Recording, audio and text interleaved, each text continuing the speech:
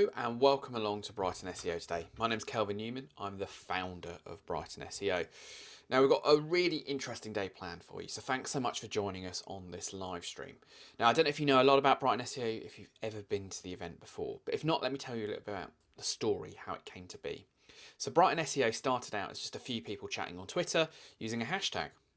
And we thought, well, wouldn't it be amazing if we got together all these people who are on Twitter using this hashtag, we got together and have a bit of a beer. And that's how the very first Brighton SEO occurred. It was in an upstairs room of a pub. I had room for about 20 people. I was expecting maybe 15, and then on the day we had about 30 people, which is exciting. So we moved to a bigger venue, moved to a bigger venue, moved to a bigger venue. Until last September, the most recent event, we had 3,500 people come along down here to the Brighton Centre. So we're back again, we've got more tracks than ever, we've got more content than ever, we've got more interesting things for you guys to learn.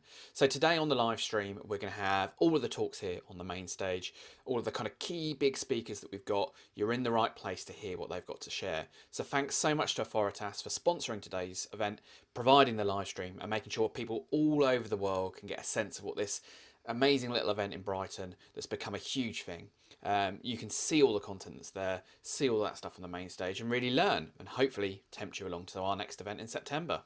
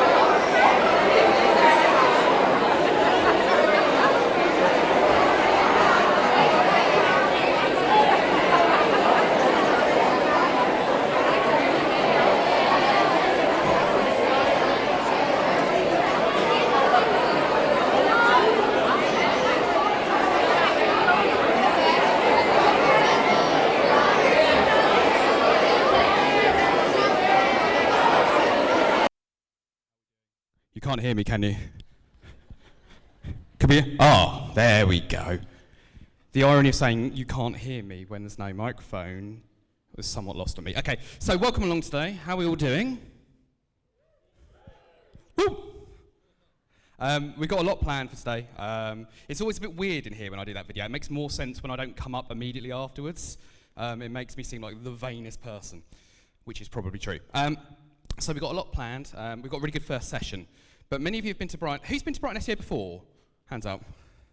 Okay, so let's ask the reverse question. Who's never been to Brighton SEO before? Okay, blimey. So you may not realise that Brighton SEO is a glorified excuse for me to fulfil my various wishes. So one of those is to shoot a t-shirt cannon.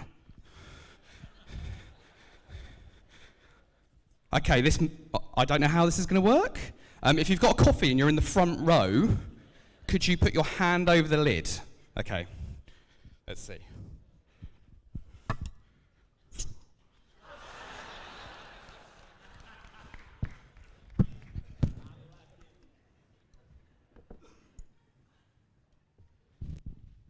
Seamless.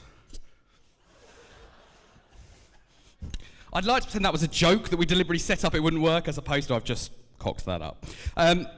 Anyway, enough of my silliness. I'll try that again in the break. User error. So coming up, we've got our first speaker today. We've got a really great session. This is about future research. It's going to go in a few different directions. But first up, we've got Raj from Yext. He's got a really interesting talk. Amusingly as well, you may notice something that was going off on stage while I was doing my little video there. But if we could have a huge Brighton SEO round of applause for our first speaker, Raj.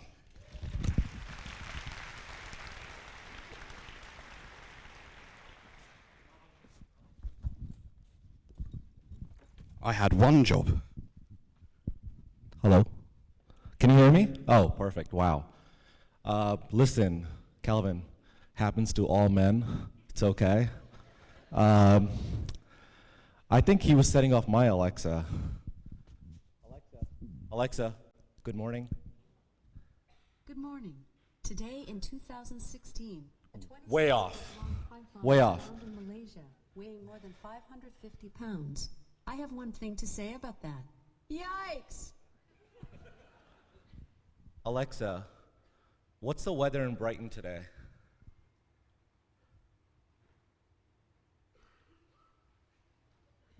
Alexa, what's the weather in... It's 48 degrees with clear skies and sun. Today, you can look for mostly sunny weather, with a high of 58 degrees and a low of 42 degrees. Alexa, find the closest coffee shop. Here are a few nearby popular ones: The Meeting Place, Mama's Cafe, Mac's Cafe, and Castles of Camptown. Check out the Alexa app for contact info in hours. So I'm also told that Alexa knows everybody important, so let's try this. Alexa, who is Kelvin Newman? I can't find the answer to the question I heard. So definitely knows all the important people. So good morning. I am Raj from Yext. Let's try this again. Good morning. Good fucking morning. Wow, everybody's still drunk. That happens. Welcome to Brighton SEO. I'm so excited to be kicking this off. I had to watch my intake last night just because we are kicking it off. How many people have actually tried a voice assistant, voice-enabled device, Alexa, Siri, all these folks? Raise hands, please. Holy hell, wow. Nice. Just ask me what you'd like me to do, and I'll try my best to help. Thank you. Welcome. So what we're going to talk about is voice search today. So luckily, a lot of folks have tried it already. We're going to talk about the new age of search, intelligent search powered by structured data and consumed through interfaces that have no screens. As marketers, how scared are you that there's no screens and you have no idea what answers are going to come back? Well, we're going to try to solve for that a little bit. So this is the world now, right? We've got Siri, we've got Alexa, we've got Google Home, and Purna. We have a Cortana, and Apple Watch. So I call it the age of intelligent search is extremely fragmented. There's no one clear winner anymore. So let's talk about voice assistants. So this is data that just came out in March from a research firm called Parks Associates. And this is the adoption rate for devices with voice assistants. So if you look at the increase, 140% increase year over year, where 12% of households have some sort of device at home that gives you these types of answers, right? What's the weather? Where's the closest coffee shop? Not the closest, but also where's the best coffee shop? What's the most popular coffee shop? These are the types of questions people are asking. And I would say like the best types of questions if you want kids ask Alexa, or, oops, she turns on every time I say it, or Google Home. You'll see the new age of search and the new generation of searchers and explorers ask vastly different questions from what we've done because we're keyword-based. They're questions-based. Look at the amount of devices that are going to be shipped this year. How many people actually own one of these types of devices? I know a lot of people have tried it. How many people own one of these? Okay, significant. Well, so there'll be 24 million devices that are going to be shipped this year, a total of 33 million that are going to be out already in the ecosystem. But here's good news for the UK. Google Home actually just launched yesterday. Buy it. It's an amazing, amazing product. It's actually cheaper than Amazon Echo. Just launched yesterday, April 6th. And if you think about it, it gives you access to Google's knowledge graph, Google search, all through one product. So our big idea when it comes to Yext, our thesis is that structured data is eating the web. So let's, can you guys pull up your phones? Bring out your phones. We're gonna try a little bit of exercise, that and just to get people moving a little bit. It is way too early, especially for some of you that I saw last night, I can tell. I feel like Purna's the only one that got sleep last night. But yeah, pull out your phones, and what we're gonna talk about today is how search is no longer just 10 blue links. Back in the day, when I was younger, a lot of searches would result in 10 different links that would come back. Organic search used to look like this. But if you pull out your phones, just Google coffee, Google restaurants, Google banks, Google all these different types of results, and what you get is you don't get web results. What you get is results like this. So this is Yext. So if you Google Yext, what you get back is structured data. Structured data in the form of a very, very structured card that shows this is what Yext is, how many reviews it has, what type of company is it, here's a description for it, what time's it open, the phone number.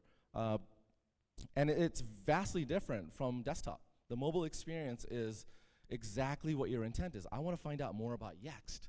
I want to find out more about what I'm looking for. And what I get back is structured answers. So Google buy a car, Discovery Land Rover.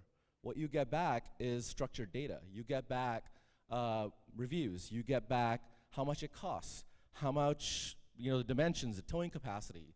If you put in, hey Siri, where's the nearest Tesco? Structured data, because it tells you exactly where it is, lat, long, how far is it, what type of business is it, and if there's reviews.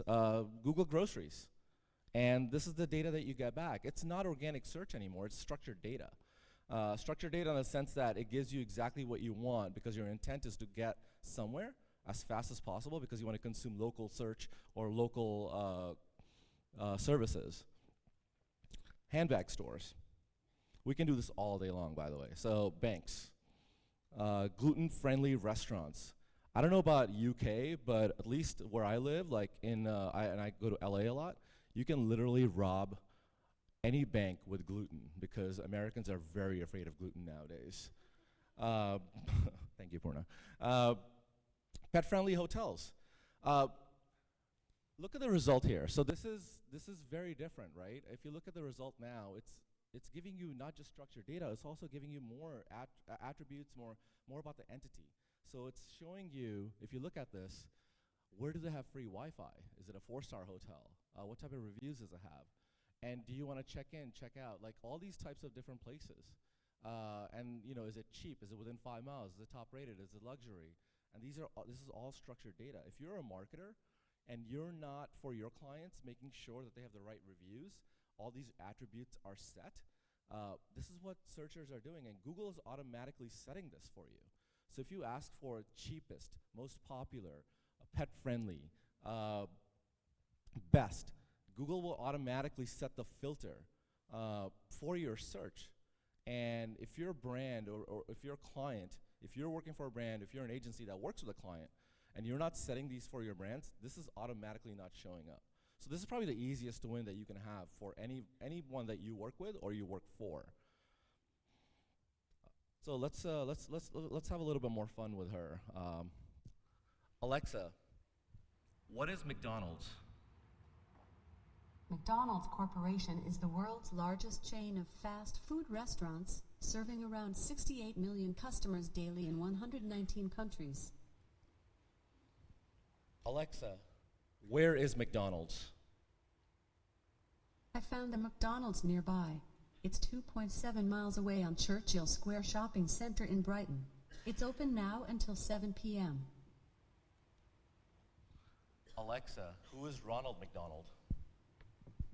Ronald L. McDonald, a member of the McDonald family and an author who wrote Ronald McDonald's International Burger Book, The Complete Hamburger, The History of America's Favorite Sandwich, and Ronald McDonald's Franchise Buyer's Guide. So proof that Ronald McDonald is more popular than Kelvin Newman, first of all. How many of your brands actually show up when you ask these questions? or the agencies, if you work at agencies, how many of your brands that you work with show up when you ask these questions? You can also ask her these types. So let's ask her, Alexa, how many calories are in a Big Mac? Big Mac contains 260.66 calories per 100 grams, 73 calories per ounce. Sounds delicious. But this is the new era, right? Buy a Google Home, test out Alexa. How many people, so let's do a poll. How many people think this is a dream or a nightmare? So dream, raise your hands. Nightmare, raise your hands. Dear Lord. I gotta talk to each one of you later. We're used to this, right? So this is your digital presence when you have a brand. You work with a brand, you start a website. This is the source of the truth.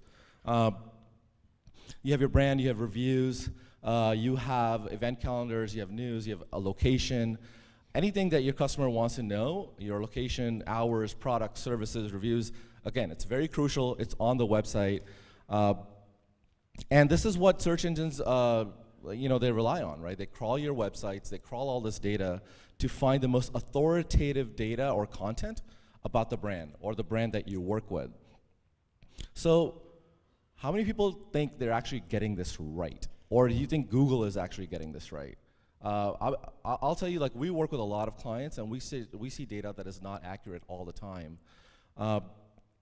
And if you think about all the different ways people are consuming this data from the website, this is an authoritative source, now it's in maps, it's in voice search, it's in knowledge cards, and it's getting more and more fragmented. So if it is a nightmare, I think you validate the fact that yes, it is a nightmare. There's a lot more ways people consume this data. And you have to find out, like, where are people discovering information about your brand? It used to be Google, and I'd love to say that's the only source anymore. But it's changed, right? So if you think about a brand and the facts about the business, they live on Google, they live on Facebook, it lives on Yelp, it lives on Apple Maps, and 100 more places. What we see, and we power over 1 million locations for lots of different brands like Tesco, McDonald's, and what we see is that on these channels, and we focus on the website a lot, there's 2 to 5x more views on Google Maps, on Yelp, on Facebook, on Apple, just a ton more than your website. And we spend all this time optimizing our websites, content for it, CRO. We do all this work. And sometimes we forget that all these different channels that people are actually searching on is where a ton of views come from. I was with a friend the other day, and he's a Google local guide. And he's a level 5 local guy, and he's uploaded about 2,000 pictures. Those 2,000 pictures have 4.5 million views because he's a Google local guy. And this is what's happening. People are actually searching, viewing, consuming, and taking that data in and that about your brand on these different channels. Again, from what we see out of all this is that 4.8x more engagement from intelligent services. So what are intelligent services? Everything we've been talking about, Amazon with Echo, Google Home, Apple's Siri, Microsoft Cortana, and now Samsung with Bixby. Amazing name. I'm not sure who got a bonus for that one.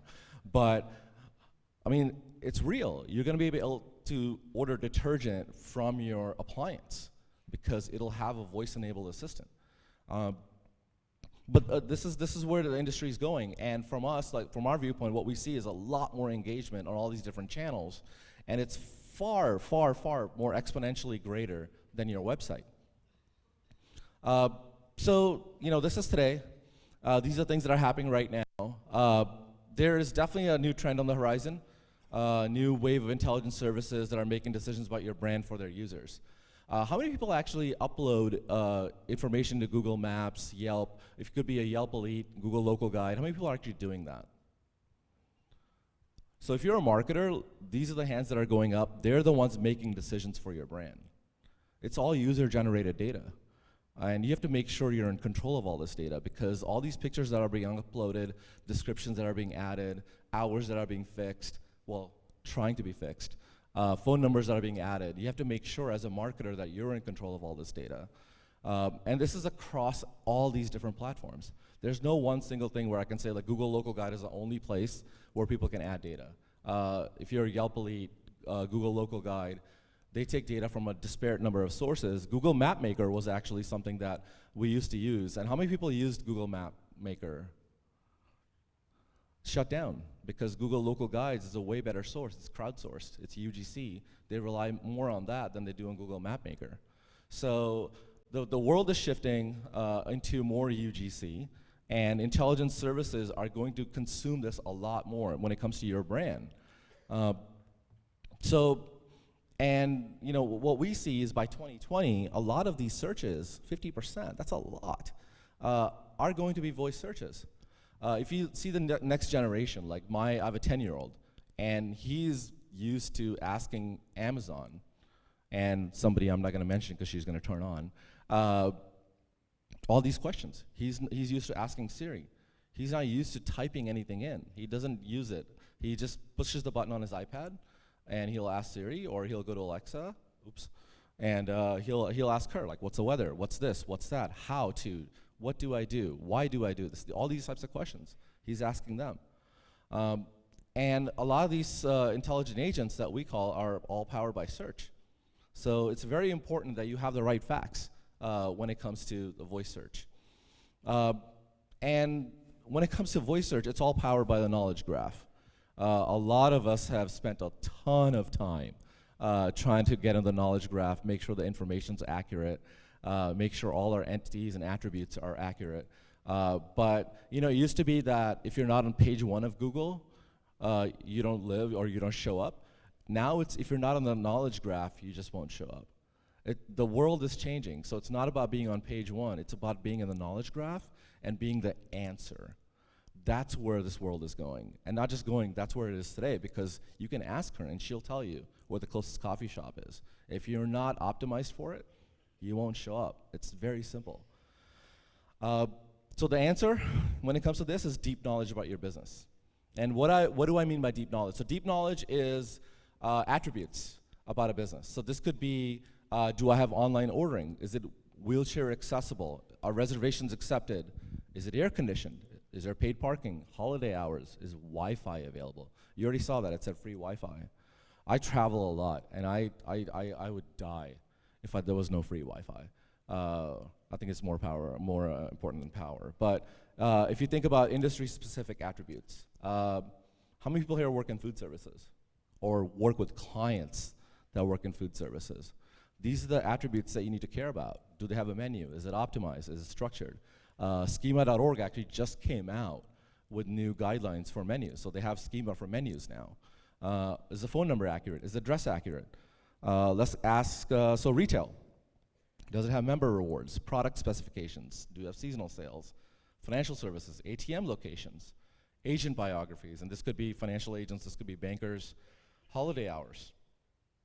So a lot of different types of attributes for a lot of different types of industries. And it's all rich content.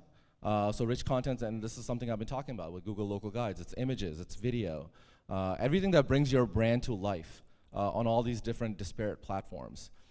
And then it's reviews. So when you ask Google or her, best, most popular, they automatically filter this stuff.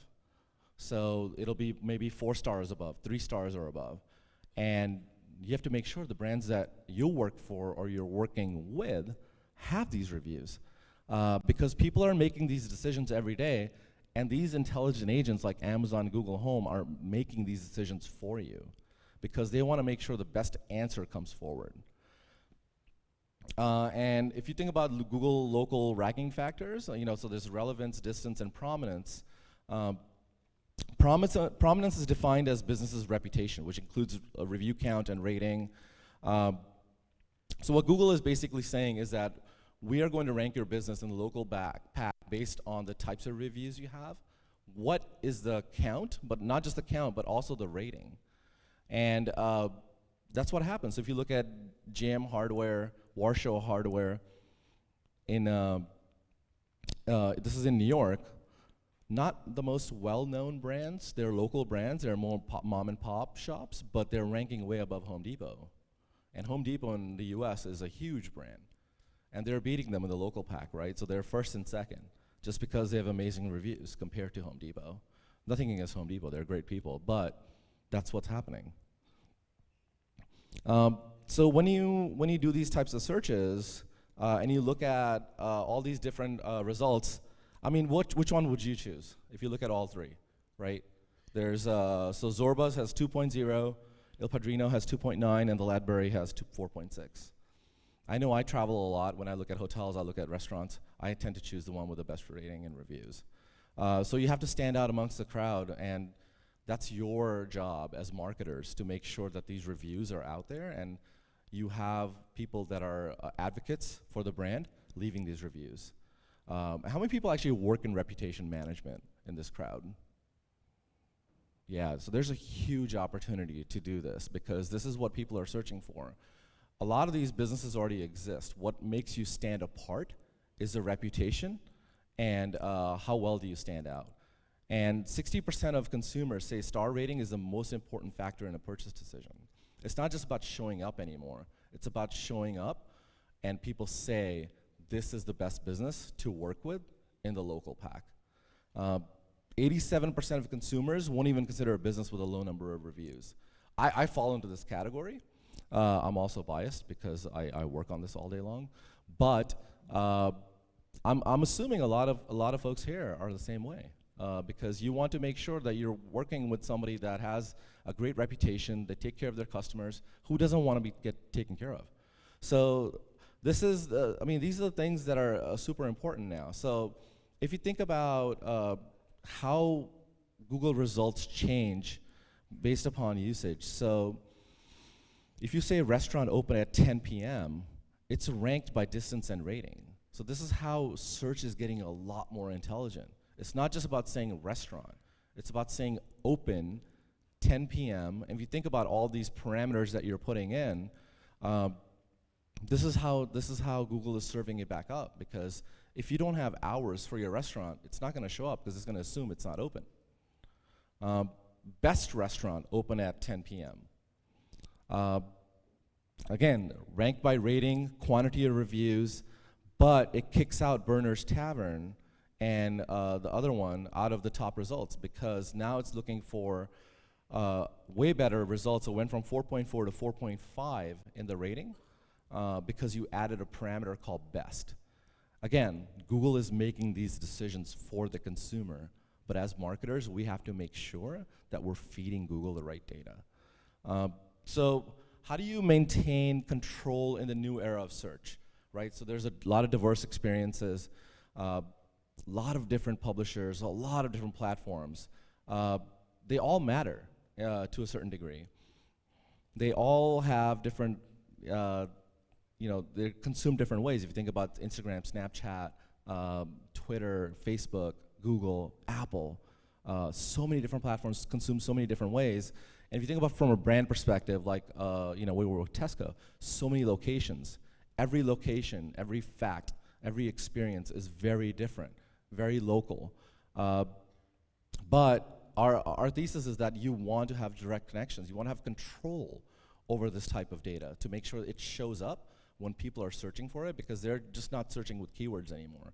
They're searching best, most popular, open at this time, pet friendly, gluten-free. These are the types of questions and or queries that people are doing. And for us, this is what we power because this is what the world is now. It's not just Google anymore. I'd love to say that, and I'm sorry if Google is here right now. I have amazing friends at Google, but it's fragmented. Voice search is the most fragmented search or search medium there is right now, and there's no clear winner. There's a lot of different things going on. Google is good with the knowledge graph. Amazon's good with commerce, but we'll see who wins. For us, we power all those publishers. And if you think about down the road, where is this going? One day you'll be able to get in your Tesla, which might be autonomous, and say, take me to the best restaurant. Well, you're going to let Tesla decide that, which means you as marketers have to make sure that your restaurant shows up because Tesla's going to make that decision for the consumer.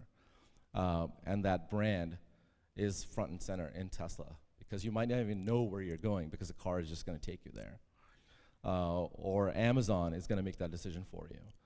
So to capture traffic from intelligence services, we call it digital knowledge management. It's different from SEO because it is the knowledge of a brand from a marketing perspective and making sure that you're controlling that data. And if you think about what we do, we manage it through a litany of different products and services called pages, listings, reviews, analytics.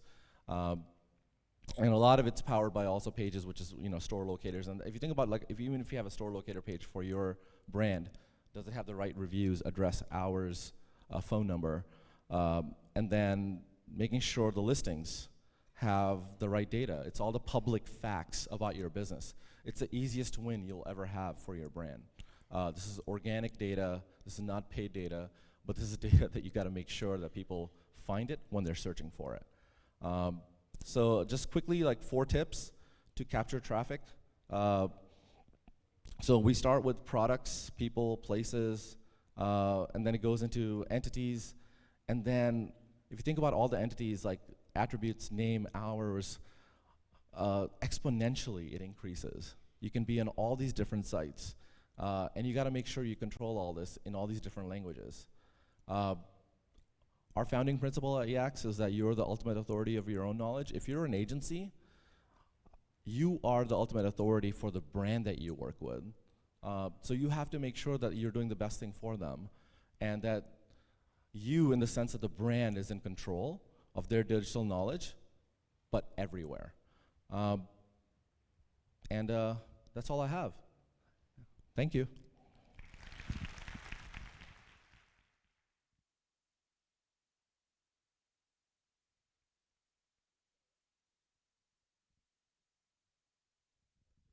Yeah, thanks very much. Okay, I've had a little bit of mockery on Twitter for my failed performance earlier. Okay, T-shirt cannon, option 2. Okay. There we go. Okay, so on to our next speaker. Up next, we've got Purna. She's taking a slightly different perspective. She's going to be looking at the future as well, but thinking about searches without the keywords and pictures, cameras, photos, that as the prompt. So if we could have a huge Brighton SEO welcome for Purna, everybody. Okay, thanks.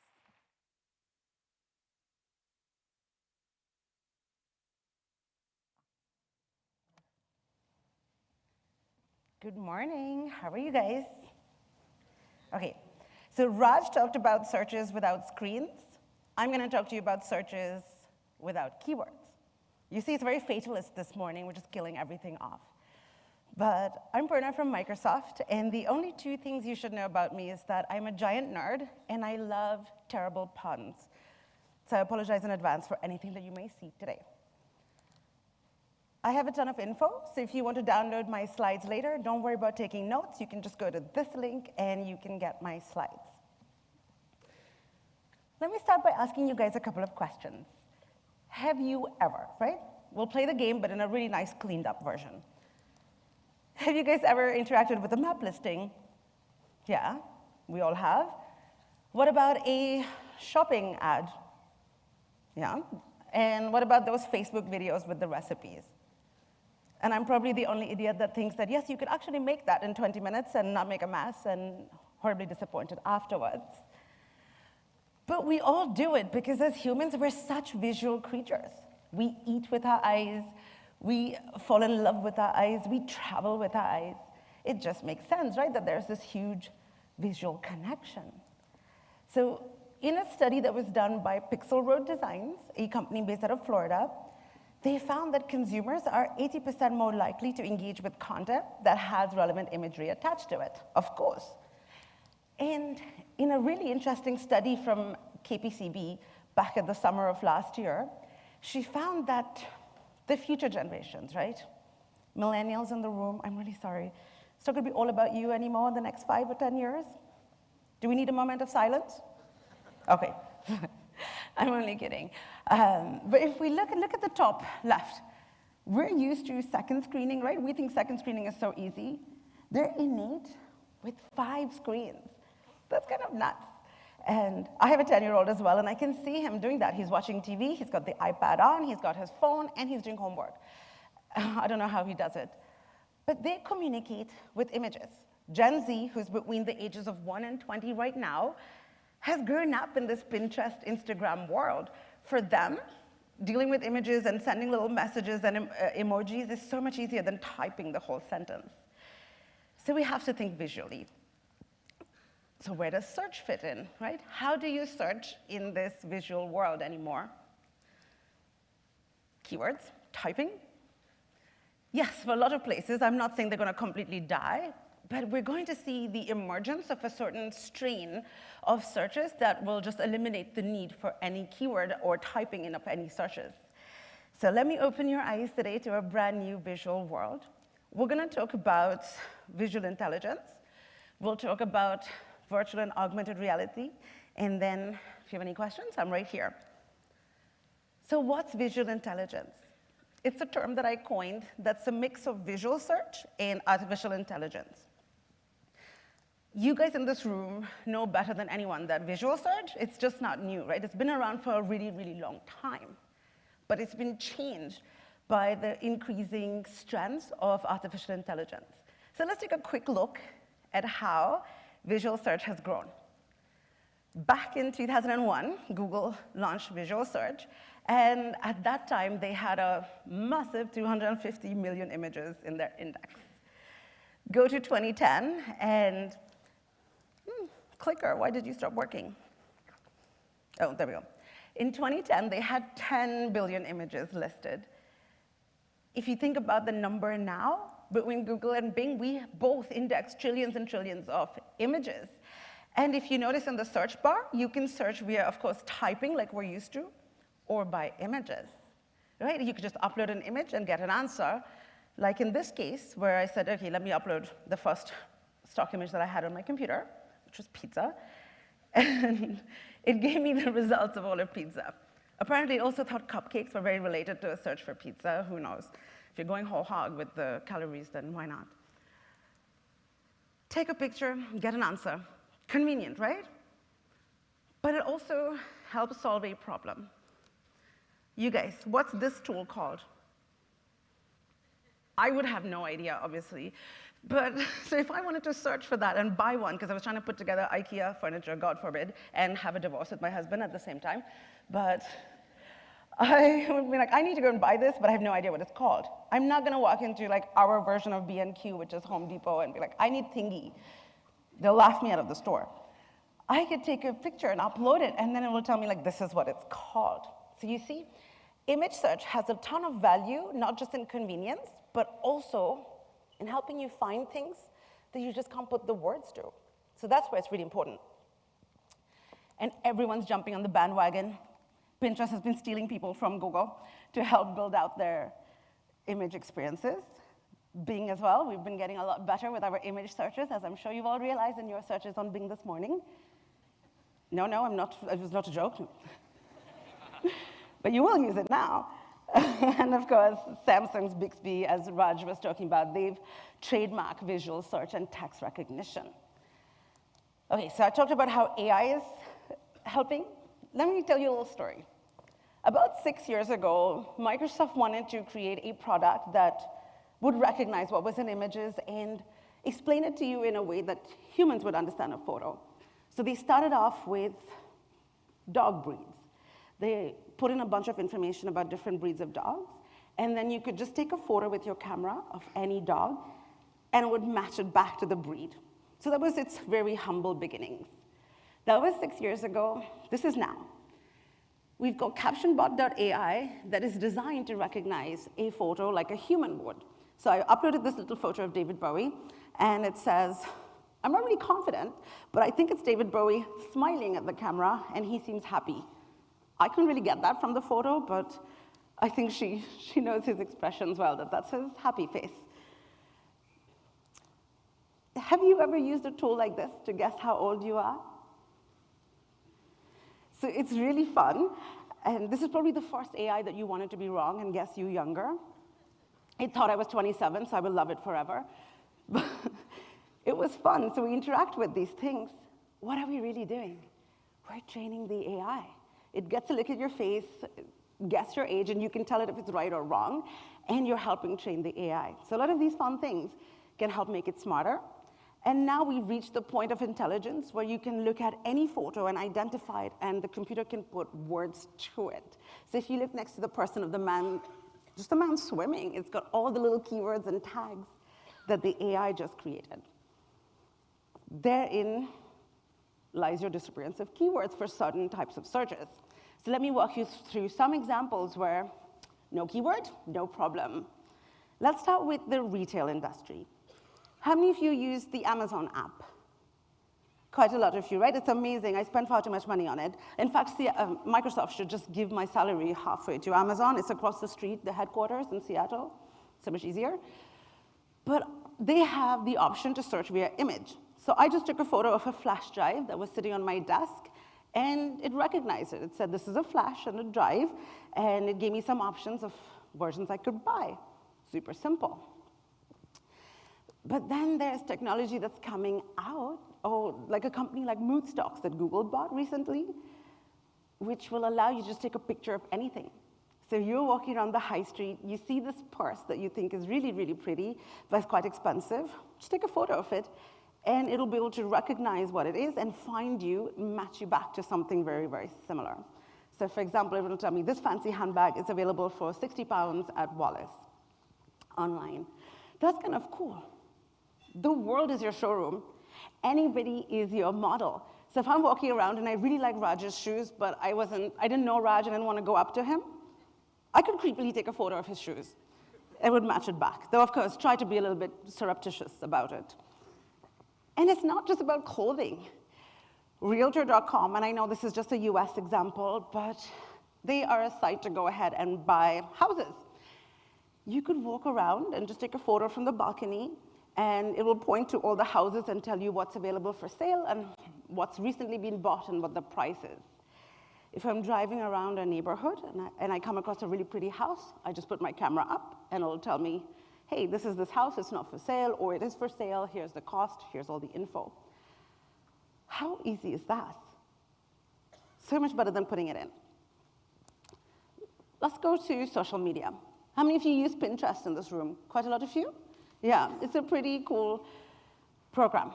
Around last year, they'd launched this thing called visually similar results, where you could hone into, or zoom into any part of an image, and it would go ahead and find you things that were similar to that. But my friends, this is so last year.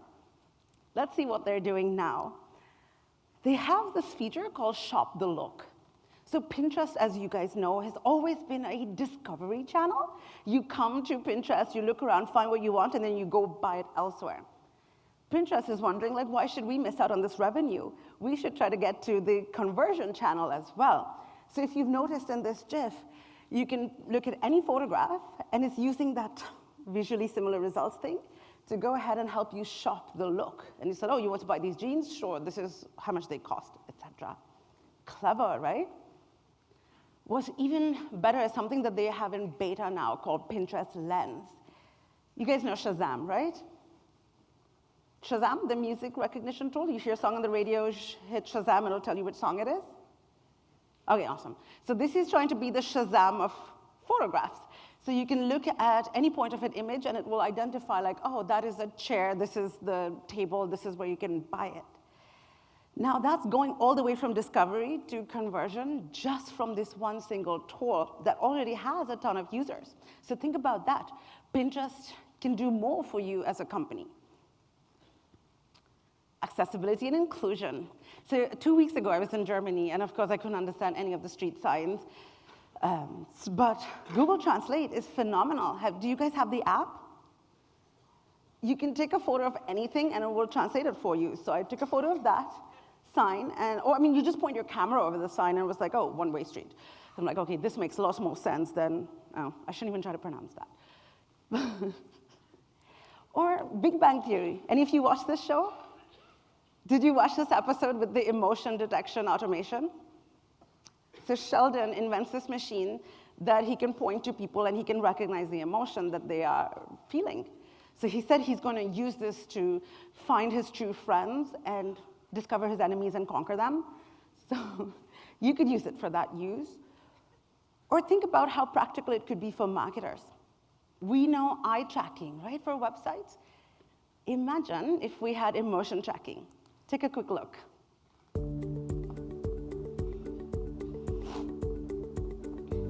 Realize is the world's leading platform for measuring how people feel as they view video content.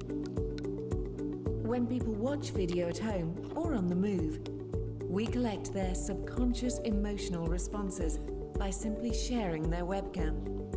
Test any demographic, anywhere in the world, and get insights from all of those responses in one simple dashboard.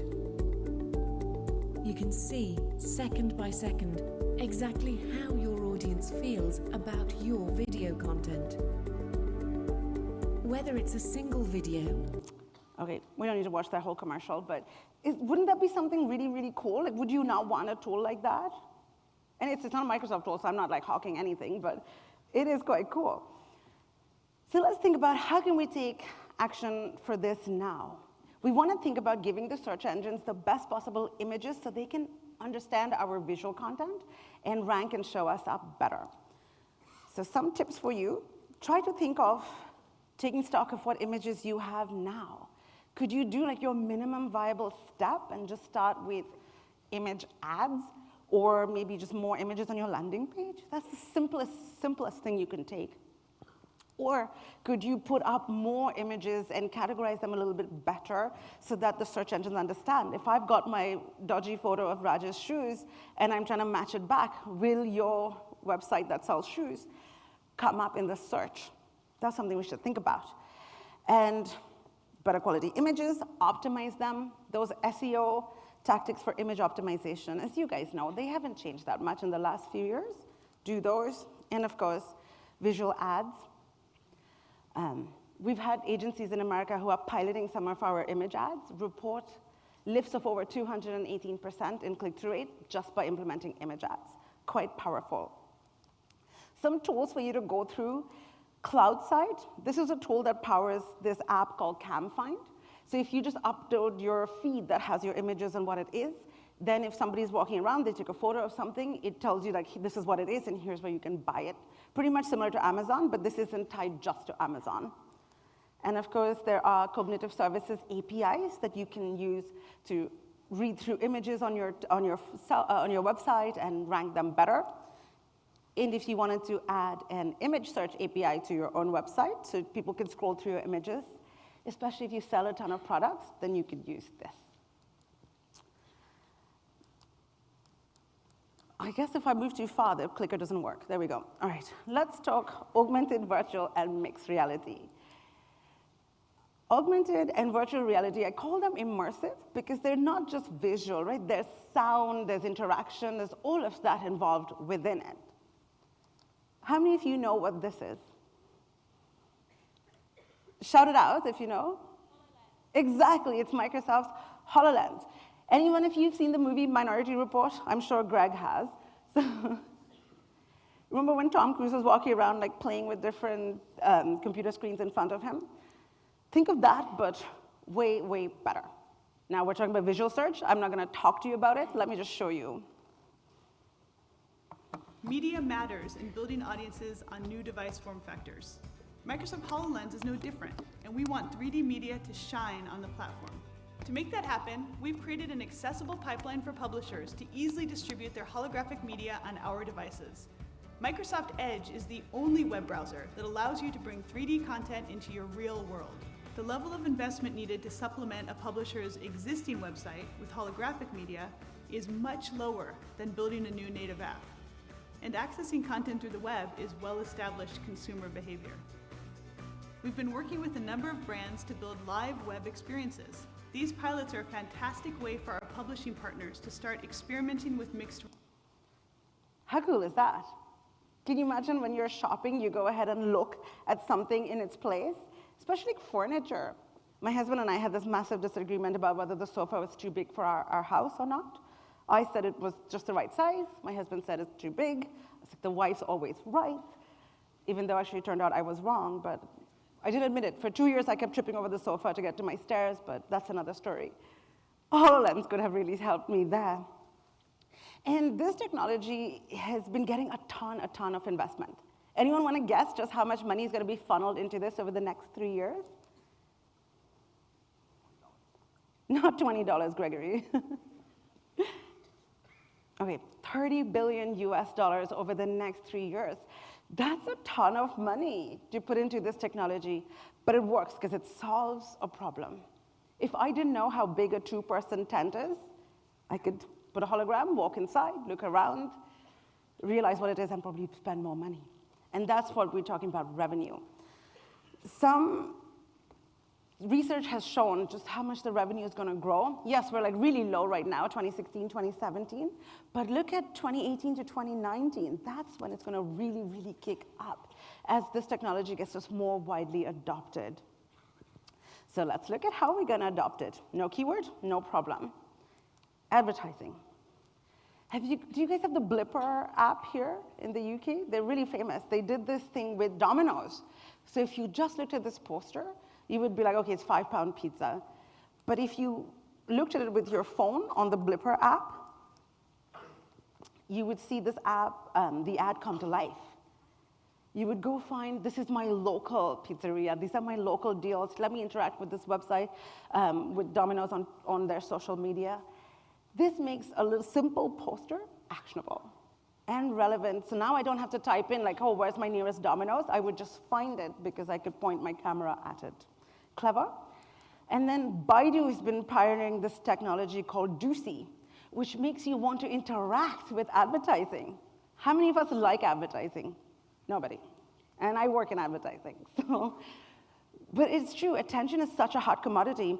But with Dusi, where they're adding these augmented reality elements to the ad that you can just use via your phone's camera, now I want to spend more time engaging with this ad for shampoo, which why would I want to spend more time on an ad for shampoo? But it's cool.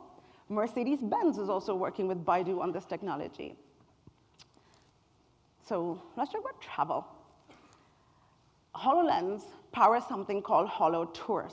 So if I'm walking around, say, Rome, or in this image, it's Machu Picchu, I could stand there and it would put a hologram of the entire location as if it was at the time. You know, have you ever traveled and you're like, oh, I wish I could see it when it was in its like prime in use? You can. It'll show the Colosseum in use, the lions fighting, everyone cheering. That's just nuts. But how good from an education standpoint? In Google as well, they have these 360-degree videos on YouTube. Have you seen that? Yeah, you're supposed to use them with cardboard, and it's such a great experience. That's clever. But where it's going to really shine is, of course, retail. And it's not just us saying that. Harvard Business Review did this entire study on how augmented and virtual reality are going to completely reshape this industry. Solves the problem. And some of the examples are fantastic. You guys heard of Rebecca Minkoff, the fashion design brand? What she did at New York Fashion Week back in September was amazing. She partnered with this app called Zkit, and all the women in the audience could download it. And then as the models were walking down the runway, the women could look at their phone and see how those clothes would look on their own bodies. That's fantastic, right? Of course, the models look phenomenal in the clothes. It's their job to make it look good. Let's see how it makes it look for you. So from a consumer standpoint, that's great. But from the business standpoint, it's even better. Uri Minkoff, who's Rebecca's brother and works in the same business, said that his retail industry faces a 20 to 40% return rate. That's really high. Imagine if 40% of your customers came to you and be like, no, we're done. That's not good. But if I can use technology to try on my clothes and see how they look so I don't waste money buying something and then returning it, it's a win-win for everybody. Sephora did the same thing. How many of you use Snapchat? Yeah, I still don't understand how to use it, but hopefully one day. If one of you want to explain it to me over a glass of wine later, I'll be really grateful. Snapchat uses visual recognition to understand, okay, these are where your ears are, let me put in bunny ears. Sephora used that same technology to help sell makeup. Shopping for makeup online is really hard because you have no idea how it's going to look on you. But with Sephora, they use this feature where they called it virtual artist. So if you can see the girl, her lipstick, it's not really hers. You can scroll through the screens and see how different lipsticks look on you. And I have to confess, it was so effective. While researching this deck, I bought 4 lipsticks. So, like, darn it, the most expensive slide deck ever. And then Lowe's, which is like a higher-end version of B&Q in the US, has partnered with Microsoft HoloLens to create these 3D, like holographic kitchen and remodel kits. So you see what the kitchen that the woman is looking at? That's not real. That's a hologram. So now it allows the consumers to go and look at it and be like, okay, what if I move the fridge here? What if I change the cabinet? What if I change the tiles? How would it look? You can do all of that and make your kitchen exactly your dream kitchen, so you're happy as a consumer. And Lowe's is much happier because now their consumers are happy and they can get it right, and they can both see exactly what the consumer had in mind. Less unhappy customers. Fantastic. So how can you guys take action? I want to give you just a few tips. Keep in mind first, does it need AR and VR? So I was talking to Rand Fishkin the other day, and he told me this example of Yelp. So Yelp launched their augmented reality app, and what it did was, if you wanted to look at a restaurant and find out the ratings, you just point your camera in front of the restaurant, and it would give you information about it. If I wanted to find info on the next restaurant, I'd have to like move my phone to the next one, and the next one, and so on and so forth. But that's not how we like to look at restaurant listings, do we? We'd rather look at them as a list and see all the ratings and then just focus on the one that we like best. So it wasn't better than the existing solution. Sephora, on the other hand, was miles better than the existing solution, so it worked. So figure out, will it solve a problem? Is it better than the alternatives? And is it easy to use? Will people know what to do instinctively when they get the app in their hands? Some cool tools for you. There is an open source platform called AR Toolkit that I found that you don't need to sign up and spend a lot of money on. So you can go ahead and look at that and see if you can build yourself some AR technology. If you want to build for HoloLens, there we go. If you want to build for HoloLens, you can go ahead, and that's the link that you can go to and test out building your holographs. Or then there's Layar, which is from the same company as Blipper that did the Domino's ads, and they can let you bring your content to life.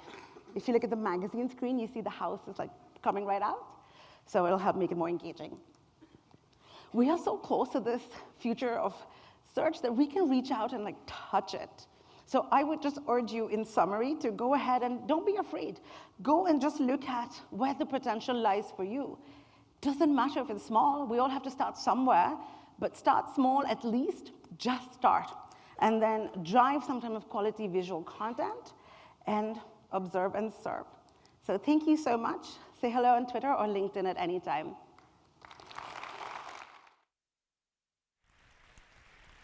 Fantastic. Another inspirational talk there. I'm really excited about these.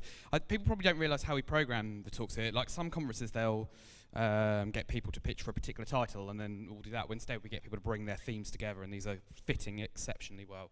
I'm not going to do the T-shirt canon again. My mentions column is just cyberbullying. I know you. So, up next, we've got a different perspective on the idea of the future of search. We've got Will. He's going to be talking about the future of search, specifically with an international focus. If we could have a huge round of applause for Will, please, everybody.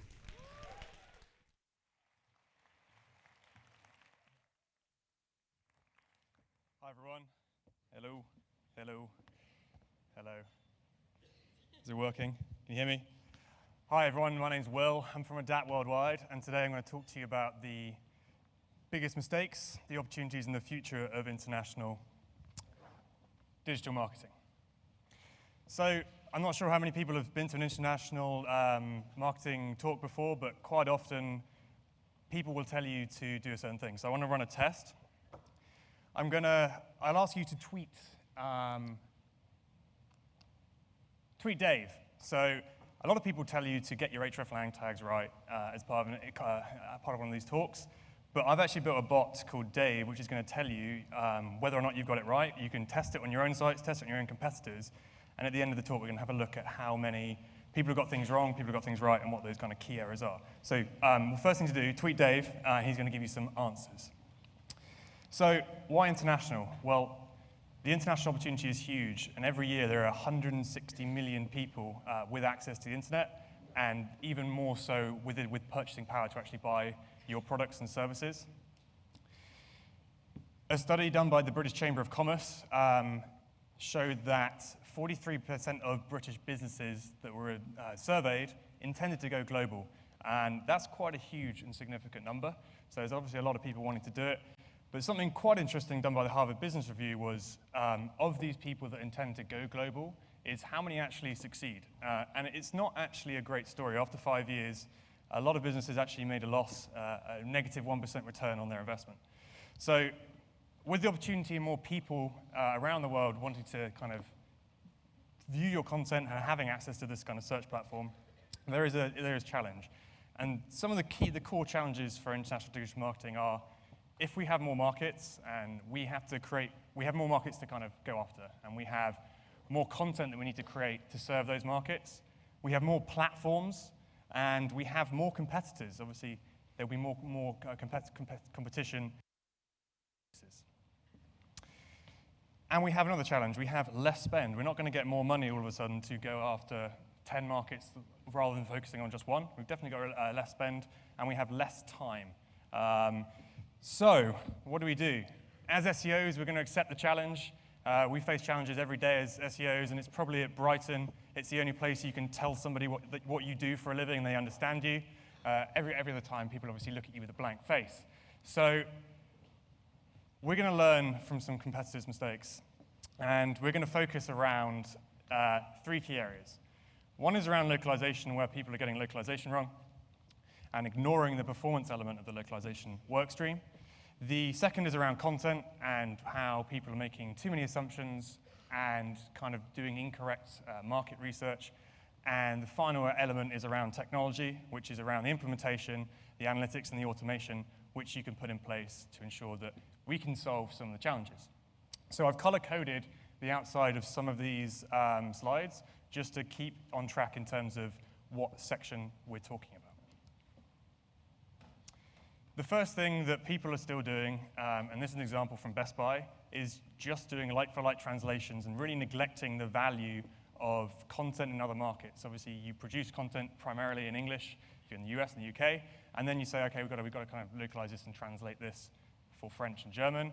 And often that's neglected as kind of like a lesser thing. And in this example, the structure of the article is exactly the same. It's practically word for word translated. There's no SEO or optimization input gone into here, and there's actually a 71% missed opportunity in terms of maximizing search volume for the appropriate keyword that would target mirrorless lenses in French.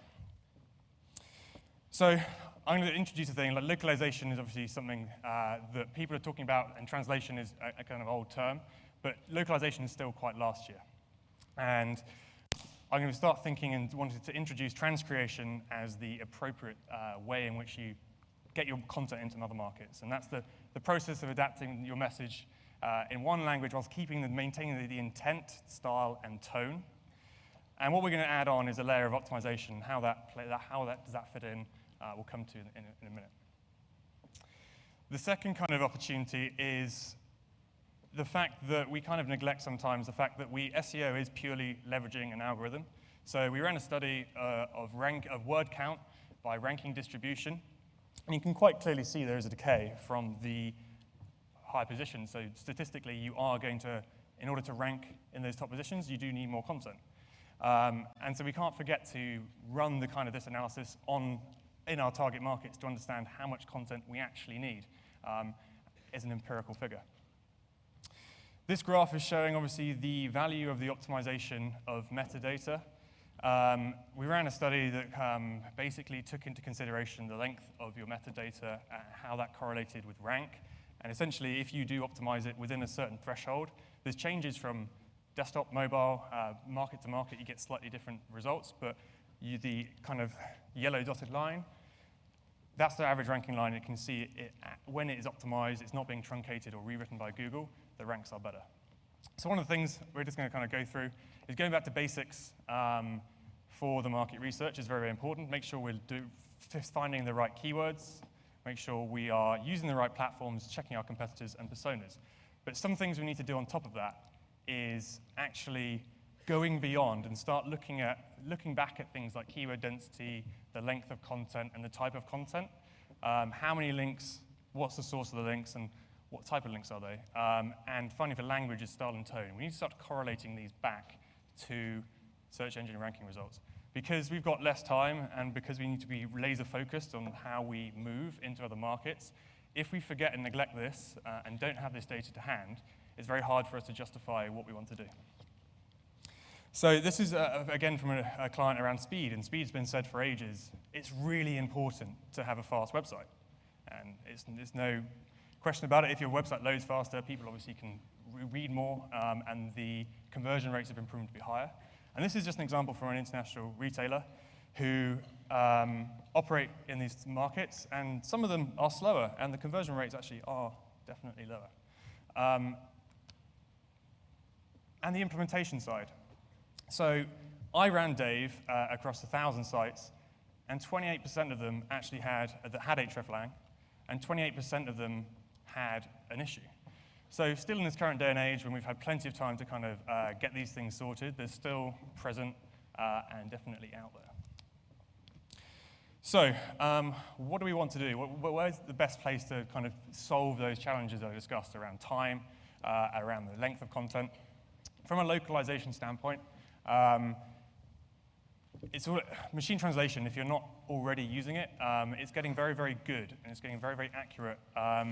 And it can be very, very beneficial for leveraging SEO performance content on sites. And one thing that we need to do and think about is leveraging the translation memory and optimizing our translation memory so that our machine translated content and the content that our editors are going to be reviewing and signing off is already optimized according to our market research that we've done. And we've found all the keywords in the specific markets we're trying to move into. We've made sure our translation memory is optimized so that we have something, a platform that we know is structured and we don't have to spend too much time post-optimizing. So I guess in performance transcreation, it is an element of making sure we have market research.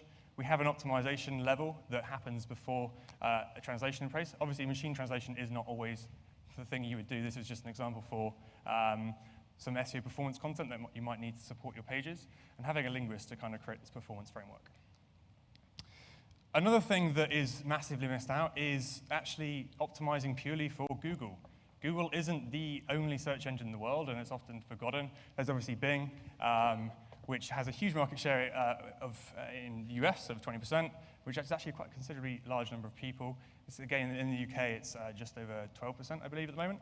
But in markets like Korea and China, obviously Google has a very small market share, and the way in which people interact on these different search engines is very different.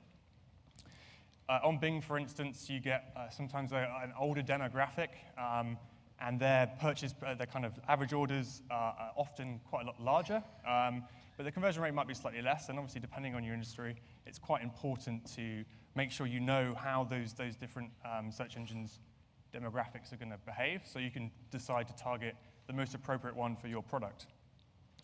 And obviously Yandex and Naver, again, have different buying cycles and different intents of what people will search for. And specifically on Naver, the intent's different between the two platforms. When someone searches on Google, they might search for something that's very scientific and very specific, but more retail shops are obviously done on Naver's platform. So this is where it comes to targeting, and I just discuss a bit around the hreflang. But it's very common for websites to have authorities, and you can have a French site that's very authoritative and other French markets that you may be rolled out into.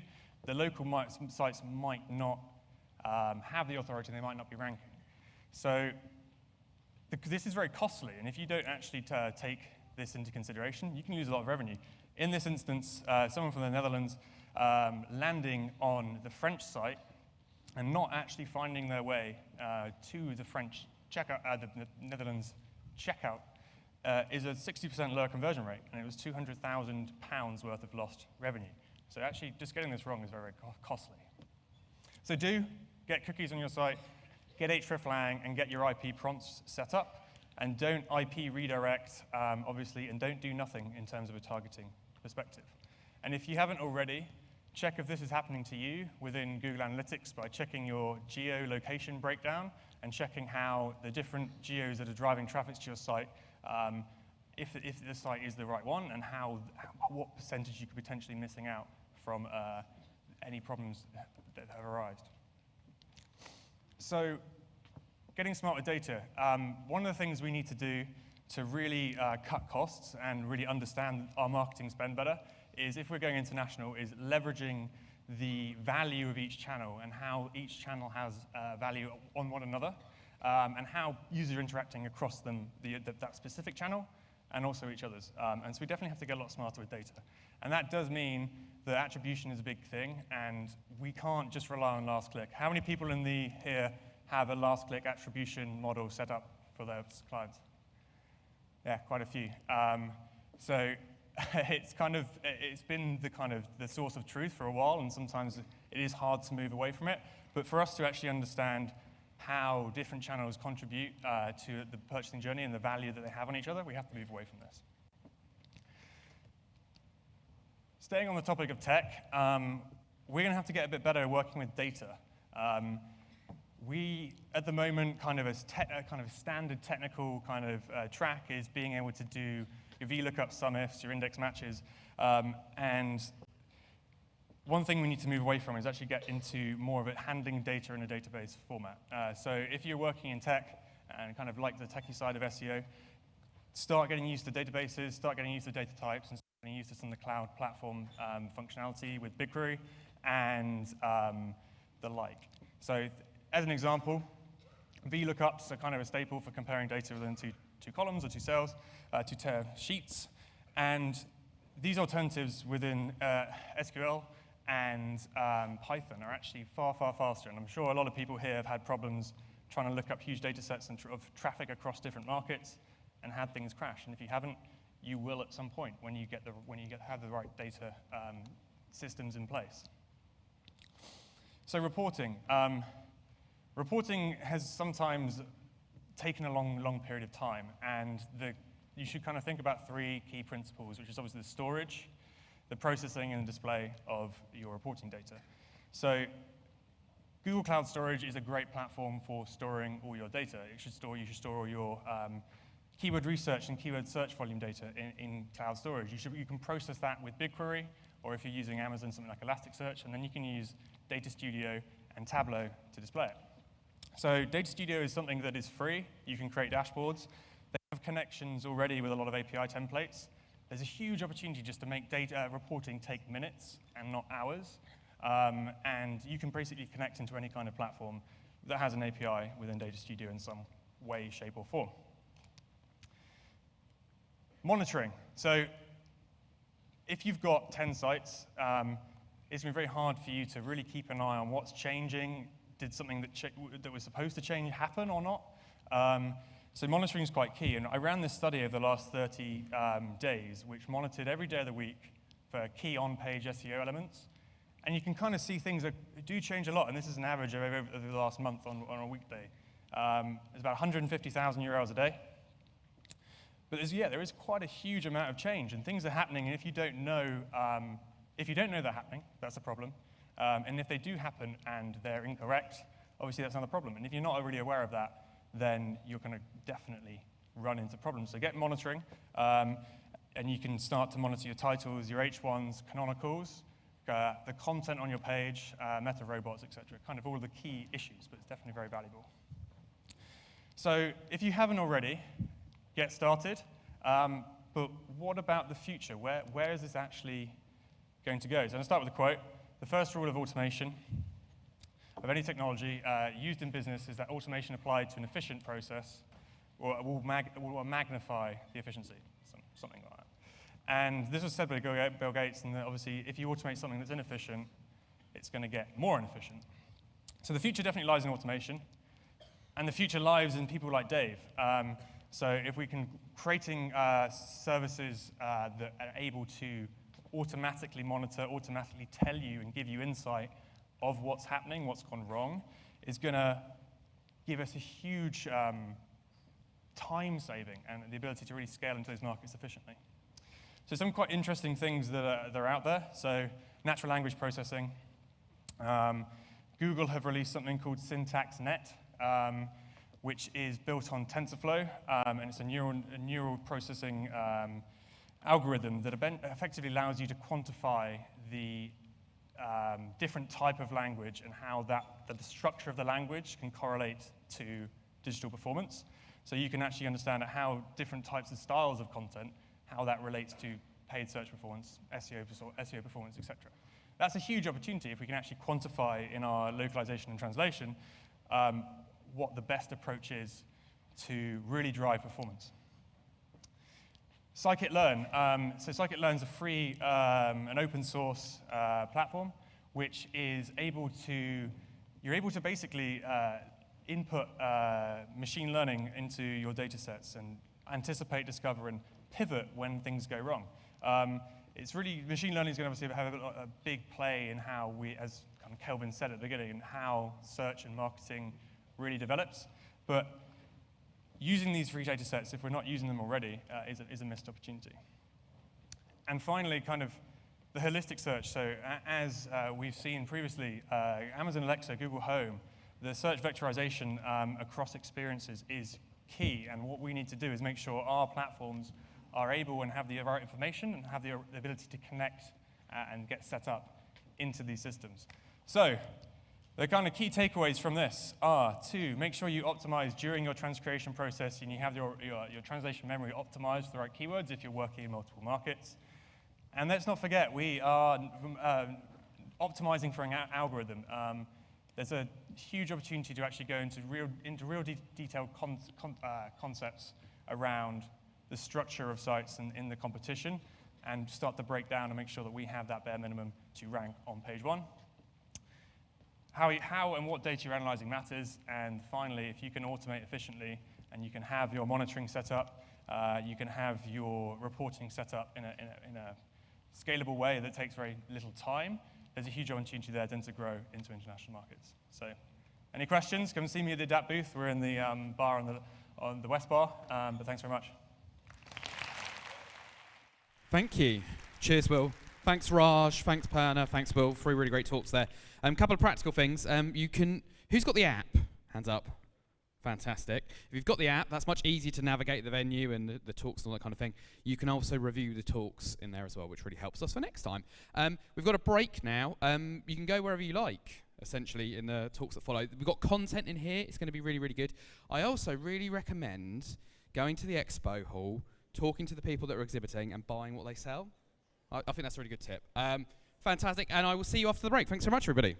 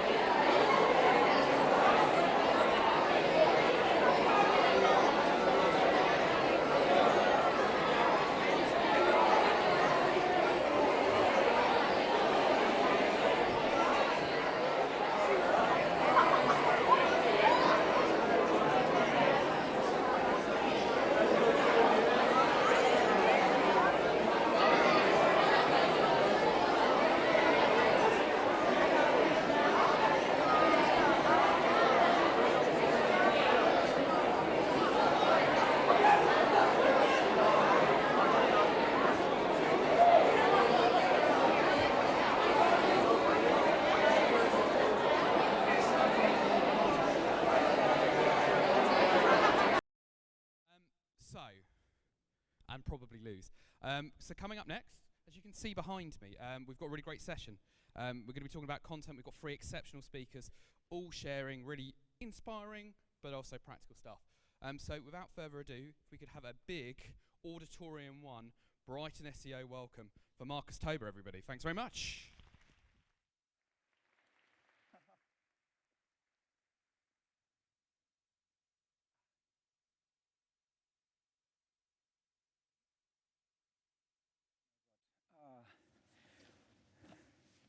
Good morning. Oh my God, the universe. So, my topic is actually not just about SEO, it's also about content and content marketing. I mean, the track is called Content Track. And my concept is that if you create content nowadays, the content should be data-driven. And I brought you a lot of examples for some larger brands. Maybe some of these brands, they're in the audience. I'm happy to be here. That's my first time in the new location. So, and the light is so bright, I actually see just the light and my slides. All right, so my concept is the content generation. And because I like science fiction, Star Trek, Star Wars, all that kind of stuff, I thought I'd stick with Star Trek. So, what is actually the challenge? So these are the voyages of search metrics, and actually this is really our challenge for many years. It's continuing mission to explore user intent, to seek out online success and new possibilities of revenue, and to boldly go where no SEO explorer has gone before. And maybe for some of you that's kind of what you feel every day when you talk to your marketing team or to your developers, to your boss, etc. And you will really like my examples here, because you should take them and go to your boss. Yeah, live long and prosper. So everybody who doesn't know me, I'm an SEO since 2001. I created many spam pages until the first Florida update in 2004, and then I stopped doing that stuff. I mean, I guess there's still a couple of people who do the same stuff I did 12 years ago. But this is actually a little bit of my history. You can download the slides if you like. I guess also Kelvin is going to upload the slides somewhere on SlideShare. So definitely no need to write down any notes. So let's start with a problem that's maybe very common to your job.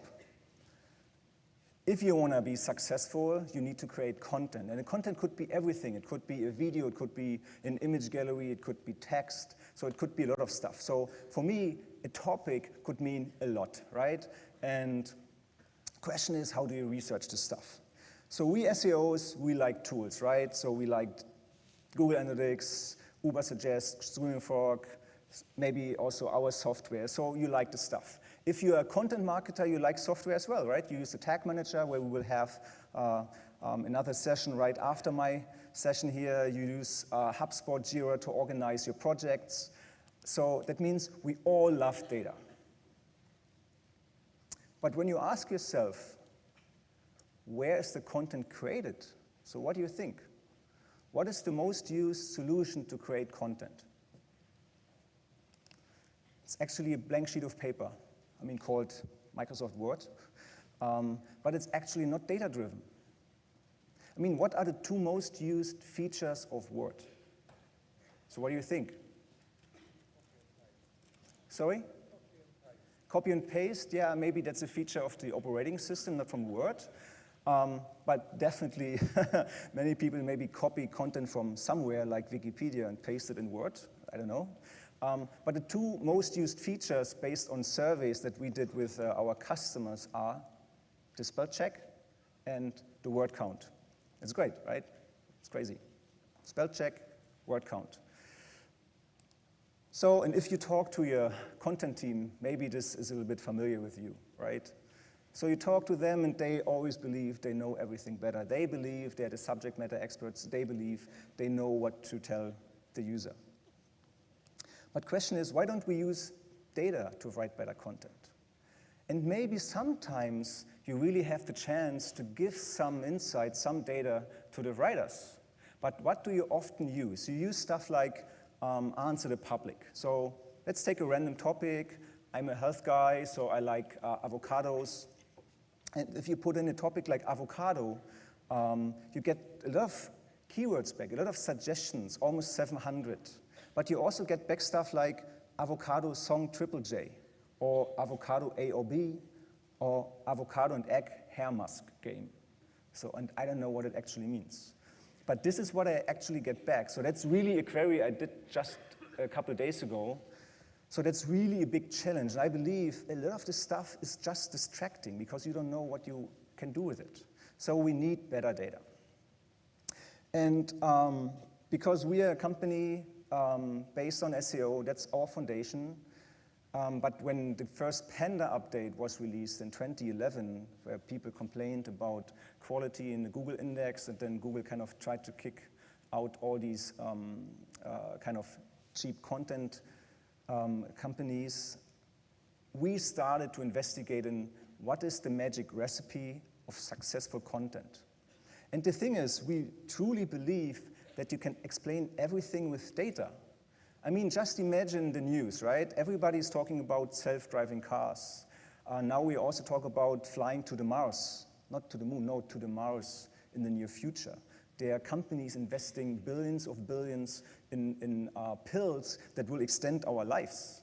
Just yesterday I read in the news that they found out that they could regenerate cells that older mice that got a kind of injection, the cells rejuvenated and they got younger actually. I mean, like the cells got younger. And that's crazy. That's why I believe also there is a recipe that you can use for your topic or for any given topic with data to really kind of hit the user intention, to have successful content. And we built something we call Topic Explorer. Actually looks like this, but let me stick with the avocado topic, that you get a better understanding why this is so important, because when people put in avocado in the search box, they often do not know what they want, because avocado is such a broad topic. So people search for health benefits of avocados, for example. Some other people search for recipes or for guacamole. Some other people they search how to grow an avocado. And if you look at the slide, you see a lot of topics clustered around the health benefits or the nutritional facts and all these other topics that are related. And then you see another topic, avocado tree. And if you investigate in this topic a little bit deeper, then you see, oh, it's all about the plant sprouting avocados, how to grow an avocado fruit. And that actually means if you want to create content, you should really pay attention to what are the related topics and what do people care about. Because it's very unlikely that you can become successful for all of these things, like for recipes, for how to grow an avocado, for the nutritional benefits. So this is super, super important to keep that in mind. And I will show you a couple examples later. So, like I said, how can you create content that fits the user intention? I mean, like I mentioned, these companies who invest billions of dollars in extending our life or flying to Mars and so on, we believe that we have found something we just stupidly call Content Score, super innovative Content Score. But what it actually does is it measures the relevancy of a given text, or of new text, according to the user intent. And this is just one example. So if you search for avocado, I mean, maybe you know some of the stuff that we do, we call ranking factors, and I have a couple other examples later as well. If you search for avocado, you find the page ranking pretty well that has very long content. They claim they have 12 proven health benefits of avocado. They have structured text. It's long-form text as well, and they got out of the algorithm a content score of 86. And then there's another page from an authority, it's health.com, so they actually should have good content, but they have mainly recipes, like recipes for chicken pomegranate guac tacos. So they overlap a little bit with the avocado topic, but they do not fit the user intention enough to become relevant.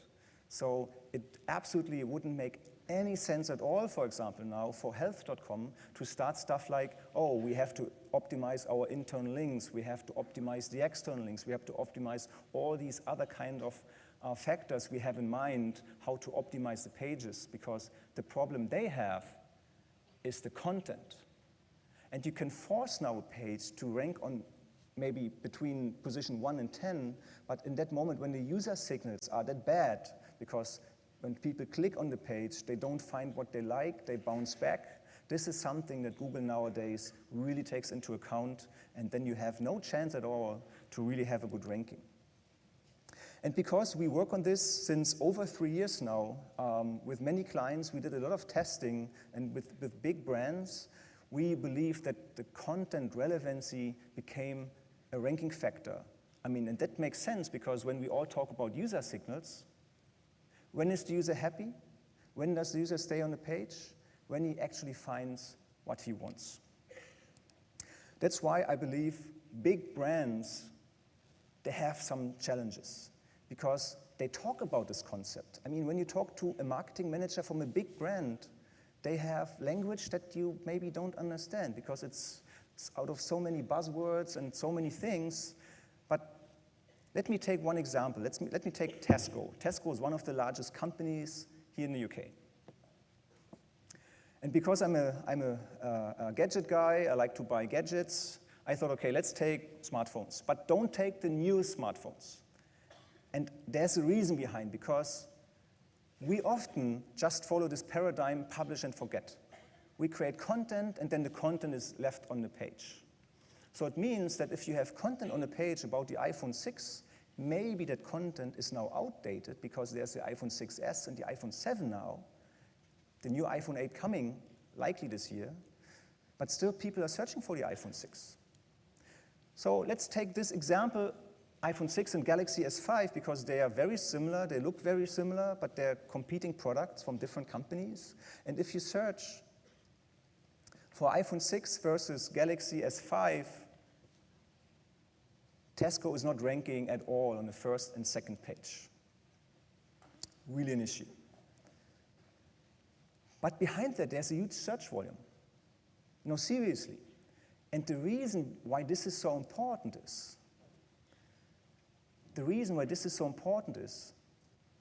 because when you look at the customer journey, all these queries, especially in a very early customer journey, in the awareness phase, they have a much higher search volume than specific queries when people are going to go into the transactional phase.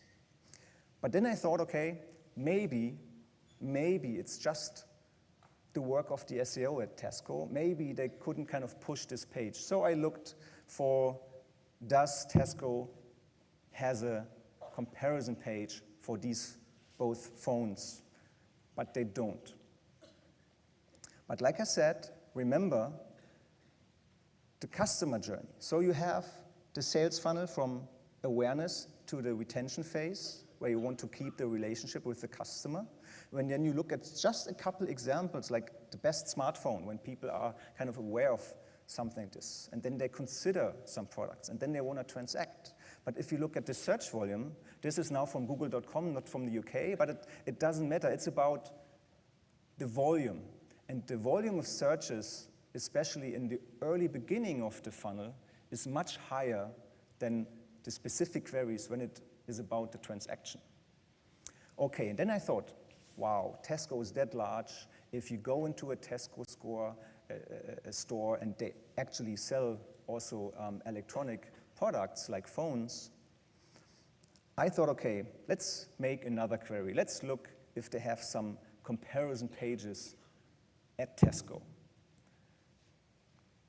Here's a larger screenshot. They have 4 pages. I mean, at least where title compares in the title. But it's ridiculous, because when I go into a store, I can ask an employee of Tesco, I can look at the different products, I can get information, and this is where I believe where all these big brands, they have a problem online because they create mostly transactional pages. They believe because they are the brand, people go on their page and buy, or people buy for a specific product, and they're so happy when they have a good ranking with their product page. But they're missing a huge opportunity, and this opportunity is to catch the customer's attention in a very early phase of a customer journey. And then there's this problem I just explained, publish and forget.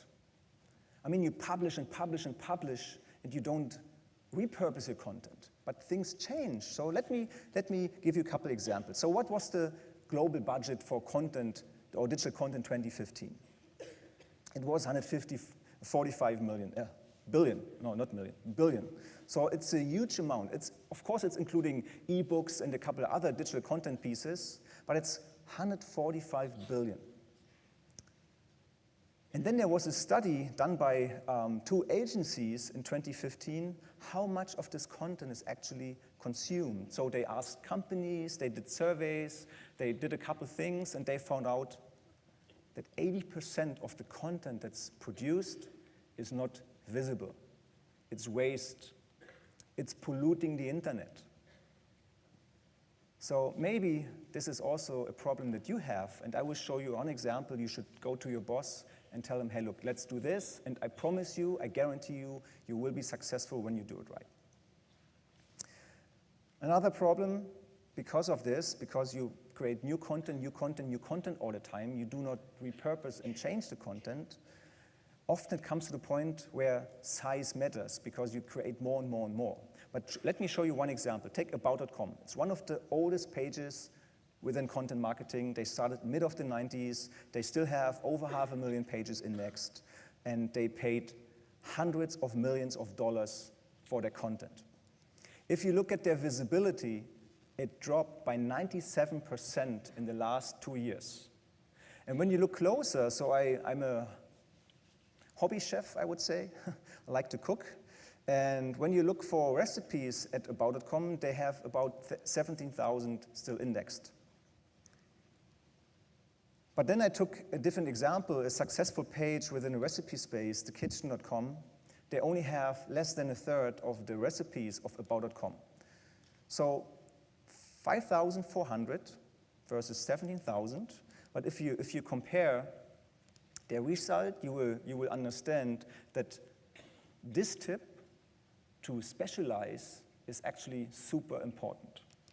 Just look at this. Their growth in the last 2 years, 53%, but it's not just about the growth, it's about this situation. So when you look at About.com, 2 years ago, they were 20 times larger than thekitchen.com, and if you look now, thekitchen.com just overtook About.com in their visibility last week. The good thing is, and that's why keep this in mind, that you should specialize on things. Don't believe you can do everything on your domain, because you should specialize. And this is what About.com also started. They started these sub-brands, and they just started, and as you can see here, they excluded content from About.com.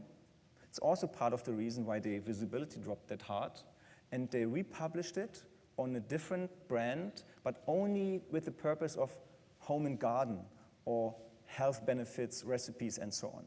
And you see significant growth. And this is important that you keep this in mind. Next strategy, clean up. Super, super important. I will show you one example that's super amazing. This is what you should take and do it, and then kind of you will see the impact. So it's a German page. It's pflege.de. It's translated to care or care.co.uk.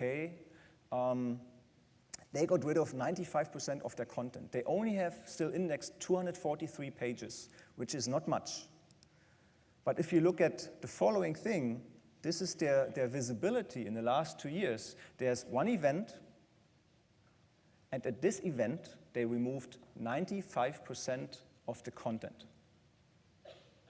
And the content that was left got improved. They really tried to understand, what does the user want? How should the content be like? And I will show you how that looks like. So in 2013, just as one example, their page looked like this. There was one stock photo, and then there was just a lot of text. I mean, a couple paragraphs, but just long text. The typical SEO text, right? So as you all know it. But when they did this project, and they used our software for that, and it was a long process to convince the boss to get rid of 95% of the content, to be honest, because we are all messies, right? We are all a little bit lazy. We do not want to get rid of stuff that we maybe still need in the future. Because their concern was, if we delete the content, we also change the internal link structure, and maybe these pages, they are helpful. But we did it because the pages we removed, they didn't got traffic in the last 18 months. So we kind of set this frame. We built redirects for the upper category page, that this page kind of had a proper redirect. And also, and this is important, their pages look now like this. We have also long-form text, but we built in useful lists like pros and cons. They have a lot of tips, user-friendly. You see also the different colors, so people can very quickly scroll and see what's actually important. In the end, it's what we call holistic content. And that's what's still left at this domain. And these pages, they're incredibly successful. Here with one just page, I mean, this is really about elderly people. I mean, when you want to kick your parents into a care kind of facility. So this one page ranks with 113 keywords in a very small niche sector, and it's ridiculous. And it's because they got rid of old content, they consolidated, and they really made it right. Okay, some fresh content. I have to hurry up. This is the current status quo in search. That's for Google US, because they're always a little bit more fresh. So for 7.6% of all queries, we now see news integrations. Only 0.4% we see carousel, so that really dropped. That was a much higher number last year. For almost 1/3 of all queries, we now see a knowledge graph integration, which is actually important for stuff like Google Home. And for 3.7%, we already see direct answers. That's also important for Google Home as well, because that's structured content where when you ask Google Home a question, you get almost this answer directly. Okay, these are the examples, and let me just give you quick, in a minute, this. So different audiences, different needs. And that's why last year we abandoned the general ranking factors. We said, okay, the general ranking factors, they are dead. They don't count, because every industry is different. So since then, we are now conducting industry-specific ranking factors. So what really matters for your industry? I have 3 examples I can do very quick. So people want to feel secure, especially when it comes about your money, right? So that's super important. So let's take these 5 industries: e-commerce, finance, media, health, and travel. In this chart, you see the rankings on the x-axis from 1 to 20, and on the y-axis, you see the coverage in percent. And you see here that the coverage in finance with HTTPS is almost 50% now. It means half of all pages, they now use HTTPS on their servers. When you compare this to media, which is the orange line at the bottom, they only have 10%. So it means these 2 examples here, when you search for cash today, there are 2 pages who actually still have a good ranking, but they don't have HTTPS. I promise you, in a couple months, they will be gone. Because Google is really pushing hard on HTTPS, and when it comes about personal information, like your credit card details or your personal details, Google will show these results as not secure in the SERPs, and I believe unsecure sites will get a penalty. Then people love structure, like when it comes to health. I mean, when I have a flu, you all know that men's flu is much worse than women's flu.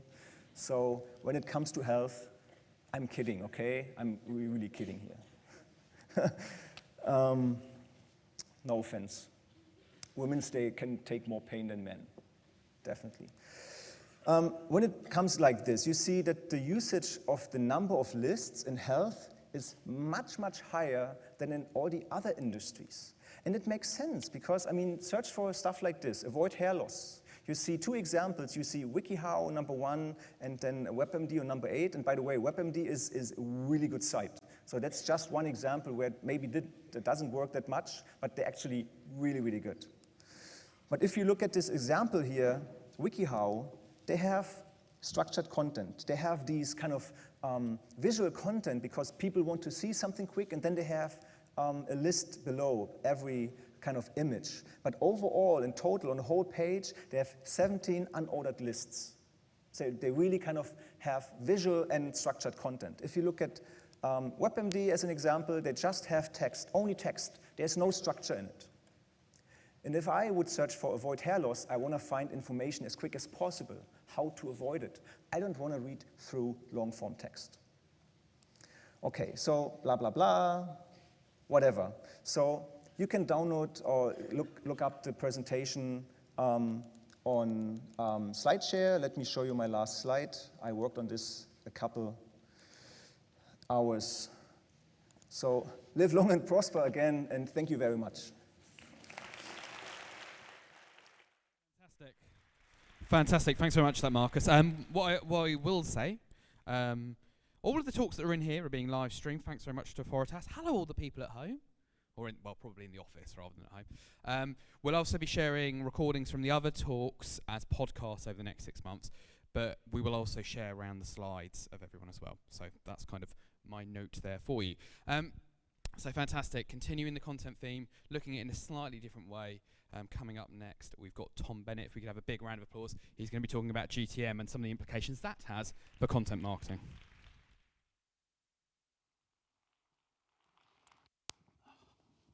Afternoon, everyone. My name's Tom, and today I'm going to be talking to you about Google Tag Manager and the ways in which it can help you to measure and demonstrate success. So, reporting on the impact of your content is inherently a very difficult thing to do. And that is why, while everyone is producing content, very few people actually take the time to understand how their content is affecting those all-important business KPIs. Sorry, the clicker. And this is one of the reasons why confidence with web analytics software is so critical. No matter what your role, it will allow you to demonstrate the value of your work and also to make informed decisions based on what's actually working. As Marcus said, everything needs to be tied back to data. And these are crucial points because if you can't demonstrate the value of what you're doing, sooner or later someone else is going to ask why it's even worth doing it. So the most popular web analytics software, of course, is Google Analytics. It's used on over 50% of all websites, which is more than 10 times the usage of the next most popular competitor. And yet very few people actually use Google Analytics to its full potential. So questions which marketers typically know how to answer with Google Analytics include things like, how many sessions started on this page? Or how many times was this page viewed? Where are my referrals coming from? These are all good questions, and they absolutely do need to be answered. But all you need to answer them is a robust tracking code, right? You just have a solid implementation, and Google Analytics will answer these questions out the box. But Google Analytics is also very good at answering more complex behavioral questions. Questions like, a few scenarios, let's say newsletter signups are a really critical step in your conversion funnel. You ought to be monitoring that as an event, tracking it as a goal, and then seeing which pathways people are taking to that goal.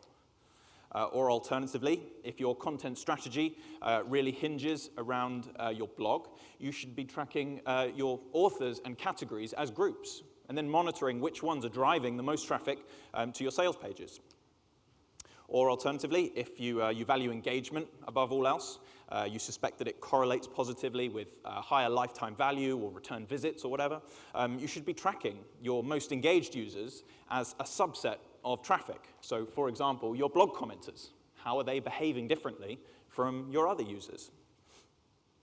Now, the best way to get answers to these kinds of questions in Google Analytics is with a smart use of GTM. Now, GTM can be used to deploy GA. Strictly speaking, nothing which we're about to cover can't be done with just standard JavaScript-based tracking code. But by doing it with GTM, you can make your reporting far more efficient because it allows you and your marketing team to roll out changes to your reporting based on what actionable insight you need without changing on-page code. So it frees you from the burden of having to rely on your development resource or your development team. So first of all, what is Google Tag Manager? There's a lot of misconceptions around this platform. So it's easiest when visualized. Here are the tags or snippets of JavaScript which need to be present on your page in order to record a page view in analytics.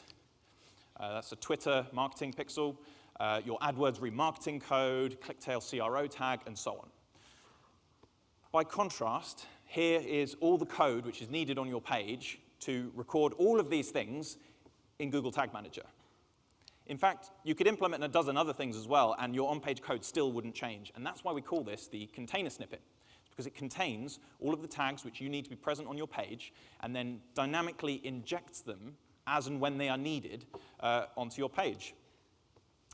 It's a very smart separation of concerns, basically. It enables you to carry out changes to your reporting setup without having to rely on hard-coded changes to your source code.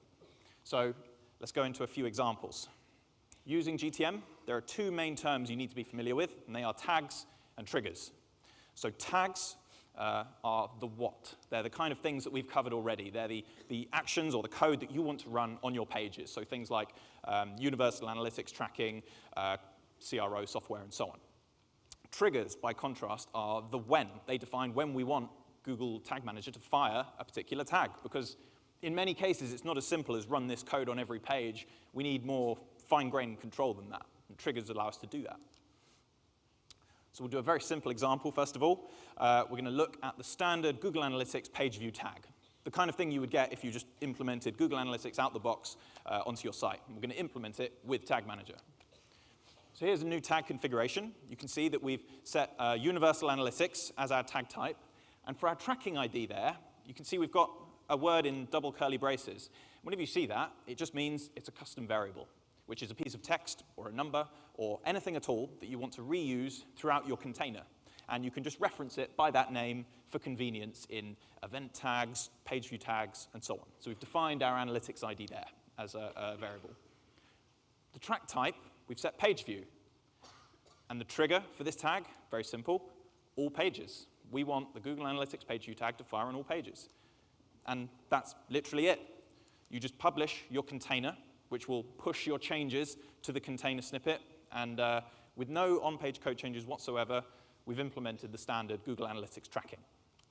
It's very easy.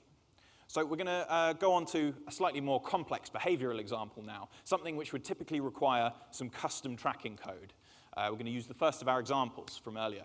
So newsletter signups. They're an important step in our funnel, and we want to track the pathways that people are taking to that event. We're going to do that by recording an analytics event on a form submission, namely the newsletter sign-up form. And we're going to do this once again with Tag Manager and no on-page code changes. Do I need to point this somewhere in particular? Or? Ah, there we go.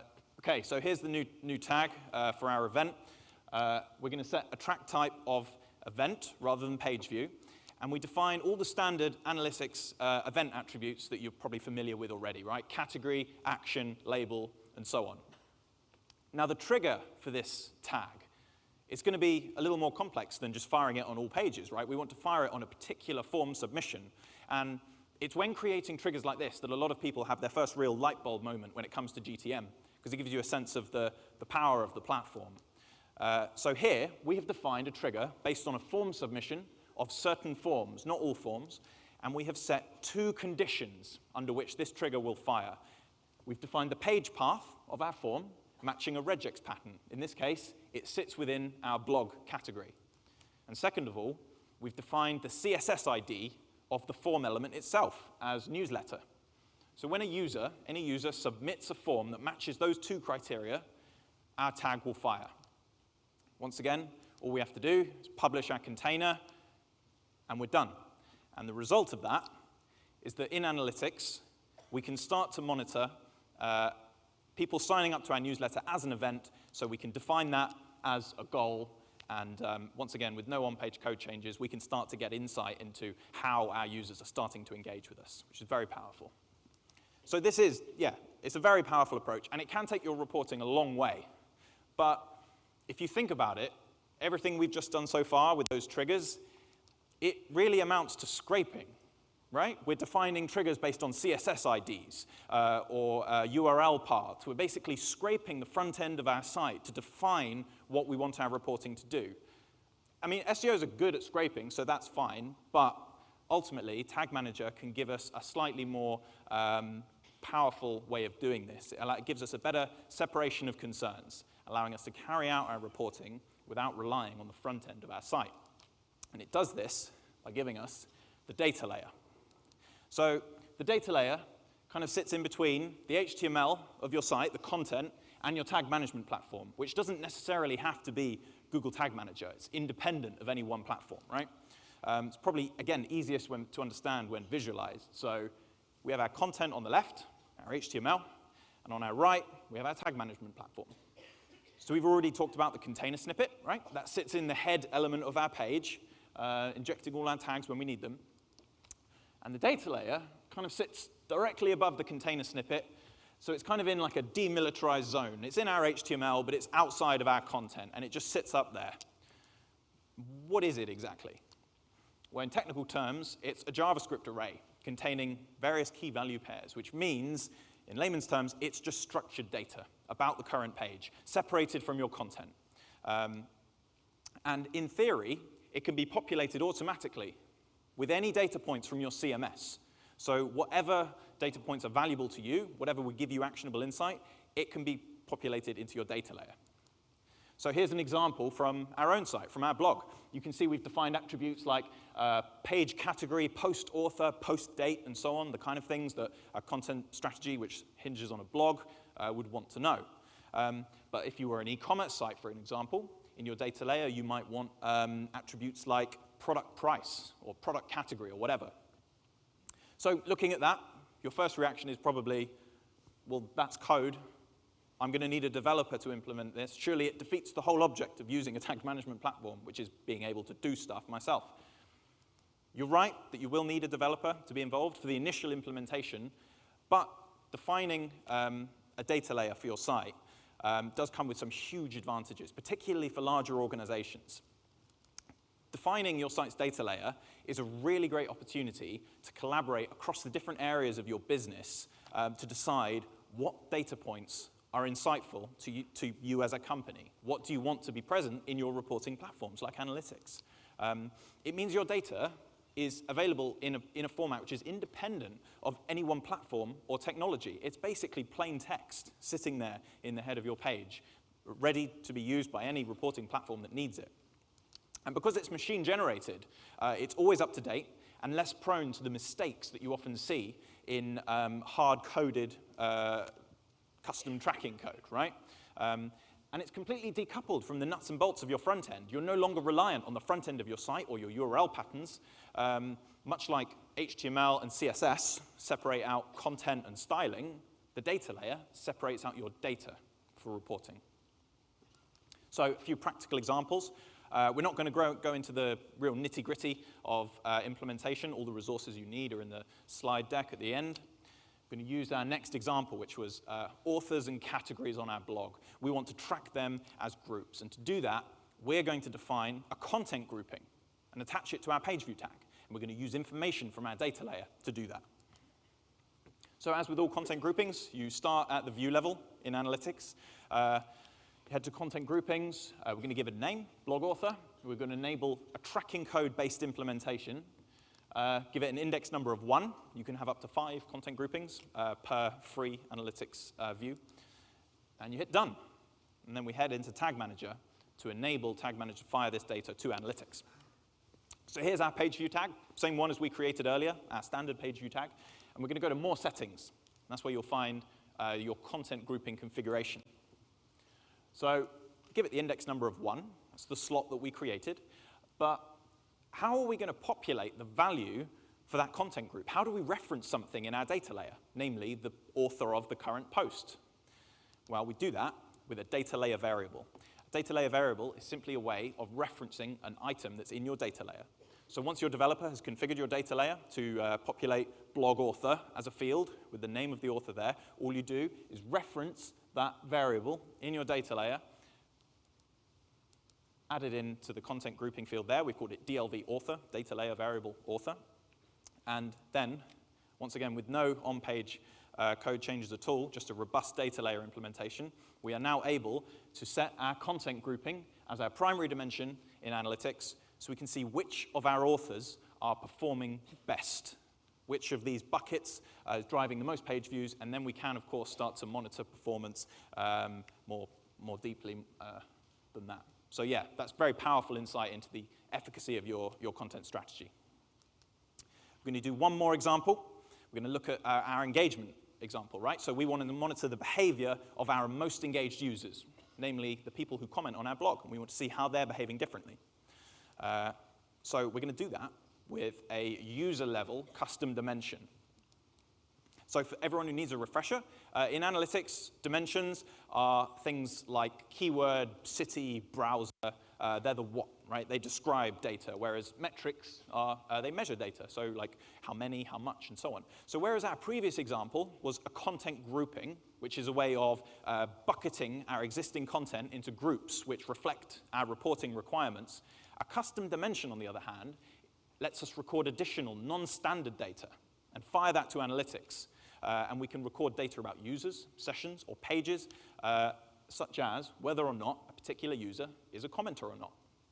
So let's do that now. We start at the property level this time. We're going to create a custom dimension for our analytics property. We're going to give it a name of blog commenting, and we're going to give it an index number of 1. So we're going to fill that slot. And we're going to give it a scope of user. Now, that just means that the data for this new data point, for our new custom dimension, applies not just to a particular session or a particular event or a particular page, it applies to a user. So all of their subsequent interactions on the website will be bucketed as the actions of an engaged user as well. So we're going to fire this custom dimension as part of an event tag, which fires when somebody comments on our blog, right? So we're going to define track type of event once again. We'll put in all our standard GA event attributes like we did before, blog, comment posted, page URL for the category, action, and label of our event. But how are we going to fire this tag? We want it to fire when somebody comments on our blog. So with 2 ways that we can do that. We can either scrape the front end of the site like we did before, right?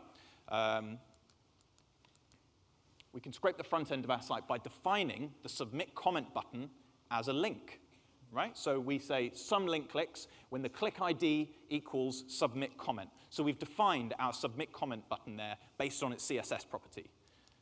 And that's fine. That will work, absolutely. But with the data layer, we can do better, because the data layer can define not only page attributes, it can also define user actions as well. So all we have to do is get our developer to fire what's called a data layer action, a data layer event, sorry, to the data layer when somebody submits that comment button. It's 1 line of code. It's very simple. Now, this gets quite complex now. We've got different kinds of events firing all over the place. So let's just break it down and go through exactly what's happening when someone submits a comment, right? Someone clicks the submit comment button, and that pushes a custom event to our data layer, just called blog comment. And that's the only part our developer needs to be involved with. It's 1 line of code. Once we've set that up, we've got it for good, basically. GTM detects that custom event, and we use it as a trigger for our normal GA event tag. And that event, fires into analytics with a custom dimension attached to it, which defines the user as a commenter. So all of their subsequent interactions are bucketed as the actions of a commenter.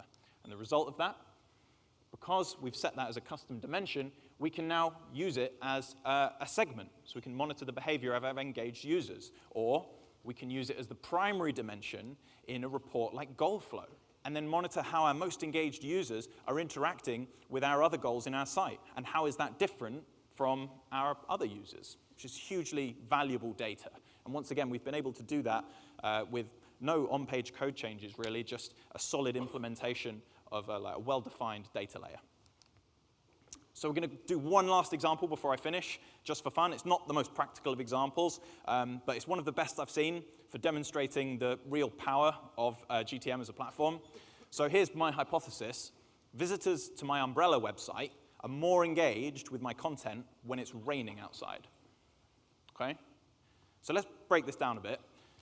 If the data that you want is available via an API, then you can fetch it and store it in the data layer and fire it to analytics as a custom dimension, like we did before.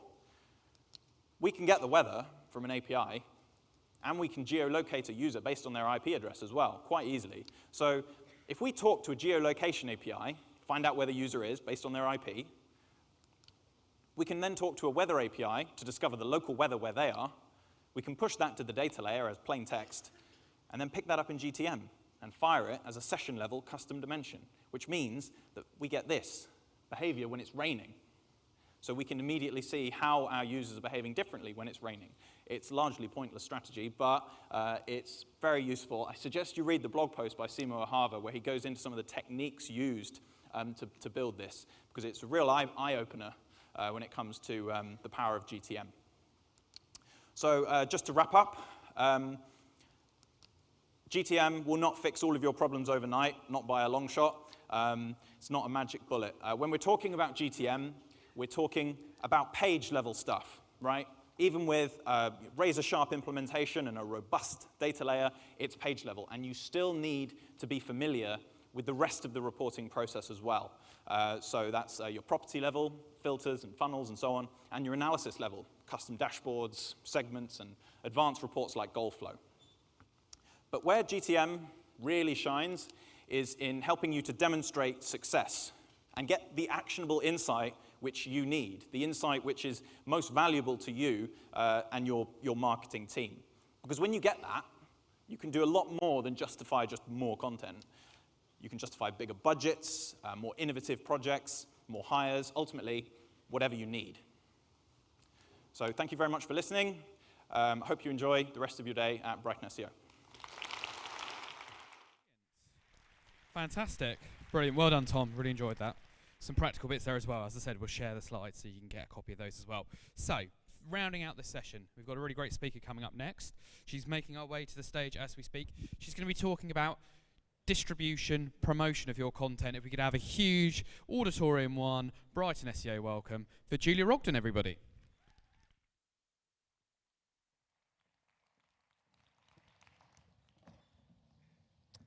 Thank you very much, everyone. Nice to be here.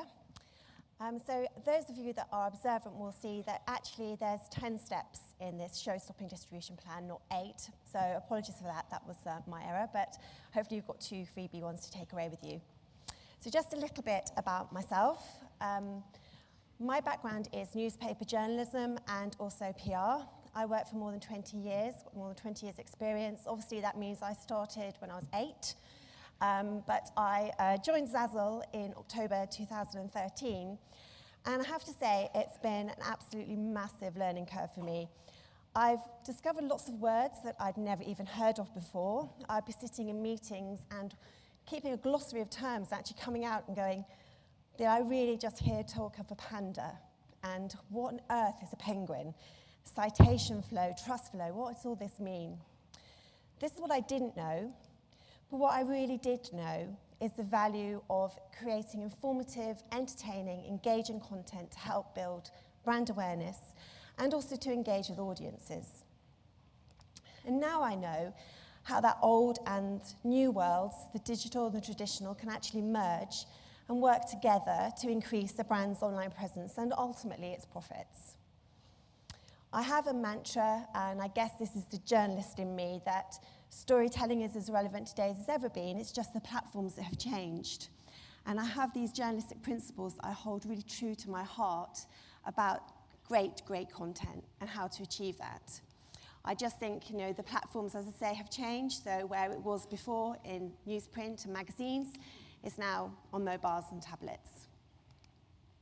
So a little bit about the talk. We all want to create campaigns that go viral and set the web on fire. That's what we all strive for, right? But it's really important to remember that we also need to distribute this content. We don't want to end up making silly mistakes with it in the way that we do this.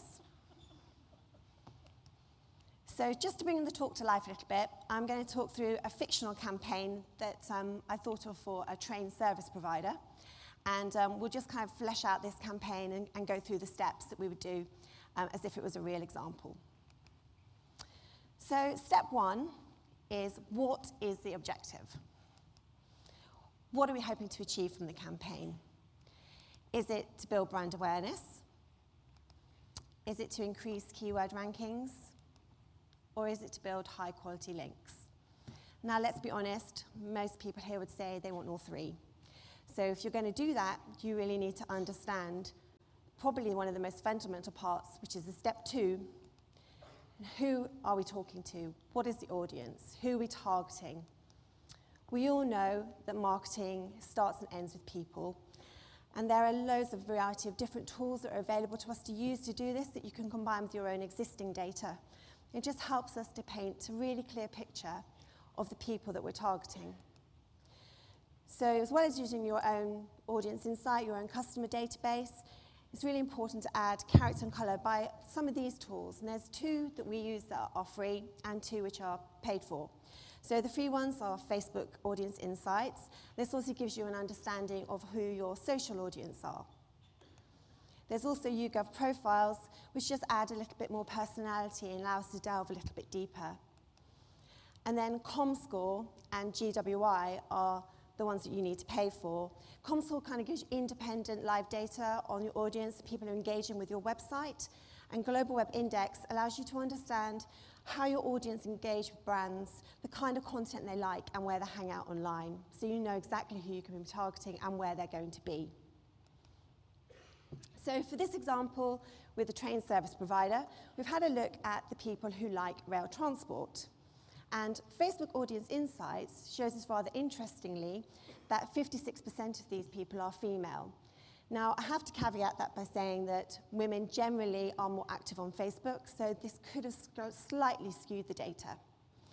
But it also shows us, if you look at the demographic of the audience, both male and female, that they're relatively young. They're kind of over-indexing. If you look at the blue line, that's showing us where they're over-indexing against the Facebook average.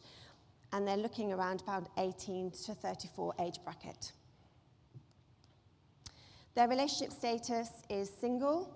Now, whether that's because they're relatively young or whether it's because they're into rail transport, I'll leave that to you to think about. But as I say, majority of those are single. They're also interested in other things, and this just helps us to kind of think about the kind of ideas and things we might want to be talking about with them with creative campaigns.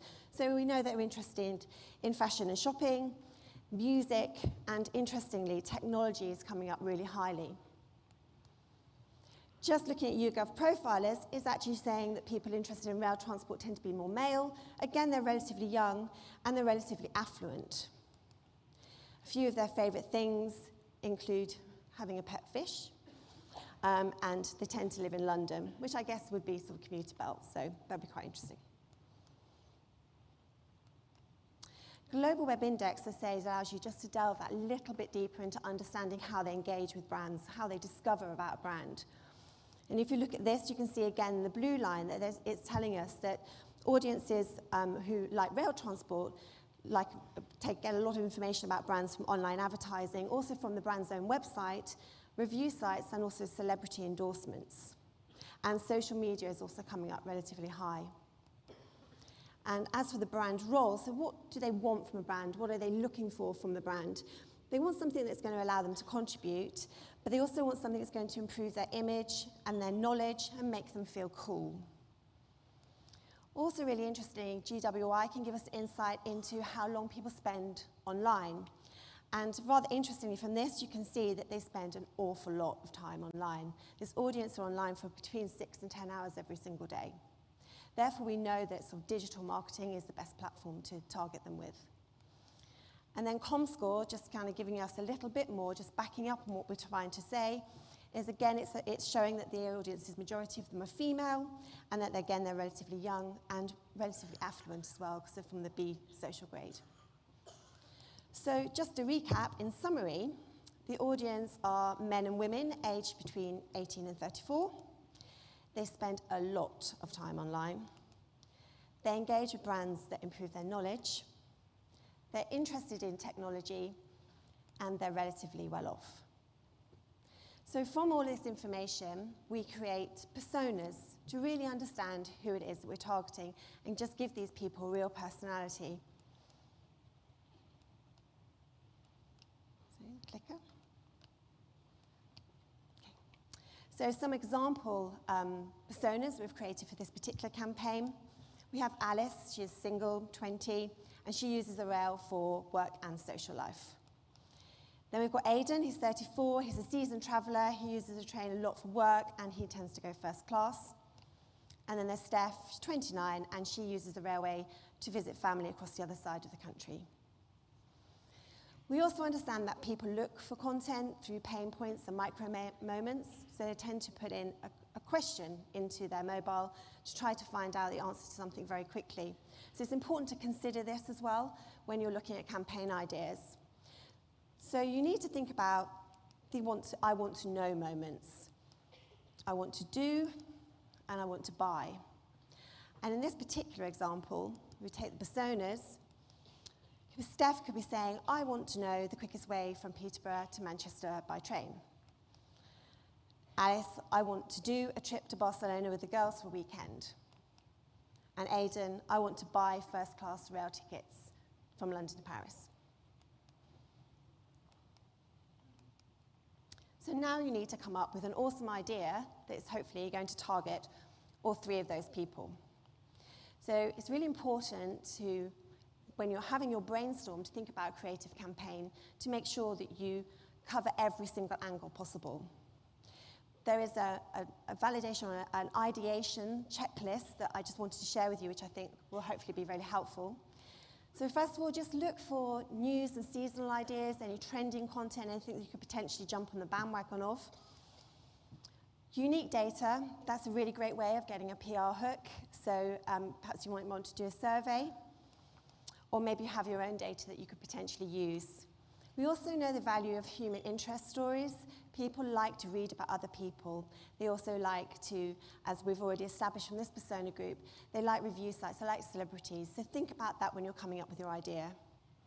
Then align it to maybe any of your wider marketing plans. And potentially we've had some success recently with freedom of information requests and gaining really great data that we can use for PR hooks. And then finally, just think of something crazy. Just go amazing, go innovative. Just think of something you really, really believe in and you think is going to go viral. So in this particular idea, what we thought is we took Elon Musk's Hyperloop idea. So this is a pod that can travel up to 700 miles per hour. We thought it'd be really, the concept's relatively simple, but we'll basically give users the opportunity to compare their normal journey with that of a Hyperloop journey to understand how much time they would save and what they could ultimately do with that time if they travelled by Hyperloop, if it ever existed. We think this would be a massive link-back opportunity. It gives us loads of regional hooks and city spins that we can potentially PR. So just as an example, the fastest journey time from London to St Pancras is 2 hours 37 minutes. But if you would take the same journey by Hyperloop, you would get to the French capital in 24 minutes, which is quite amazing. It would look something like this. You could potentially host something like this on the site, some interactive where you could get the users to input literally the station that they were travelling from and the station they were travelling to, and it would give you, a breakdown of how long it would take by Hyperloop and how long it would take by high-speed train. And you can just see the time that you'd be saving. So step 4 is to think about how you're going to shout about this idea. So it's all very well and good that we've created this amazing piece of content, it's being hosted on site, but how are you going to let people know that it exists? Now, I don't wish to diss my former profession, but I do know that journalists now are incredibly under-resourced, and we've had great successes in actually, instead of providing them with a press release, which they then need to write something from, we actually create feature articles that they can, if they wish, cut and paste and put straight into their publication or online. So some feature examples that we might want to do to help gain sort of high authority links and placements would be the Hyperloop versus HS2. So how does the Hyperloop stack up against the high-speed rail network? Maybe around the race for speed, what other companies are there and other technologies that are available to us now that want to send us across the world even faster. And then another idea may be, what is life like at 700 miles per hour? Look into the effect that this has on people and other things. There is still real value in infographics, particularly when you've got a lot of data that you want to include, and we do know that there's lots and lots of interest around pop culture history, anything about Marvel, TV, iconic films, that kind of thing. So potentially what we thought we could do is maybe create an infographic where we compare the DeLorean from Back to the Future with Batmobile, and how do they stack up against the Hyperloop? How fast do they go? And then, as I've already mentioned, survey equals unique data, which in turn equals a PR dream. And we may want to target people asking the question, has the UK got a need for speed? Some of the questions could include, what makes us most impatient? How long will I wait for a video to load? How long will I hold on the phone? How long will you wait in a queue? Would you travel by Hyperloop if it existed? We think this would give us some really, really unique data that we could potentially PR out and get us and really generate more and more placements to link back through to the interactive piece and just spread the word that it exists. Then, of course, we can't forget video. Video now equates for 69% of all consumer internet traffic. YouTube receives more than 1 billion unique visitors every month, and 1 in 3 Britons view at least one online video a week. It is a really powerful tool to help promoting a bigger piece of content, particularly through social channels. So again, thinking on the Hyperloop idea, we would potentially do a video where we set up travel pods in some of the key destination stations and ask passengers to sit in them for the 24 minutes that it would have taken them to travel from London to Paris, and just ask them about what the experience was like with sitting in this pod and how did it feel. And that could be shared through social to promote the interactive piece of content back on the site. Step 5, you've got this amazing idea, you're really happy with it, you think it's going to go great, it's just to kind of validate. So just ask yourself, who else cares? Who else would be interested in this?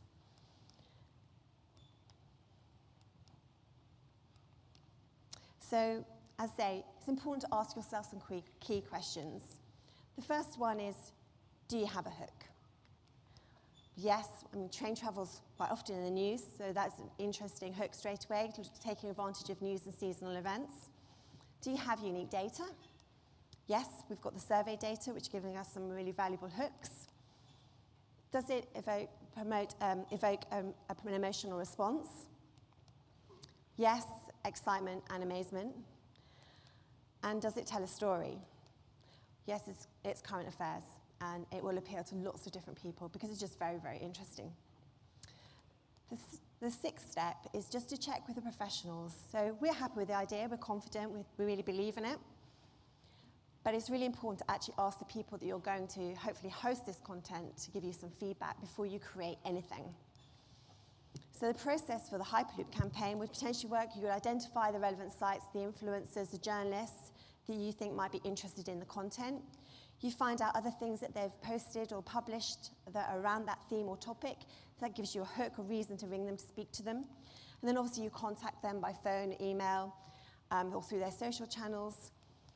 And then you build that relationship, asking for feedback on the idea. And once they've given you that, you can give all of that information to the creation teams, and they can then use that to make sure that they're creating content that other people will be interested in and want to host. And then obviously you line up the people that you've spoken to take the content once it's complete. So step 7 is to understand what does success look like. So what do you want to achieve from this, and what metrics are you going to have in place to make sure that you achieve those for yourself or for your client? So we use a variety of different tools to enable us to understand the best kind of sites that we need to go to, because obviously if we're going to build any links or we want to get any placements, we want to get the best placements and links possible. So Majestic SEO, which obviously analyzes the backlinks of the website, gives it a score, a Trustflow score, based on the quality of its links, and then the citation score on the link equity and the power of that website.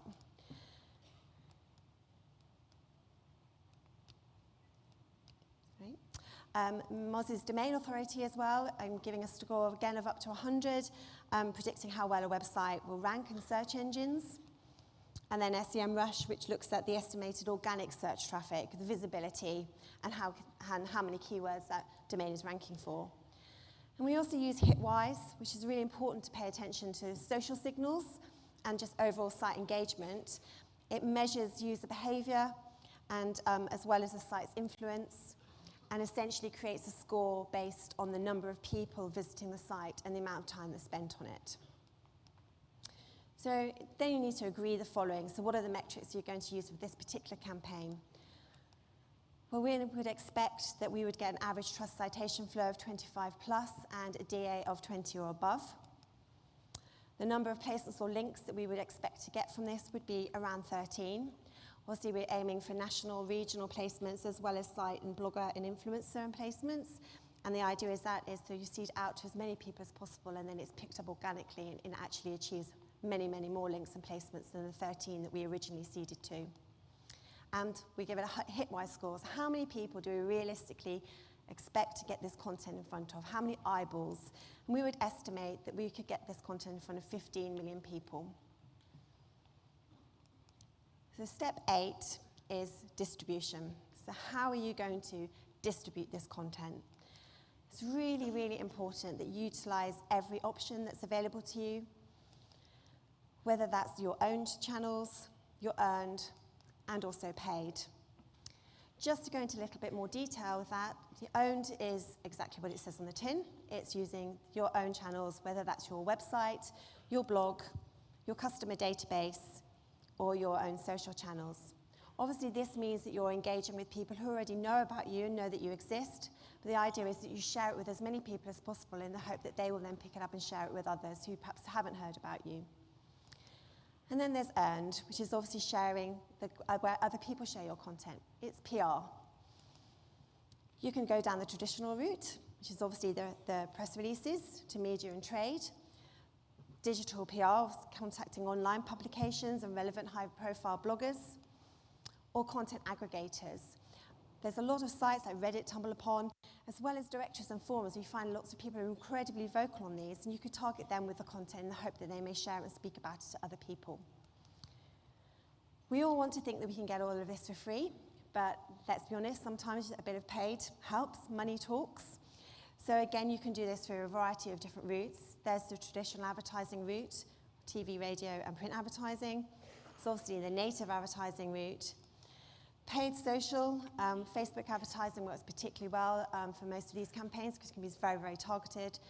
And then obviously the PPC, where the ads appear above the organic listings to target people. Step 9 is about the plan. So trying to keep a track of all of this content that's being created and distributed, the posting schedules for social, the paid, how are you going to keep track of all of this? So we create very detailed campaign plans. I'm just going to show an example of what one looks that we do, and you maybe want to adapt this for yourselves. So there's a sheet that basically has the overview. It kind of explains a little bit about who the client is, what the campaign name is, the people that are involved with the creation, the distribution, and then also how much budget we're putting behind any paid promotion, and then what exactly are the KPIs, what are we going to get, what are we going to achieve. We then plot out in a timeline, month by month, exactly who's going to be doing what and when. And that really is really informative. It helps everybody keep on track or know, understand what they're doing. Also, if you're sharing it with a client, it helps the client to see what they'll be getting when. And then we keep a track of all the own channels that we've used, making sure that we do remember to use every single own channel that's available. We keep a track of the posting schedule, so again, that can be seen and measured out very clearly. And then we look at earned and we record every single placement or link that we achieve. We include the trust and citation flow, the Hitwise, making sure that we're hitting what we said we were going to do with the piece. And then we talk about making sure that we've always thought about what's the angle, what's the hook, what are we selling in. And then obviously through paid, we just look at how we're going to break down that budget and who we're going to be targeting with it, what messaging are we going to give to them. We also have a list at the back which is called our prospecting list. So this is kind of a traffic code system, if you like. The red means that somebody has said they're definitely not interested in the content. The orange is we've approached them, but they haven't responded yet. Yellow is they're very interested in it, and green means they've taken it and they love it and it's going live. It's really, really important to track in the comments section a little bit of information around why somebody said no. That can really help you to inform other ideas for moving forward. So I'd really make sure that if somebody does reject and say no, they're not interested, that you actually ask them why. And then the final step is measuring success. So what are we looking for? We've agreed what the metrics are going to be. Did we hit them? Obviously, what we're looking for is to make sure that we're tracking the organic traffic, referrals, social engagement, visibility, reach, and impressions. We tend to keep a track of this at the end of the campaign, but then also 3, 6, 9, and 12 months afterwards, just to make sure that what else is being built from it. Because we have found there's been lots of examples where we've built content, it's gone onto a site, and then hundreds of people have picked it up from that site, linked to it, or shared it. And it's really important to keep a track of all of that coverage so you can report back to your client or just to yourselves to understand what's worked and what hasn't. So, did it set the web on fire? Now, obviously, this was a fictional idea, so I can't tell you that it did. But what I do know is if you follow that process, then yes, in fact, minds were blown. So in summary, these are the 10 steps for making your show-stopping distribution plan. Thank you very much. Thanks so much. Really enjoyed that, Julia. As always, if you want to grab the speakers afterwards, they're usually around for a little while if you want to. So a few things now. If you've not been to If you've not been to Brighton SEO before, you might not know how lunch works. Essentially, there are a few networking lunches. You'll know about them if you're going to them. But for most of you, it'll be a case of going out and finding somewhere lovely for lunch. There's lots of places really nice nearby. In your delegate bag, there's a little folded map from Visit Brighton that has places that have discounts and are nearby as well. So we've got a reasonable lunch break, about an hour and a half. There is food on site as well, including burgers as well, if you don't want to go too far afield. And also take this opportunity to go and say hello to our lovely sponsors. You can see 6 of our main ones here. They're all amazing.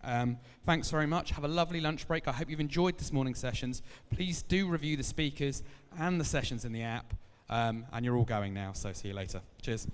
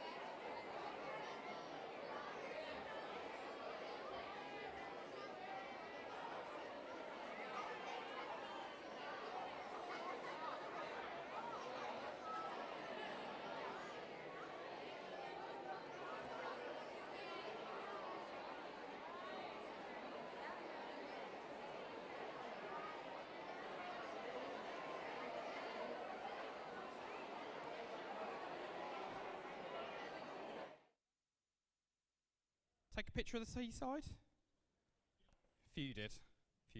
I hope you're all having a lovely day. We've got a really good session coming up. I'm going to do a couple things first. Who is here in this room for session number 1 today? Okay, quite a lot of you not. You won't have seen my disappointing experience earlier.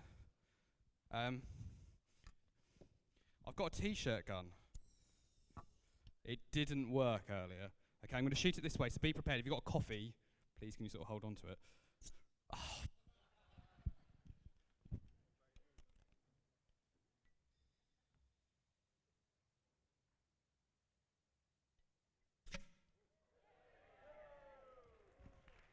I'm going to do one more.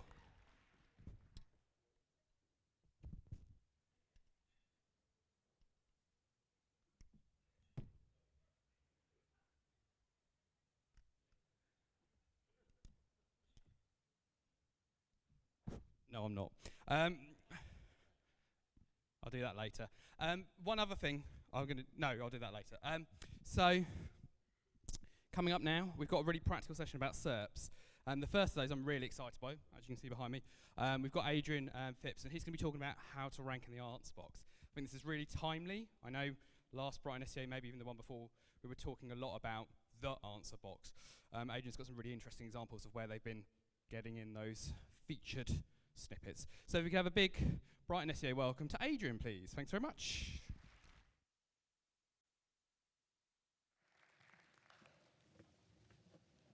Hi everyone, my name's Adrian. I'm going to talk to you about how to rank for an answer box. So, this doesn't work. Ooh, help. There we go, cool. So who am I? I work for Saga, and I've been doing digital marketing, digital stuff for about 19 years. SEO about 16, it used to be called New Media Optimization. But I work client side as well as agency side. I'm currently the SEO manager, and I primarily look after Saga magazine content.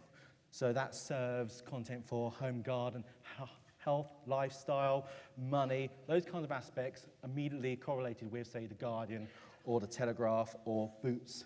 So it gives you an idea of it's not product related, it's content for lifestyle.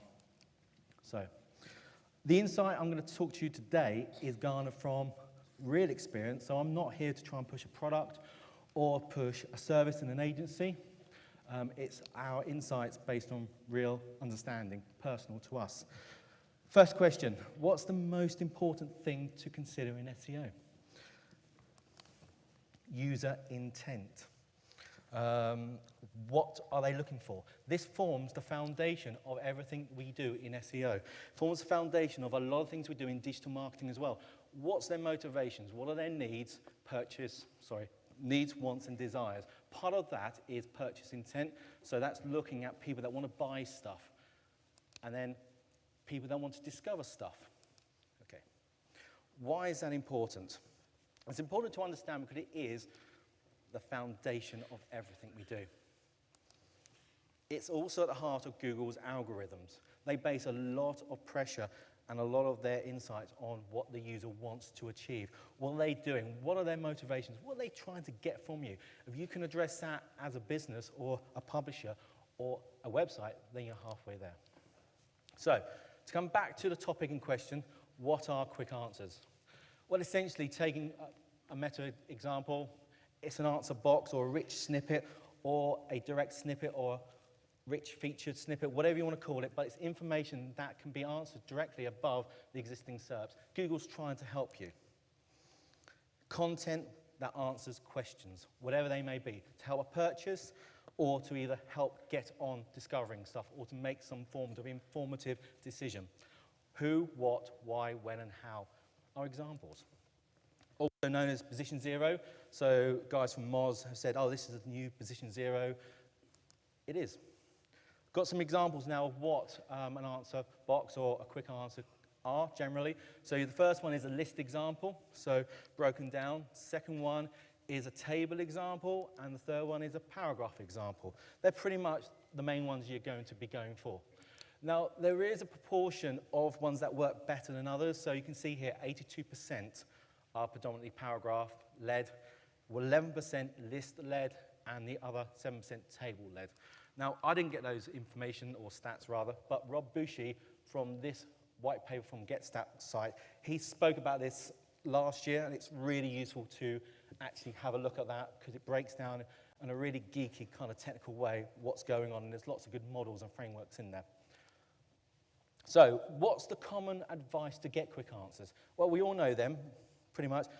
Get structured data. Make sure your headings are right. Make sure your content is long form, broken up into lists. You're doing this, you're doing that. Make sure your technical side is appropriate. They all work. They can work, but, and it's a couple of big buts, not as big as them, stop and think. Is what they're telling you to do by the SEO gurus, self-appointed ones, actually relevant to you? Do they actually matter for you? Example, do backlinks actually matter in order to rank for quick answer? Now that's a hot topic at the moment. Do actual backlinks actually matter at all? Now there was a good session this morning by Malcolm and Tom in Auditorium 2 about brand, and they're talking about this topic in exact detail. Check that slide deck out from Malcolm, from Epiphany, and Tom. Very useful. Take it with a pinch of salt. Are they right or wrong? It's all actually anecdotal. It's based on their experiences, on their setups, on their websites. It might not appeal to your setup on your website. Google's actually only told us that speed and content matter. They used to tell us links and content matter. They keep changing their minds. So they don't really know, to be honest. They don't want to tell you. They don't want you to game the system. We have to assume 200 other plus, we think it's 200 other plus factors ourselves. Moz provide a useful perspective to help you to understand this kind of thought process. Excellent little white paper again. Success on a quick answer depends on lots of factors related to your site, your brand, your environment online. Nobody else's. It's extremely personal. The Google algorithm is getting more and more personal to you and your market environment. There is no single cookie cutter, no single magic bullet that's exact same shape and size and orientation for them and you. If you take something from a winning or leading website and try and replicate it, don't be surprised if it doesn't work. They've got different personal factors. SEO gurus and agencies don't emphasize that enough. As soon as you realize that, you're going to make your life a lot easier.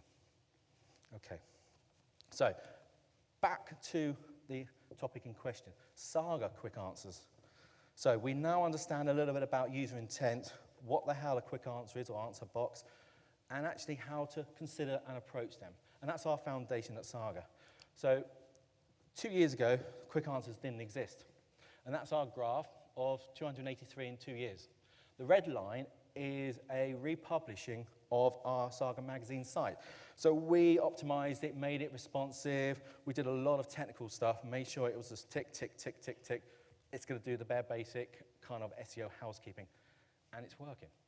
But that's not alone in terms of making it work. It's other factors as well. So why do we need to rank for quick answers first and foremost? Well, it's three things. Attract, get traffic, engage, talk to your customer or talk to your user, and protect. Biggest thing people don't realize, protect your positions, protect your environment in Google SERPs. If you don't, some other bugger's going to come along and nick that position for you. Protection is a big key to do with quick answers. You could get a double bubble, position 1 and 0, you're rocking in terms of the marketplace. You own that marketplace, you own that keyword, you own that long tail keyword. If somebody else does that, you need to try and knock them off their perch. How do we prepare as a business to rank for quick answers? Okay, we do three things, and this is all good common sense, basic SEO housekeeping, right? Sometimes you don't do it though. Market environment, check out who the hell is around you, which market you're actually in, not the one you think the business wants you to be in, but the one you organically are in, or the one you feel there's an opportunity to be in. Led by insights, a site audit, also other site audits, as well as some inferred information about activity, such as why do certain structures like AMP pages or structured data work or doesn't work. Work out what you're doing first and what to tackle. Sorry. Competitors are the biggest thing on here. If they're doing something right and they're above you, it's for a reason. Learn from them and do it 2-3 times better. Brian Dean from Backlinko says 3 times better. He's got a point, sometimes misguided, but he's got a point. Do it better than them and you will achieve something. But it's all really, really personal. You might not actually achieve it. We use 2 tools primarily as well as Search Console, Moz and BrightEdge. They give us something different. They overlap often, but they give us something a little bit different each time. And we also help to benchmark and cross-check their results, so we're not going down a garden path or a cul-de-sac. Never forget the user intent, literally. What is it they want? They're your target audience, not your bottom line. Unless you address their needs, your bottom line won't be impacted. There are, however, 3 important caveats you need to remember. Number 1, ideally be ranking on page 1. Ideally, higher up the better. There's a correlation. Higher up the page on page 1, the more chance you've got of getting a quick answer. It's been proven. Ideally, no PPC. There are some quick answers that have PPC in there, and they're a distraction, so you might not actually get a click-through. So ideally, target those quick answers where there's no PPC. It always changes. Google's a bugger. It changes it mind, left, right, and center every day. Also ensure, and this is more for mobile, that there is some organic above the fold so that you're not going for those quick answers which happen to be included in a local 3-pack or a language variation or a direct response or whatever it is. You need to have as clear space as possible at the top to help you actually get your answer box seen and actually get you ranking above. What do we actually do to rank for quick answers? You're probably wondering, that's great, Adrian. Okay, so what do you do to get those 284? Number 1, we aim to answer, this is, God's honest, most people I realize don't actually address this. We aim to answer the target question in the first 100 words and also in the title. We ask the question again. So we're telling Google exactly what we're going for and what the response is. This is an example. This question in the title is a form of the question, so we're trying to make it as organic and as friendly as possible so Google understands what we're trying to do rather than literally. Sometimes literally works better. Number 2, we also address multiple questions within the article. Very important, because Google might say, okay, deck chair. How do I make a deck chair? But then what you're not doing is also, how do I pin it together? How do I put the cloth on? How do I print on it? They're all related. So if you can get a quick answer for how to make a deck chair, and you've got all those other aspects involved, you're standing a better chance of ranking for your primary quick answer. Make sense? I hope so. Here's a good example of multiple questions. So this is the driving license. What if I don't receive my application form? How do I renew online? All very pertinent and relative. Linking out to gov.uk site, don't be scared.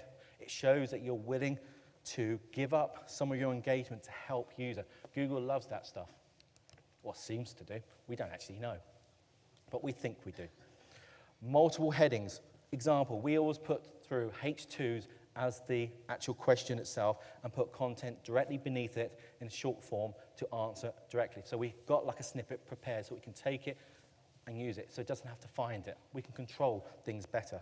We also mix in how-to lists, sometimes ordered, sometimes unordered.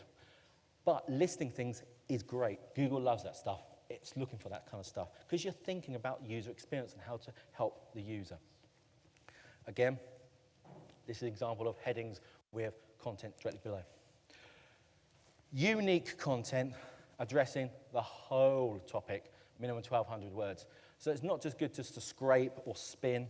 Try and do something slightly different from your personal angle to your user's intent. If you've got a target like we have, 50 plus users, they want to be spoken to in a certain way. Tone of voice and readability are big things that Google wants to see. If you're a technical, scientific kind of website, you want to be talking about the language of science and whatnot. If you're dumbing it down, you're not going to get ranked. It's the same if you work backwards to a publishing site. If your demographic is used to having things said a certain way and Google understands certain nuances of those words, you need to talk that way. Don't talk how you think they want to be spoken to, talk how they want to be spoken to. Calculators, images, assets, other content assets, charts, it's all good stuff. It helps to enrich the user experience. All of that is helping you to tell Google that we know this topic, we know that our users want this, want this, want this, want this. You're telling Google that you know your stuff. This example there, we've taken from the NHS, or rather British Heart Foundation, a blood pressure calculator. It's not ours, but Google knows that we've got one on place because it recognizes that blood pressure counter. So it says, yeah, you're doing good stuff. You're trying to help the user. That's what it cares about. It doesn't care about your site. It doesn't care if you make money, profit, or anything. It cares about the user. It's not loyal to you. Implement also strong SEO housekeeping. If you haven't got a good framework or bedrock, you're not going to do shit. Sorry. You've got to have that in place, as well as understanding user intent, as well as addressing their needs, wants, and desires. Solid SEO practices to get you ranking as high as possible. If you're high as possible, you've got a chance. You're in the starting blocks. You're in the final, shall we say. If you're not even in the final, don't bother. Lists and paragraphs, anecdotally, work best for us. So food recipes on the left, that's fruit scones. If you type in fruit scones recipe, we come up, and it drives a lot of traffic, which we convert into magazine subscriptions. And we've got money article gifting money to children. Does a lot of good traffic. So what gives us a better chance of getting a quick answer as a publisher? Understanding our user intent. What is it they want from us? What do they trust us to give to them? Now, I recognize that this might not be as easy for some sites because we've got a massive domain authority level. We're about 60 plus out of 100 on domain level. And yeah, that helps us. But if you're a brand with a lower domain authority, you need to try and do stuff like PR, citations, and things to build your domain authority up so you've then got a chance to compete with the big boys or the others in your market environment. And that's where it's important to look at your market environment, see what they're doing. If you can beat them or you're in the same game as them, you've always got a chance. If you're not in the same game, move on to something else. We always focus on needs, wants, and desires. This is marketing 101. This is the basics of marketing, what we do marketing for. It's no different to SEO, no different to digital marketing. Needs, wants, and desires underpins everything we do, plus Mr. Lego Man cleaning up your stuff.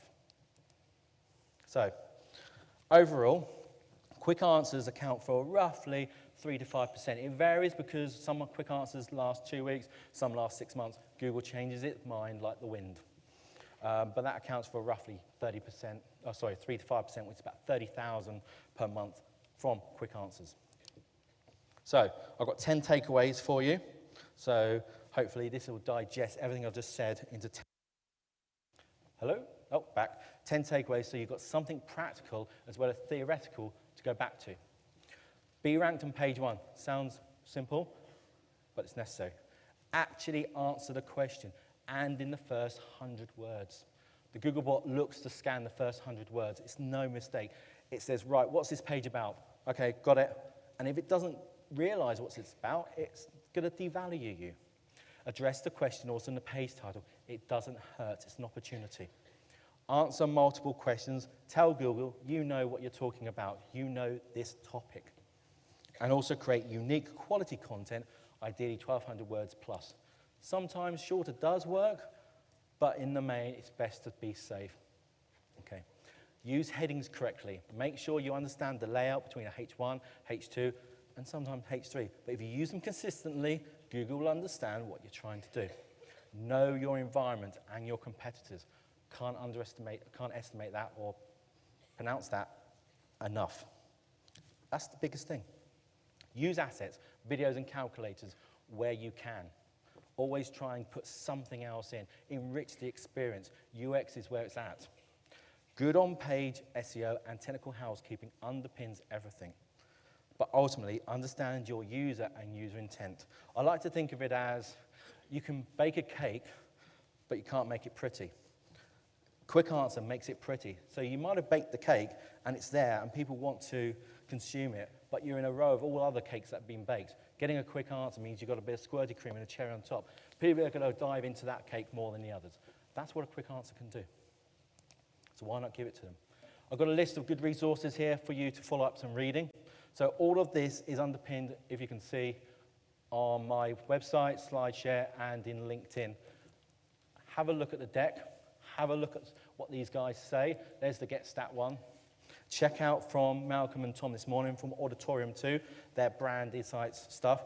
It's really worth it. And it builds on the back of what we're talking about here. Brand matters. If your brand is not perceived to be good, you're going to fail a little bit more than you would do if your brand was considered excellent. Brand is the new way forward, unfortunately. So, thank you very much for listening. Cheers. Cheers for that, Adrian. Really enjoyed that. Okay, I'm going to have another go. I'm going this way. Okay, we ready? There's people putting their hands up a lot further back than this is ever going to go. It's definitely worth the 250 quid. Okay. Coming up next, I feel like super stupid, but I'm going to put that down. Coming up next, continuing our theme about SERPs, again looking at it from a slightly different perspective, we've got Polly, and she's going to be talking about how to take advantage of Google using usage metrics as part of their ranking algorithm. So if we could have a big round of applause for Polly, that would be absolutely amazing. Thanks very much, Polly. Hi. Hello? Does it work? Hi. Does it work? Yes. Hi. Hope everybody's having a great day so far. Some great speakers. I'm Polly from Delete, and today I'm going to be talking about how you could take advantage of Google using usage metrics for rankings. So, where's my clicker? I'm going to start by going in. I'm going to list first of all what these metrics are. I'm going to explain a little bit what they are and what they mean, and then I will jump straight into some examples, some real-life examples that hopefully you find interesting. So, Google makes over 600 changes to its algorithm in a year, maybe more, and most of them, of course, none of us really hear about. Some of them are really significant. They get released, explained, explored, tested. They get even names. But despite of all of these advances, they still can't understand content, text, videos, images in the same way a human user does.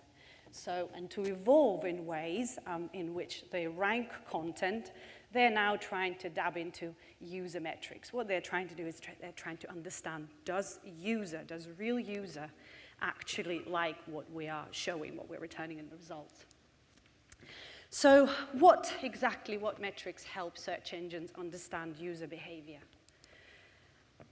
Number one is, of course, clicks and click-through rates. CTR is, I would say, arguably by far the most important metric nowadays. Basically why?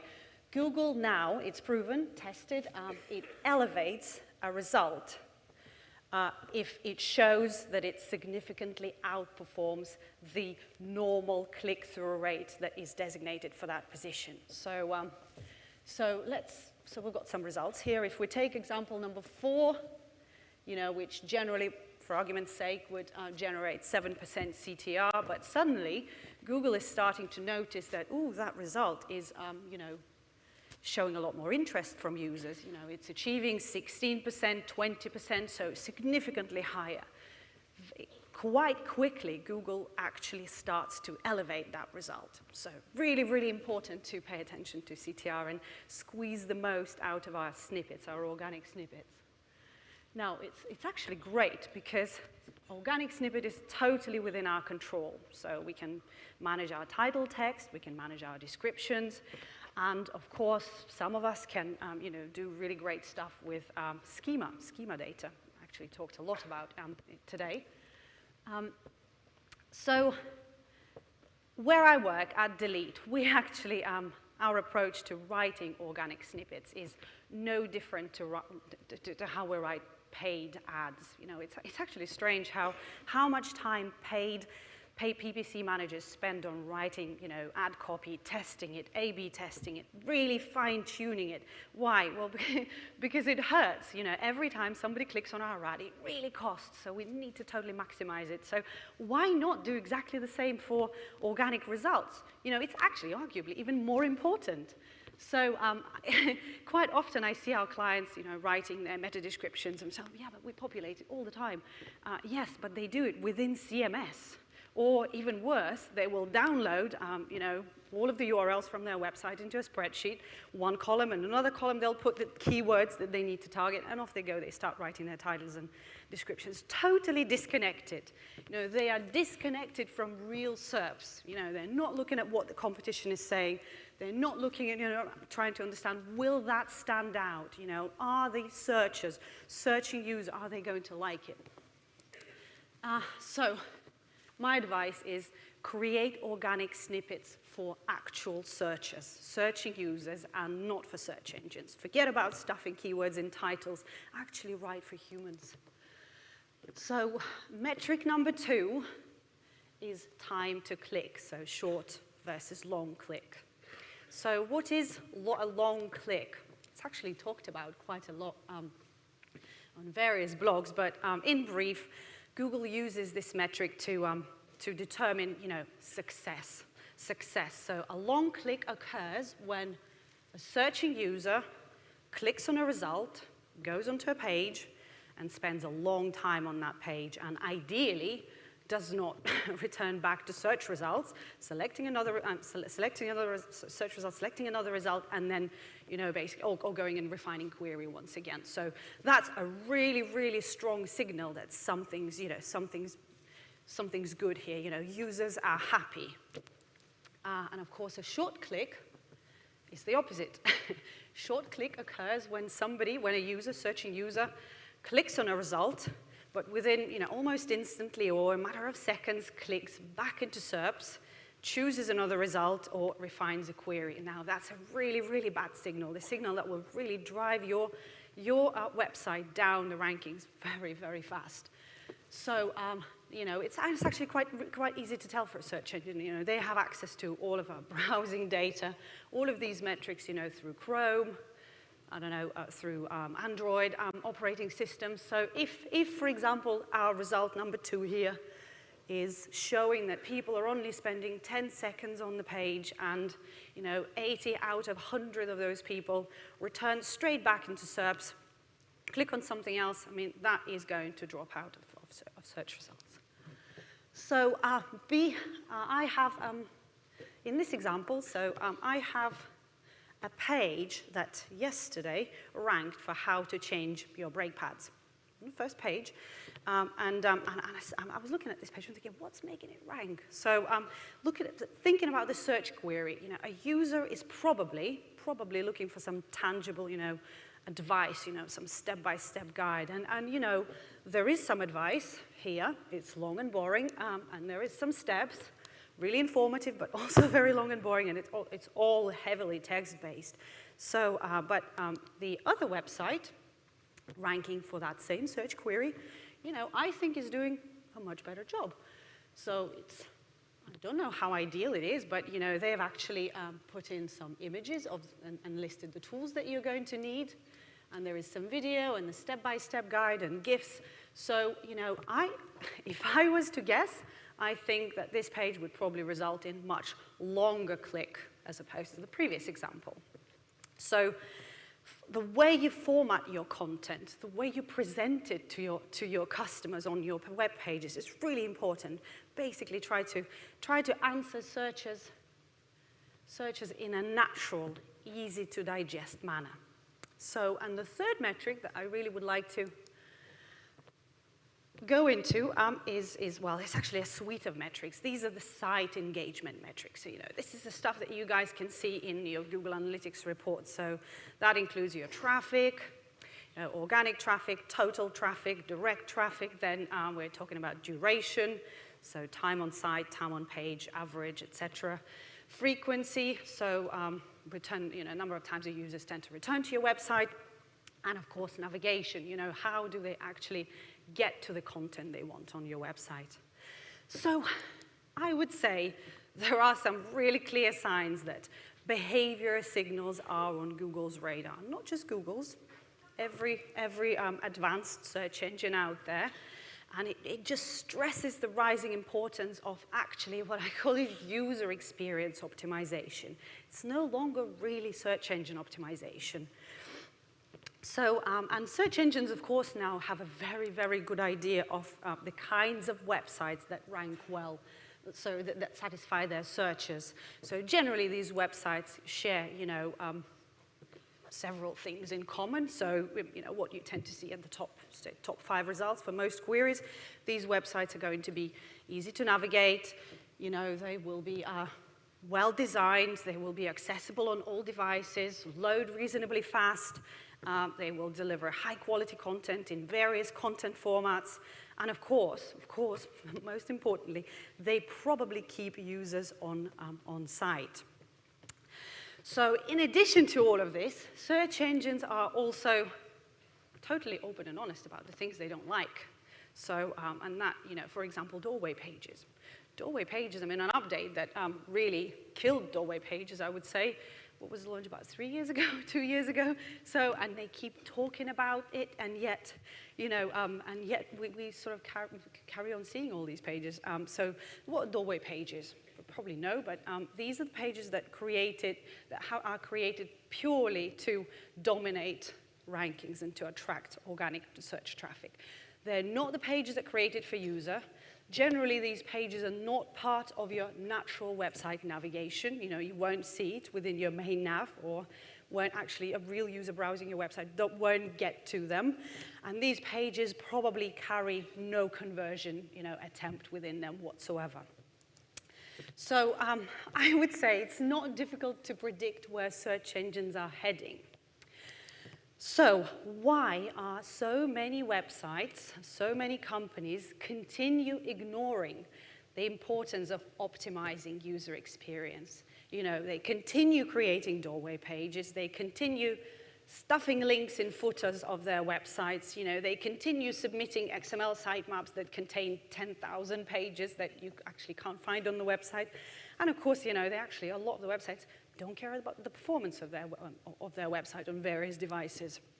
So, doorway pages, just as a quick proof that actually they don't work and, their days are numbered. So I have here a website that probably has about 100, maybe a little bit more of these doorway pages.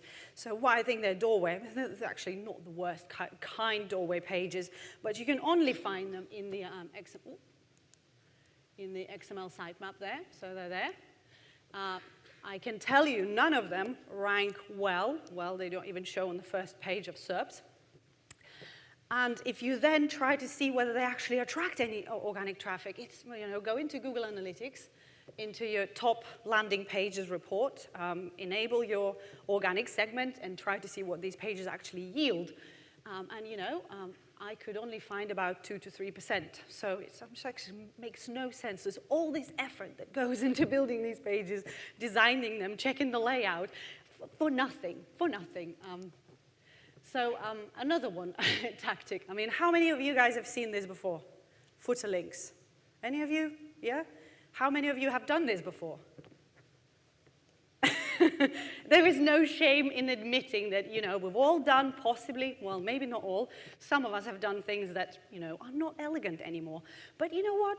We did them because they used to work. This actually used to work like a dream. Actually, even some keyword stuffing in the internal links. So, but now, when we're thinking about user experience so much, it just does not make sense. So looking at this page, which I've masked out, so we don't just load a page, scan all the way to the bottom, to try and find the link that will take me to the content that I actually want to see. That's not how we navigate web. So I have another example of a website that actually has tried to, rectify their footer link solution. What they've done is they have removed the footer links from, visibly, and they've left a couple of links that trigger a light box with these wonderful links. So now we, it's present on every page. You open it, and there you have all of the locations that this company, has offices and stores in. And I'm not saying that you should not have landing pages for, locations that you genuinely operate within. That's absolutely fine. Only, you need to try and, kind of evolve from this, or let's just put them in the footer and hope they rank. So I've clicked on one of those pages, Edinburgh, and I arrive onto a page that's, a decent page. It's got decent content. I can see it's got decent URL. It's brief, contains keywords. You know, there is some informative stuff on this page. It's actually not bad. And then I obviously use my favorite tool of all, is Google's page speed tool. And you know, it's all right. So it's mobile friendly and loads fairly on desktop, not so well on mobile, you know, on mobile devices. But you know what? This is not the page that the user gets. So the user gets, so if I try to navigate naturally, go onto the home page or any other page on the website, and I try to key in Edinburgh in site search for the lack of any other obvious navigation. So in this scenario, I arrive onto a different page. If you look at the URL, it's slightly different, but actually content-wise, it's practically the same. So it's slightly different, you know, bits of information. It's probably a little bit wider, but actually, it's even slower in terms of performance. So key in page speed tool, it's you know, poor in terms of speed on mobile and desktop. So what this website has is an awful lot of work, I would say. So they have one page for bots and another page for users. Just not elegant. Why not? Okay, I've tried to map this. Not great with heat mapping, but I've tried to heat map, you know, what pages within this website architecture actually would generate some user activity, you know, something that will help us rank. So obviously homepage, awfully popular, you know, for top-level navigation, third-level navigation pages, you know, are all going to get some usage. But our gateway or half gateway pages, which we can only find in the XML sitemap and some footer links, are going to be totally cold. So there is no future in them. And why not? If you need to have those pages, why not actually get a little bit more creative? So this website has gone, you know, a little bit further. They've actually thought about it and say, hang on a minute, so we do have these pages and we can't just kill them, we need them for business, but for real user who is going to navigate the website, say, you know, in a normal way, we're still going to drop that user onto those pages. So now we've kind of changed our gateway pages into actual landing pages. So it's still present in the XML sitemap, but people navigating get to the same page. And basically, it's brilliant. It's one page for all. You know, anybody searching in search engine results, clicking on the results, and this page does rank incredibly well. You know, they get there, and anybody navigating website, just from starting from the home page, get to the same page. And then in addition, this page is obviously optimized. It's beautifully responsive. You know, it's the same page on mobile devices, tablets, and desktop. You know, it's designed and content is written for a real user. So it's all the information that you need if you actually are looking for self-storage in Newcastle. And, you know, it performs well. So I've got a little bit of an obsession about the page speed. So I've checked a few pages like that. And, you know, I mean, they're not all in green, but there is actually no problem. You don't need to obsess about, we need to get into the green. High orange is okay, as long as you keep an eye on your page speed. You know, you need to make sure your website loads, else you just will be losing your visitors, you know, from them just clicking, it doesn't load, and they, you know, half of them will leave before you even realize it. So, however, if you really want to chase perfection, it's possible to achieve 100 out of 100, and I've pasted a couple of screenshots from our agency website where I chase this every week. So basically, if you follow all of the instructions that you get in the old-fashioned, old interface of the page speed, you can get there. There's no, nothing is not achievable. So focus on quality. And I would say rankings will follow. I mean, of course, you need to consider SEO every step of the way, but follow quality. Think about your user. So that page, you know, I would say dominates, pretty much dominates SERPs. So it does really well in the local pack. And it's first in the organic results, and another page from the same website also ranks at number 2. So, and then looking at their Google Analytics, it's a totally different story to the original example, to the previous one. So these pages are, of course, part of we've made them part of natural navigation. They perform really well. They've got high load, high speed, high performance. And if you start segmenting to see how much traffic they actually yield from organic search results, how much organic traffic lands on these pages, it's over 55%. So it's a big difference, 2%, 55%. So it's just some proof that it works. And also to show that this approach really does help generating that longer click. You only need to look at, average duration, average session duration. So here the users who land on these pages stay almost 3 minutes on the website, and they convert, 18%. I mean, it's a highly converting website, but so they do a good job. So, of course, when you work on your landing pages, you must not forget to focus on satisfying user intent, which has actually been talked about quite a lot today as well. So, satisfying user intent, what does a searcher want to see? What content, what layout, how to present, the information back to the, that answers the question. So I have a couple of websites here that yesterday ranked for new houses for sale in Manchester. So 2 very different approaches. Number one, their approaches, I would say, really out of date, still rank, but perhaps they're not delivering upon user intent. So somebody who searches for new houses for sale in Manchester probably, wouldn't be wrong to guess, wants to see a list of houses, with some easy to digest information, maybe ways to refine search results, and it needs to play back that this is definitely a Manchester-related result. So, these guys have obviously tried to write content. Let's put tons and tons of content as close of the HTML file as possible. And, it doesn't probably perform that well. These guys have a totally different approach, delivering on a user intent. And really, only you real users know which one does a better job. So if I was to ask you, who thinks that this page is the best user experience for the search query? Raise your hands. What about this one? Proof's in the pudding. So basically, try to not forget about real human person, customer who's going to be navigating your website. And one last example before I go is here, is another outdated SEO technique that we really need to stay away from.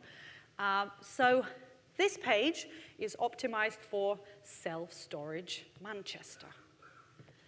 I'm saying it's optimized. I think it's probably over-optimized. I mean, I've counted, maybe I'm not so good at counting keywords, but I've counted the keyword mentions 64 times on this page. And how many times do you need to repeat, the search query in different, split in different words or different variations for the user to actually get it, that yes, this is self-storage in Manchester. And then, of course, they've done slightly different job to the previous example on the left. They have moved their content, you need to write some content, to the bottom of the page, thinking, well, we're not going to impact user experience. They will still interact with the website, but we'll just stuff some content in there. But actually, playing it back to the search query, self-storage Manchester, these guys are talking about Premier League. Manchester football. So, I may not really understand football and how, its relevancy to self-storage, but I was to guess, I'd probably say it's probably pretty low. So, ask yourself, the content that I'm writing, is it really helpful to the person who's just searched and arrived up to my page? So, my key takeaway from this speech today is make user experience part of your SEO strategy. It's not SEO anymore, it's user experience optimization. So thank you very much. Fantastic, thanks so much for that, Polly. I've got some good news. We've overtaken Harry Styles as a trending topic in the UK, which we should all be very proud of. So, our third session, I'm really excited about this one actually. We've got Sam coming up. And Sam works at Skyscanner, who do great SEO, as I'm sure many of you will realise. But also what I particularly like about Sam and the team that she works with there is that as an in-house team, they're sharing a lot of their experience, which I think is admirable, and I think something that we should applaud her with even more gusto when welcoming her to the stage. So if we could have a big round of applause for Sam, please.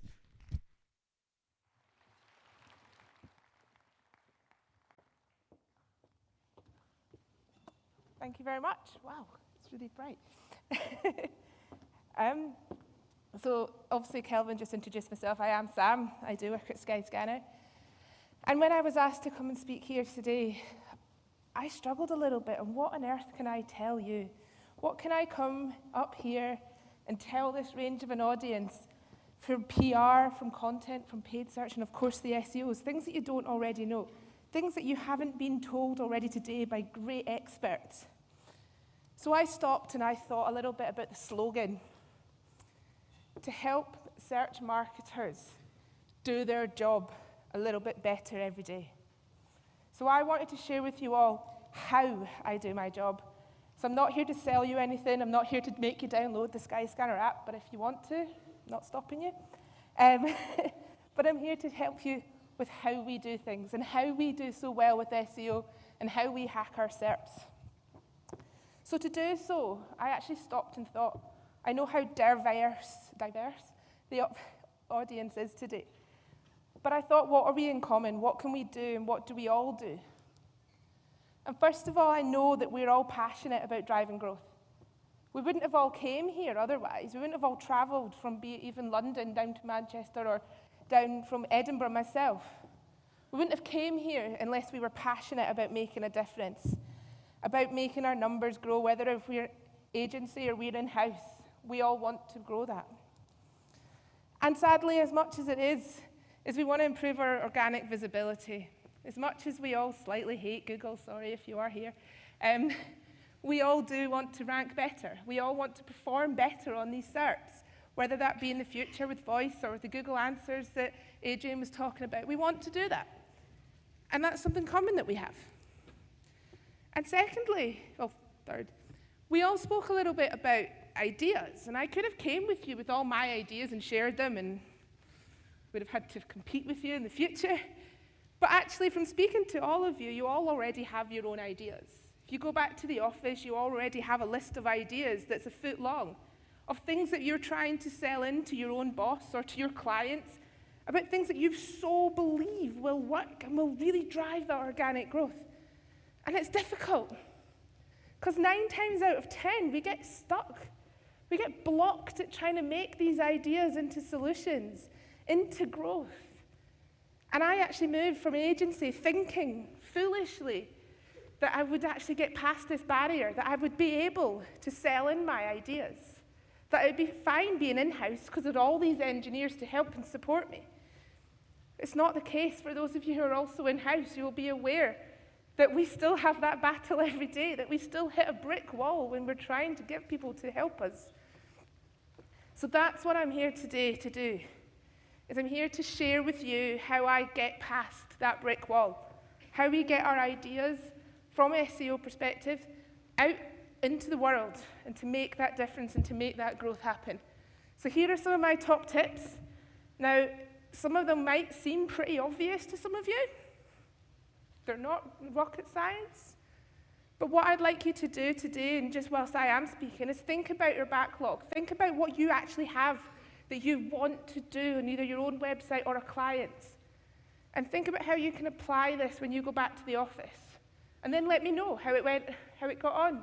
If you've got questions, shout. So the first top tip is probably the most obvious of them all. Speak the language of the business. Now, we're SEOs, right?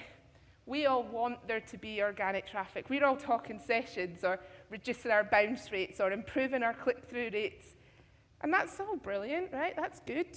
That's relevant. I still talk those numbers. But not when I'm trying to sell an idea in.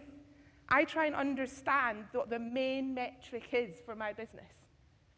And that metric might not be the one that's most obvious. When I worked in agencies, the main metric, the main thing that the boss cared about was newsletter signups.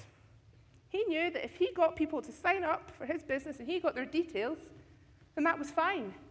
We knew as a company we'd be successful if we could drive enough of that. At Skyscanner, we care about getting a lot of people onto our site and using our apps, etc. But we also care that you come back. We care that next time you go and book a flight, you come back to Skyscanner. And that's our metric. How do we get you back? So understanding that metric and really digging deep and asking the questions of your clients to know what they care about will actually help you sell in if you now form your ideas around that. Now, your idea might not have to change, just the way that you sell it has to. And secondly, think of your developers, whether they're in-house or they're the developers of your clients. They're probably really busy. As much as, you know, stereotypical engineers don't talk to many people, sit there typing away, they actually have a lot on their backlogs. They've got a lot to do themselves. If we understand what they're trying to achieve and what they've got going on, we can help sell things in as well. So understanding, using that metric, selling that way works, but also understanding, I know you've got this list, here's the thing that will work. Here's the proof, here's the evidence, and it's not just full of nice to haves and things that I think will make a difference, because my thoughts isn't necessarily going to align with the actual product. So think lean, think small. Why do we have to start big? Why do we have to start global? Why do we have to start making changes to thousands of pages to make an impact? Do something small. And if you can ask yourself this about every single idea you have, how can you learn which part of your idea is actually going to work? And which part of your idea is just the nice to haves and won't make the impact, but you would like to have it because it looks pretty and it's probably going to use better metrics, but that's an idea. As Adrian said earlier, what Google says and what I say works might be different for your own websites. So how do you know what's going to make the impact, that little thing that your engineers have to do, or your clients have to do? Find out and disregard. And the easiest way to find out is to experiment. I love a good experiment. I've currently got about 20 of them on the go at the moment. So think about what these experiments are, and take your idea and build it down to the smallest possible thing, the smallest element that you can test to prove with metrics, with the company's metrics about what's going to make the difference. And I was trying to think of a good model that you can all take away and use, and they got complicated, and it's a Friday afternoon, so I went with something simple. Right? Build, measure, learn. It's the best model that there is. Build something small, the shortest path to validate your experiment, to validate your idea. Measure it. Does it work? Does it not? Did it make an impact? 9 times out of 10, it probably won't. You've probably done something that hasn't worked. So learn from that, redo it. I pivot through these experiments about 6, 7 times, making small tweaks every single time until I learn something that works. So for example, I found this online, and this is people who haven't done this. They've thought they're using this build, measure, learn technology, but what actually has happened is they aren't. So Team A were looking at trying to build something that got their users from A to B and got them faster. So they were like, right, we'll build a car. Best answer, it's always the easiest answer.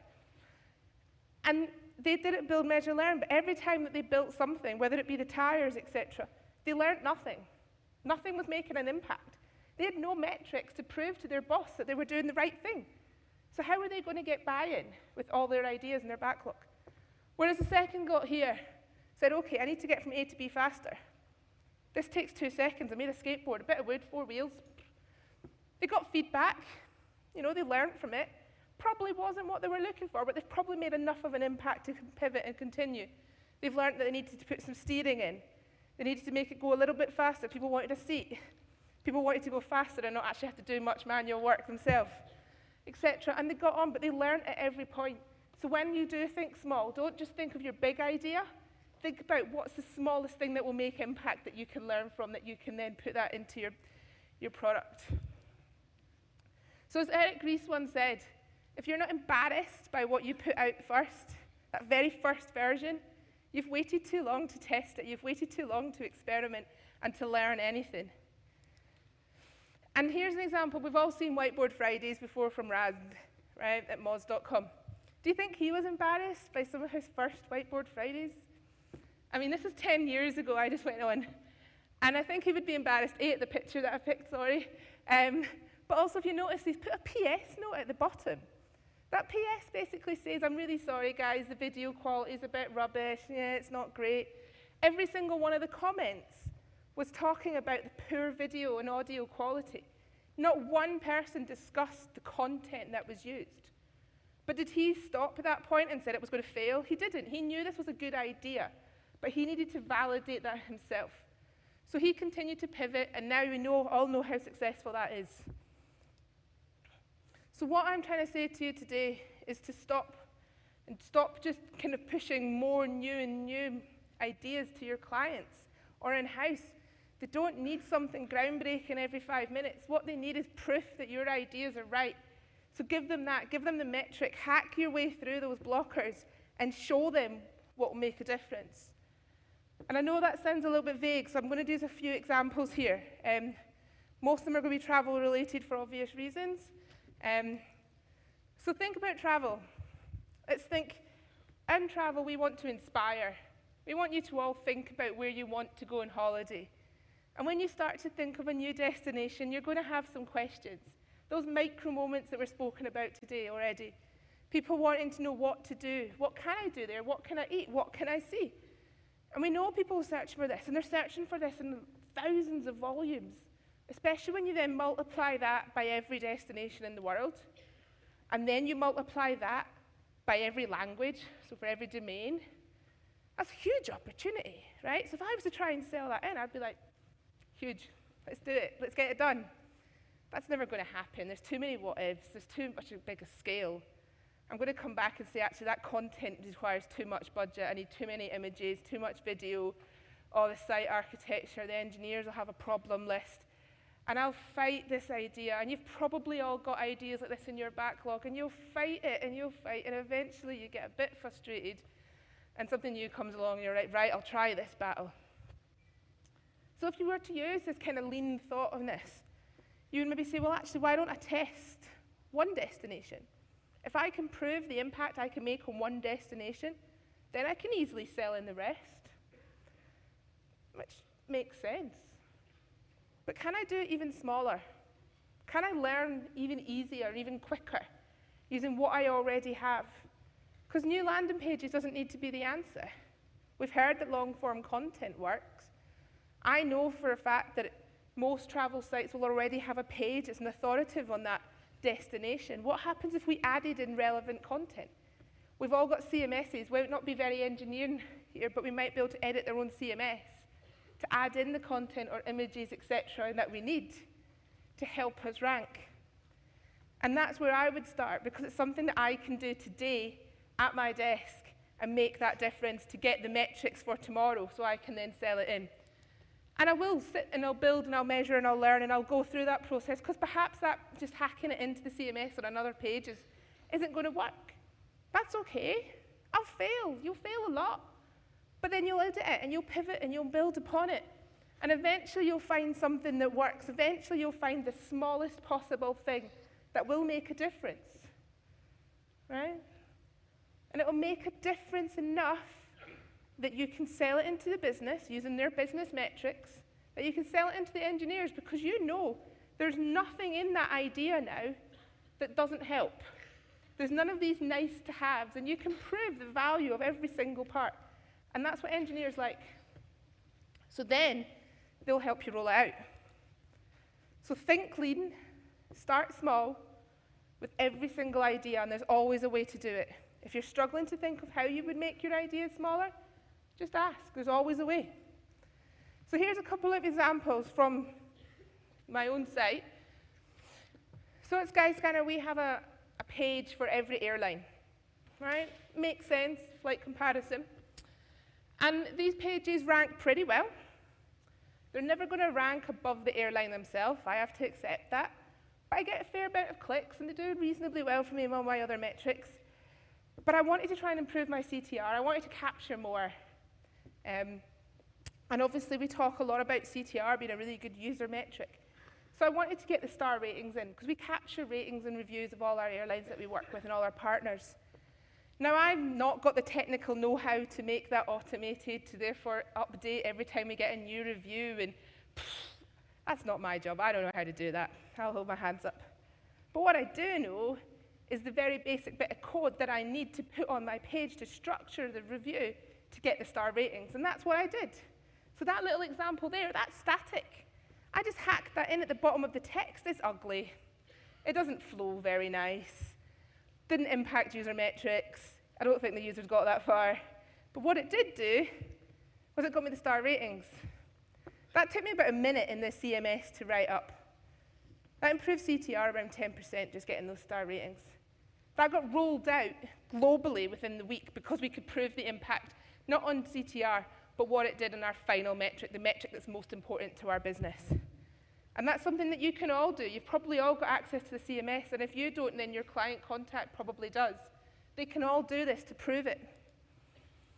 Another example of one that sat in our backlog for quite some time, and I'll put my hand up that it did, was people want to fly somewhere. People want to go to places, but they don't necessarily know if there's an airport or not. So places like Marbella, Benidorm, Ayia Napa, generally places that people like to go for a drink, but people don't know there's an airport. But people are searching, and the volumes are really good, and it's relevant traffic, and it's something that excites us all that we could really drive and get our organic visibility. But I kept getting pushed back. Sam, we cannot put that into our site architecture just now. It doesn't fit in with how we've got the site set up, so we cannot do it. And actually then they would go into this technical chat, and I got lost and confused, so I just knew we couldn't do it. So I thought to myself when I was starting to think in this way, how can I get that off my backlog? How can I test it and prove that it works? So there's only a page that I could do at this point. There's only place that I could create pages was the news site. I thought it's not very relevant, but hey, we're all wanting to be growth hackers, right? So I created a page. It's not very pretty. I was limited by the format that I could use, but I explained to them what Ayia Napa airports there were, where you could fly to, linked to the relevant pages, etc. And it worked. You can see I got position 1 rankings now for people who are looking for this. And following obviously all the expert advice that Adrian gave you, I also managed to get the Google answer box, and that's worked. I'm still in the middle of pivoting this. How can I get people to convert? How do I make sure I get the right quality of sessions there? But what you can see that I'm doing is I'm not stopping at a hurdle anymore. I'm now trying to stop and think my way around that hurdle. I'm trying to find the shortest path possible to validate my idea, to get the answers, to prove to people that this is the right thing that we need to be doing to make the impact, to grow our organic visibility. So I'm using the most simple model possible to build, measure, and learn. And I pivot constantly. And that's okay. And things will fail, but that's okay, because what you've done is you've learned. And there's a quote here that I have no idea who said it, but I like it. So doing nothing's really painful, it's frustrating, but not learning is fatal. So even if you're learning that and you're failing, you know what will not work for your website. You know that this isn't the right way to go about it.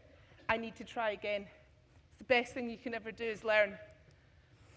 And if you are interested in understanding a little bit more about what this is or about how we do these things, then there's a couple of books that I would highly recommend that you read. They are very good. They're also not really hard to read textbooks because I'm not into that either. But yeah, so thank you very much. If you do have questions, I'll be around later on. And if you want to know more about what we do at Skyscanner, you can follow us on Skyscanner Growth on Twitter. And also, if you go to SlideShare and look for Skyscanner Growth, you'll find the slides here today. So thank you very much. Excellent. Thank you so much, Sam. I really enjoyed that. Again, 3 really interesting, 3 really different talks, all really, really good. We've got a break now. I want to explain something because there's quite a lot of you here and this will help. We've got one more main session when there's multiple tracks happening. And then after that, we've got a real short 15-minute break. So we've got the break now, another session, short break, then the keynote in here. That's all here. That's Rory Sutherland. He's absolutely exceptional. We've got the link building session in here next. So we've got a break now, all the usual sort of things. There's some really interesting crafty stuff happening in that one there. There's all the games in that space there. And we've got our lovely sponsors, particularly Adapt Worldwide and Yex. There are 2 headline sponsors. If you see them, say thanks, because this event wouldn't be possible without their great support.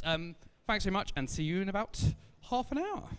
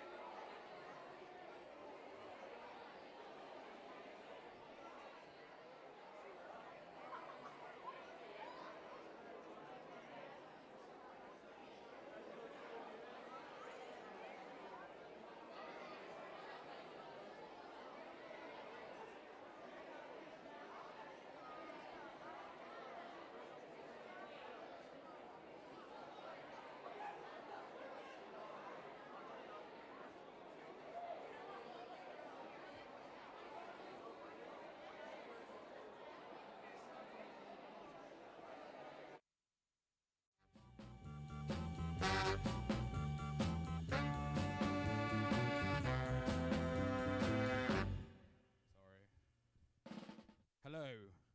How are we doing? Oh, there we go. How are we doing? All right? Good day so far? Yeah? I hope the silence isn't a bad sign on that one. So we've got 3 exceptional talks coming up again, all about link building.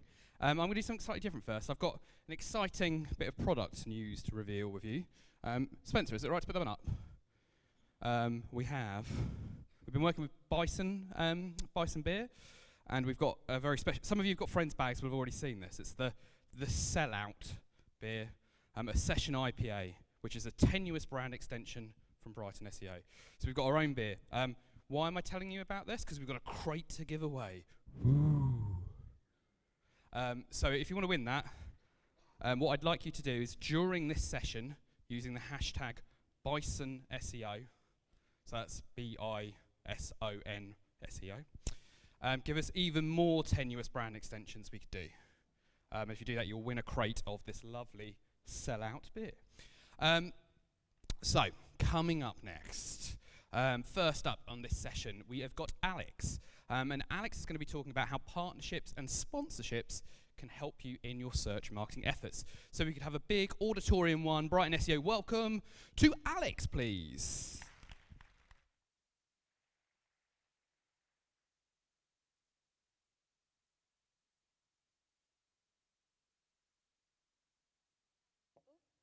It's quite a big stage for someone with little legs. Hi, I'm Alex. I'm from MEC in Manchester. So firstly, a bit about me. So I've got a politics degree from the University of Nottingham. And it was during my time there that I needed some extra money. And so I started working on some experiential campaigns for brands, like in my spare time, which at uni there's a lot of spare time. So I managed to really work with some really, really cool brands. And this opened the door for me to work for Samsung at the Olympics at London 2012. And after uni, I then went on to the University of Central Lancashire, and I studied broadcast journalism. I did a master's there, and it was that took me to BBC, because I've always had a love for sport, particularly football. So I went and I had work experience at BBC Sport, 5 Live, and BBC Radio Manchester Sport, and then this got me a paid job. And then I was also doing the experiential stuff along the side. And then a big opportunity came up at MEC. So I've been working there for just over 3 years now, and it's been pretty successful, especially over the last 12 months or so. So in the last 12 months, I was named Young Digital Marketer of the Year in 30 Under 30 Media Week, and also EU Search Professional of the Year, Young Search Professional of the Year. So I think that's why Kelvin's invited me today. And then during my spare time, I have launched a pro bono campaign, which was for Mind Charity, which was nominated and has won quite a few awards, and also was shortlisted at Cannes Lions. And I also mentor and help Salford Uni students and Manchester Met Uni students. So that's enough about me, and that's the only time I'll talk about myself. But I thought it was quite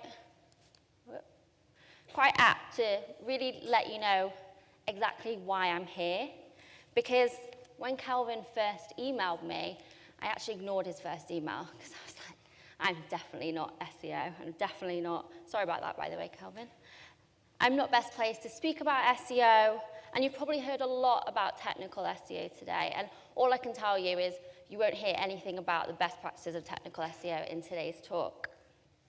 But I was one of the first members of the campaign team at MEC, and I was brought in to try and supplement the SEO team, which focuses on content and merging owned, earned, and paid to get the best value for our clients. So I'm personally interested in partnerships, so I'm going to tell you how they can help get the best SEO value for your clients and for your brands. So this is the team that I sit in at MEC, and we've recently launched Wavemaker. We're actually 1 year old today. And I sit in this team, and I dip in and out of this, and then a bit of this. But the main thing is that I focus on the content, I focus on the campaign strategy, and I particularly enjoy partnerships. So, I've spoken to you about why I'm talking to you today. I'm then going to go into now the importance of partnerships, key tips, give you a few examples, and then I'm going to link it all back to how it will help your SEO KPIs and objectives. So, as you all already know, organic search is being squeezed. We've seen organic market shares drop below paid, whether it's for paid ads, maps, snippets, feature snippets. Even when you're ranking at #1, you've still got to scroll. So even though paid is taking a prominence, it's really important that our SEO strategy matures and we look at employing other methods to get people to the site via organic search. And one of the ways that we do this is through partnerships. Because partnerships can not only have a direct effect on your SEO, but also a halo effect on your brand awareness, which then will trigger more brand searches. And as you know, brand campaigns can take many forms, whether it's out of home, digital, PR. So the importance of a partnership. Why are they important? It's all about using the association. It's not just about media value, it's about linking with the values and the associations that you want your brand to share. When done well, these values will then transfer to your brand and they'll strengthen your brand personality or positioning. However, anyone can just badge something. This isn't as simple as approaching a brand or an organization and just plastering the two together. You need to have a strong strategy with real thought given to the nature of partnership. Ensure that it's like-minded, that it works well for both parties, and then you all have to work collaboratively and have clear goals in place. So where do we begin? First of all, I would suggest getting to know your clients. What are they struggling with? What do they need? What difficult questions are they having to answer in the business? Work out how you can help. Secondly, partners. Manage relationships with partners, whether it's media owners like The Guardian or new players like Playbuzz who create really cool quiz content. Be on the front foot, get out there, see what's out there. Drop your client a line the next day and be like, hey, saw this really cool person yesterday. They showed me this. This could work for the business. What do you think? I can't tell you how much the client will appreciate that. And then finally, be curious. We're in an industry where there is so much cool shit around. Yes, it might be an out-of-home ad that relates nothing to your daily 9 to 5. But if it made you sit up, and if it got your attention, what was it about that ad that got your attention? What can you take from that? Bring it into your 9 to 5 to inspire your work. Read the likes of the campaign, the drum, just completely immerse yourself. And then next, the process. So my recommendations, if you've got a brief, you should just completely rip it up. Pull it apart. Don't accept it as it is.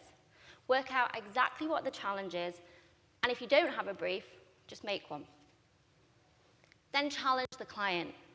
So this goes back to earlier, getting to know your client. What difficult questions are they having to answer? What are they struggling with? What are they, or what have they been asked to achieve? And then after you've done all this, and you've done all of your insight, find your partners. So you want to invite a few in. You want to get them together. Let them know this is a live brief. Create some excitement. If you want something shit hot back from them, then you need to inspire them. This is really, really important when you're selling it in. And then if you want this to have an effect on your search marketing, then throw in those SEO KPIs. Who's going to own the campaign? Where's it sitting? Are we producing a content hub on the site, which has more information for them? Furthermore, who's got the rights to this content? Think longevity. How are we getting the most value out of this partnership?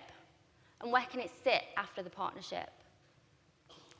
And then you've got the project management. So who's going to be responsible for this thing? There's a lot of back and forth. Make sure that you outline all the key responsibilities. Finally, measurement.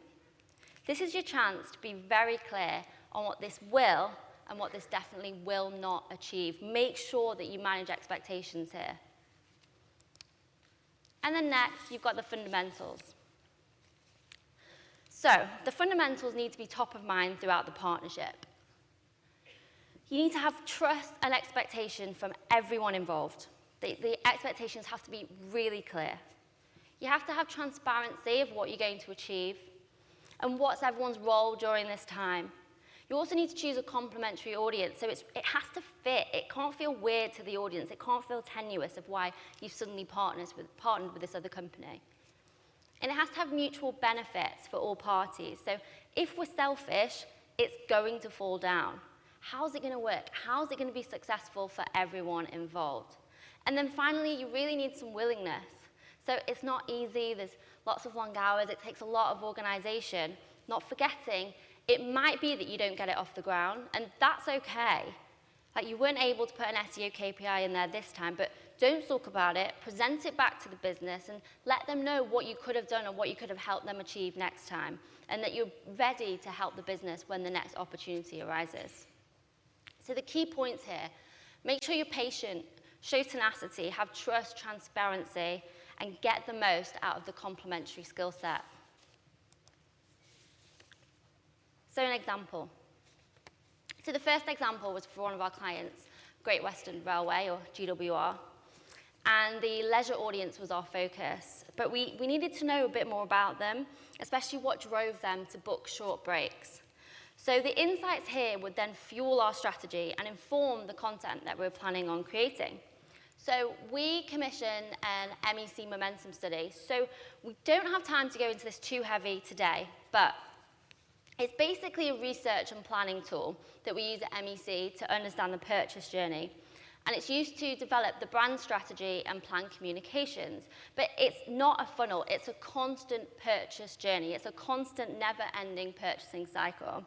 And it helps us identify key insights along the way and lets us drive what our communication should be to influence people at the different stages of their journey, whether it's the passive stage, the trigger stage, the active stage, or finally through to the purchase stage. So our insights. Our insight told us that between 2010 and 2015, UK festival goers and concert goers had increased by 45%. And streaming music had also increased, and this was growing globally 51% between 2014 and 2015. As GWR has some of the biggest festivals near stations on their network, we decided that we could target some music fans with Spotify playlists to connect with potential customers via their love of music. One problem: this is all great, but who are we, a rail provider, to start talking about music? We've got absolutely no authority. We can get people there, but why would we talk about music? So to have the authority to talk about music in an authentic way, we partnered with an influential source in music, NME. We created Tracks on the Track, which was a campaign in partnership with NME, harnessing the editor's music industry reputation and influence, and we created a hub of festival content, Spotify playlists to resonate with GWR's festival travelers and build GWR brand values. We also work with music bloggers who help supplement the content. MEC designed Tracks on the Track, the hub, with the festival theme in mind. And we also added additional benefits on there, such as the playlist, the recommendations, all supporting content, as well as how to get there by train and whether we were providing a shuttle bus to get you from the station to the festival event. And these were the results. So the campaign has driven coverage and links across 18 high-quality websites. We've seen an increase in 33 keywords overall, ranking page 1 for 13 of them, and over 19,000 visits to GWR.com. The campaign also achieved high engagements with nearly 1,000 subscribers of the playlist, and we had an increased time on site of 129%. So this partnership was successful in getting the brand associated with a brand new audience, built visibility for generics, and it also increased traffic for generics. So I could just present a big campaign with a big budget, because I'm from a big media agency, and tell you, like, do this and it will help your search efforts. But what about the companies, the brands, the clients that don't have the big budget? What if you don't have the big brand spend? Well, that's okay, because here's another example. It's at the other end of the scale, and it's humble in budget. This was the Moston Community Project, which we set up for one of our clients, TroyPoint. So we were experiencing lots of challenges in terms of the website and the platforms that we could use. And we wanted to engage some new audiences as well as our existing audience, but we had very little to no budget. But we did have 3 things. Local knowledge. So we wanted to do something for the local community. So we contacted Forever Manchester, which is a Manchester-based community charity, and they put us in touch with the Moston Miners Community and Art Centre. So the ex-Miners Club had like a hidden, overgrown garden in the back, which no one knew of and was of no use to anyone. So we thought, how could we help them?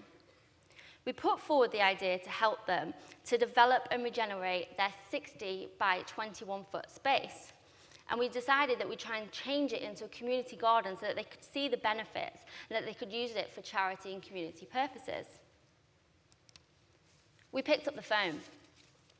So we do a lot at MEC, but regenerating a garden wasn't on any of our CVs or in any of our job descriptions. So we got in touch with a couple of Manchester landscapers who were willing to volunteer their time and design and make over the space. So think back to what I said before about a value exchange. This was exactly it. And then we did the legwork. So it was a huge team effort. It was pulling the whole thing together. We had to really get stuck in. But most importantly, we captured everything that we did along the way so that we would have content to show for it. Think back to longevity and how we can make this work further afield past the partnership. And then we also put on a launch event, some celebrities turned up, and we sold it into the regional media. But what did this achieve? So we were able to connect with a new audience with the involvement of local members of the trade press and the trade sector. We established relationships with new press niches that we'd never contacted before or been in association with before. So it was like charity press, as well as Manchester press, regional, and also more trade press. We picked up a lot of coverage, so we had like 19 pieces of coverage in total. And then throughout the campaign, we had over 121,000 organic engagements on our Facebook page, as well as 5,000 shares of the video content, all organic. And then we carried it on. We ran a competition afterwards, asking people what they liked about the campaign, what was their favorite bit. And that really helped to increase the longevity of the campaign. And it really was nice to see what other people had liked and what other people had enjoyed. So overall, it was a really well-executed campaign. It basically found a perfect opportunity, and it fit with the client's brief. The only budget was the project management and the cost of creating content, and the material cost, but the material costs were all covered by the client. So whether it was all the desk research, whether it was picking up the phone, or whether it was just simply doing the legwork, this campaign, the project managing, it was just all hard graft, and we saw some really, really positive results for our client. It was in keeping with the target audience, it was in keeping with the client needs, and as you've seen, it was just hard graft. So, finally, I'm going to link it all back into how this helps your SEO objectives. So, first of all, the on-site content hub. So this is really important. We don't want this to just be a flash in the pan. If you're doing all of this effort and all of this hard work, then put it somewhere that someone can see it. Report the if. So this is what I alluded to before. Think about the conversations, such as like, if you'd included us in this time, then we could have had this effect. Start those conversations early. It's not a, I told you so. It's, next time, just get us involved because we could have helped supplement this campaign, whether it's your brand campaign or whatever it is, but we could have impacted this and helped the wider business. Then it's important that we set up the wider business. So you'll be surprised by letting people know that there's certain opportunities or campaigns going on, how many people want to get involved or how many people can suddenly help your search efforts, and they can supplement it and they can make it an even more successful campaign. So you only need one, and then suddenly everyone wants to get involved. And then your internal linking and keywords. So set this all up. Number one, set it up so you can report it back and measure it clearly. But number two, if you've enticed someone with some cool shit, make sure they can find it. Make sure the linkable content's on your site. Make sure they can find out more. And then finally, the media release. So make sure this media release is coming from you. Make sure that it's included, that you've got the hub, all the info people needed, where they need to be directed to. If you organize this section really well, you'll have a lot more control, and you'll also see that people give the credit back to you. They will link directly back to you. So that was a whistle-stop tour, and I think we're doing questions afterwards, so I'll be around for that. But if not, just grab me or tweet me at Alex Lever. And thank you. It's my first time at Brighton SEO. It's my first time presenting, and I'm really thankful that you all had me. Thanks a lot. Cheers. Thanks. Thank you so much, Alex. Really enjoyed that. We've had some good suggestions so far for the tenuous brand extensions. So they're crazy branded things we could get Brighton SEO branded. And if you come up with a good idea, you win a crate of our sellout beer. Okay, so our next speaker is Sam, and she's going to be talking about how to build high-quality links without spending money. So if we could have a big round of applause and welcome Sam to the stage, everybody, that would be amazing. Thank you.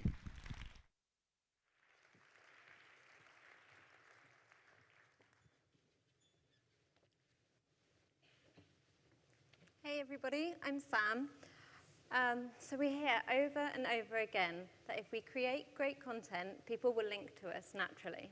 I don't know about you, but this seems like an awfully slow way to build links for the clients that I need to.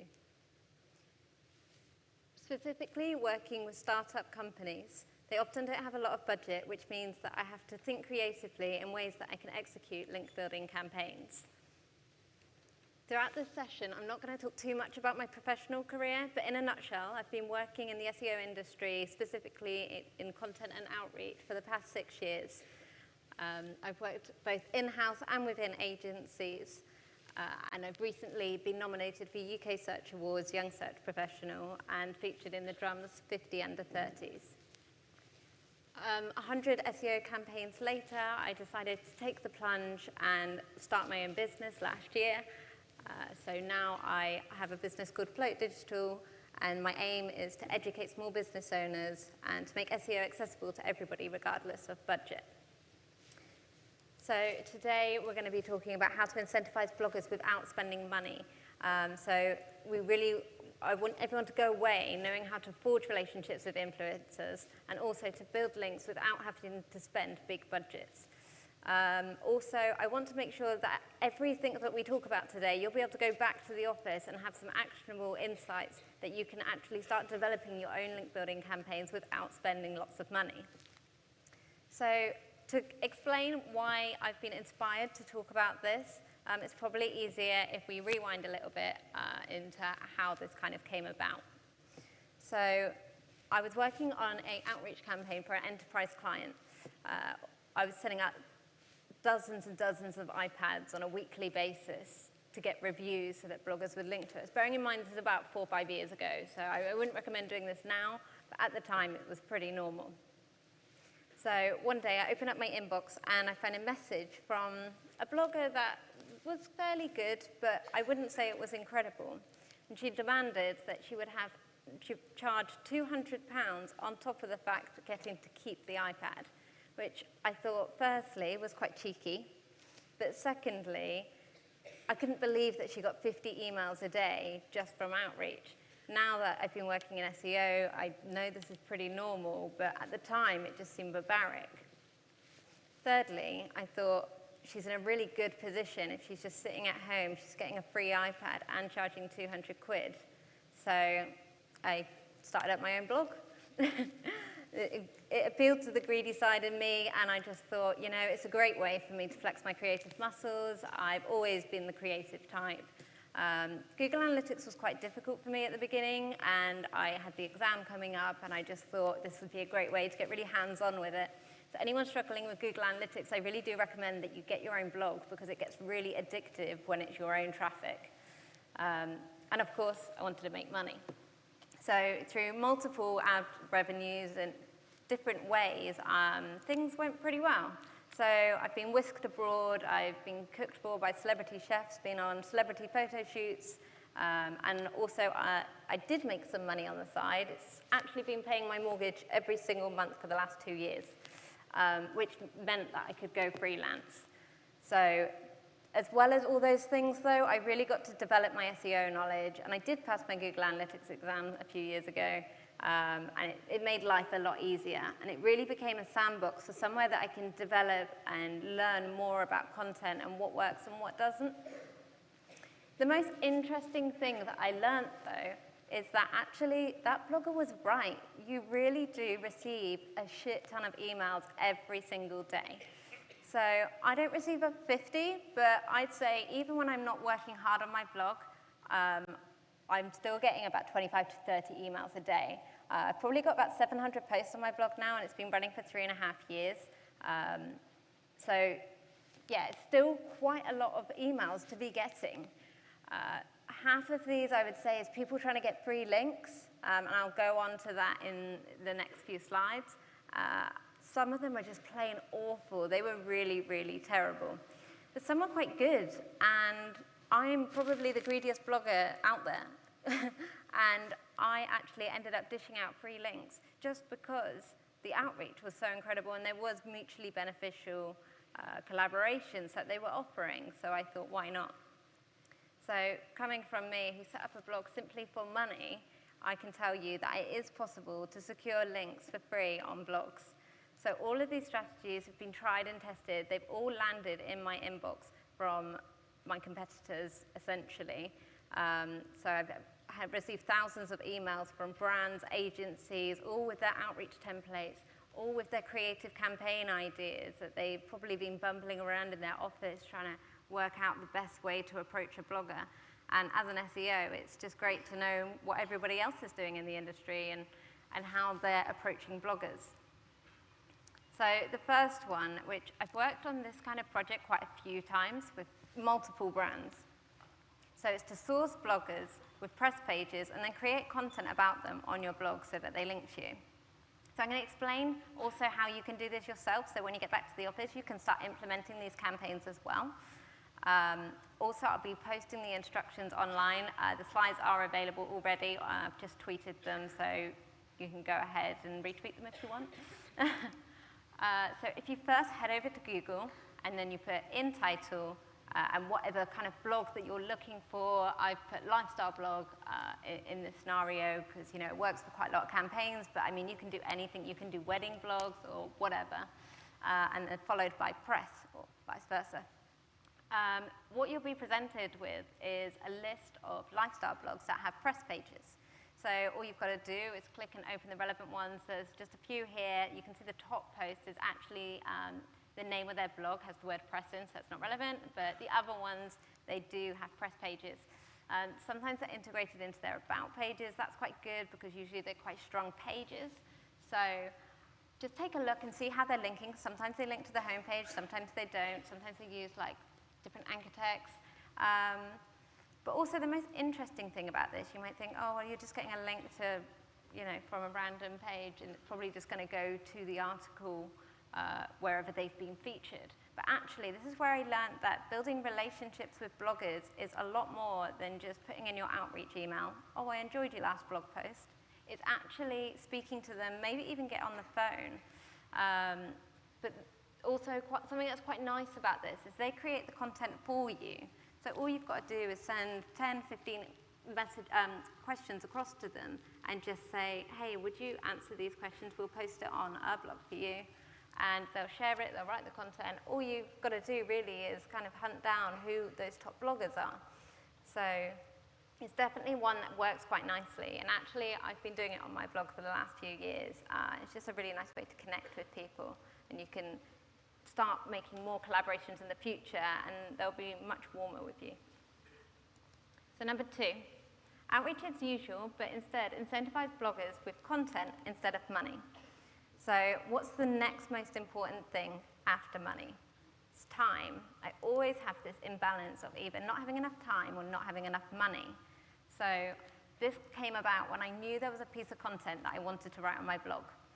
As a blogger, I needed to know how to do my taxes. I didn't really know where to start, so I just Googled it, as you do, some kind of blogger's guide to HMRC. I couldn't find a lot there. There wasn't really a lot of information. There was a few blog posts. But being an SEO, I thought this was a great opportunity that I could rank there. There was search volume, and I thought, perfect. But as I don't really know anything about the subject, and you know, it just wasn't something I wanted to write about, to be honest. I just thought, I'll leave it, and I never did get round to it. But somebody approached me and they said, we've written this article about choosing a rug for your home, you know, we're going to link to you. We put a link in there and we'd love you to post it. Will you do this for us?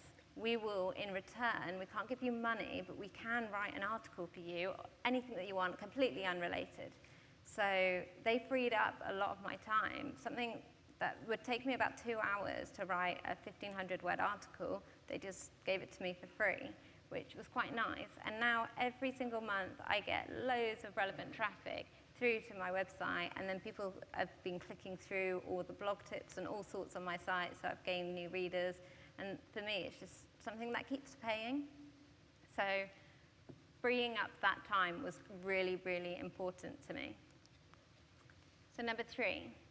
This is quite similar to the previous concept, but you don't have to be a writer to jump on this, which is really important.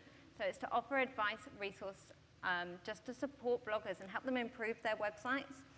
Take it from me, bloggers are always trying to make their blogs look more professional or drive more traffic, and they don't always have the skills that they need. So whether you're an SEO consultant, which I'm sure a lot of you guys are, or a web developer, a graphic designer, any of these things, and you've probably got skills and knowledge that you can pass on to bloggers, and they, in return, can provide you with content and links, things that you want. Just do a trade for trade. You know, perhaps create a header for someone, all these little things that you can get done in-house, or just by dedicating a little bit of time. Social media is a prime example for this. So if you're a social media consultant, just dedicating 20 minutes of your time on the phone to a blogger to say, hey, this is what you could do with your Facebook to really give it an extra boost. And I'm sure they really appreciate that. I know I would.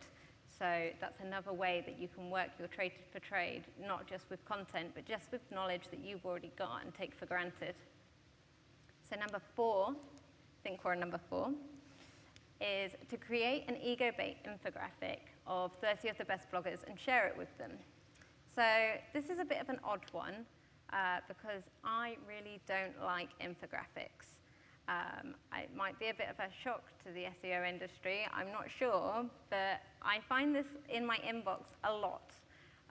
But really, I think they're quite spammy and generic a lot of the time, not all of them by any means, but a lot of bloggers that I have spoke to don't want to host them either because it doesn't really fit the imagery on their blog. And they can be done well, but a lot of the time they can be very unrelated, and I've received some, you know, about electricity or something like that that really don't match with my branding. So I usually would ignore these and I wouldn't go ahead. However, one did catch my eye, and although I would say it was still quite ugly, it was something I couldn't resist posting.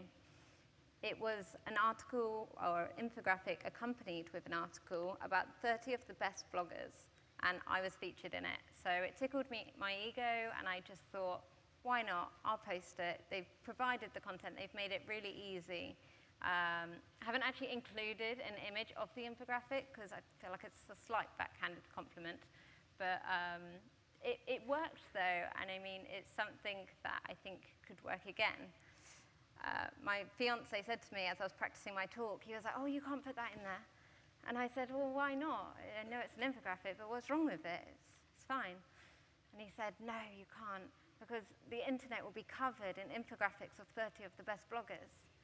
And I thought my husband-to-be was very sweet in thinking that my talk would have such an impression on the SEO industry and suddenly everything would change. But actually, there's just the beginning, though. This paired with your creativity, your data, any inspiration that you have, to make something of it.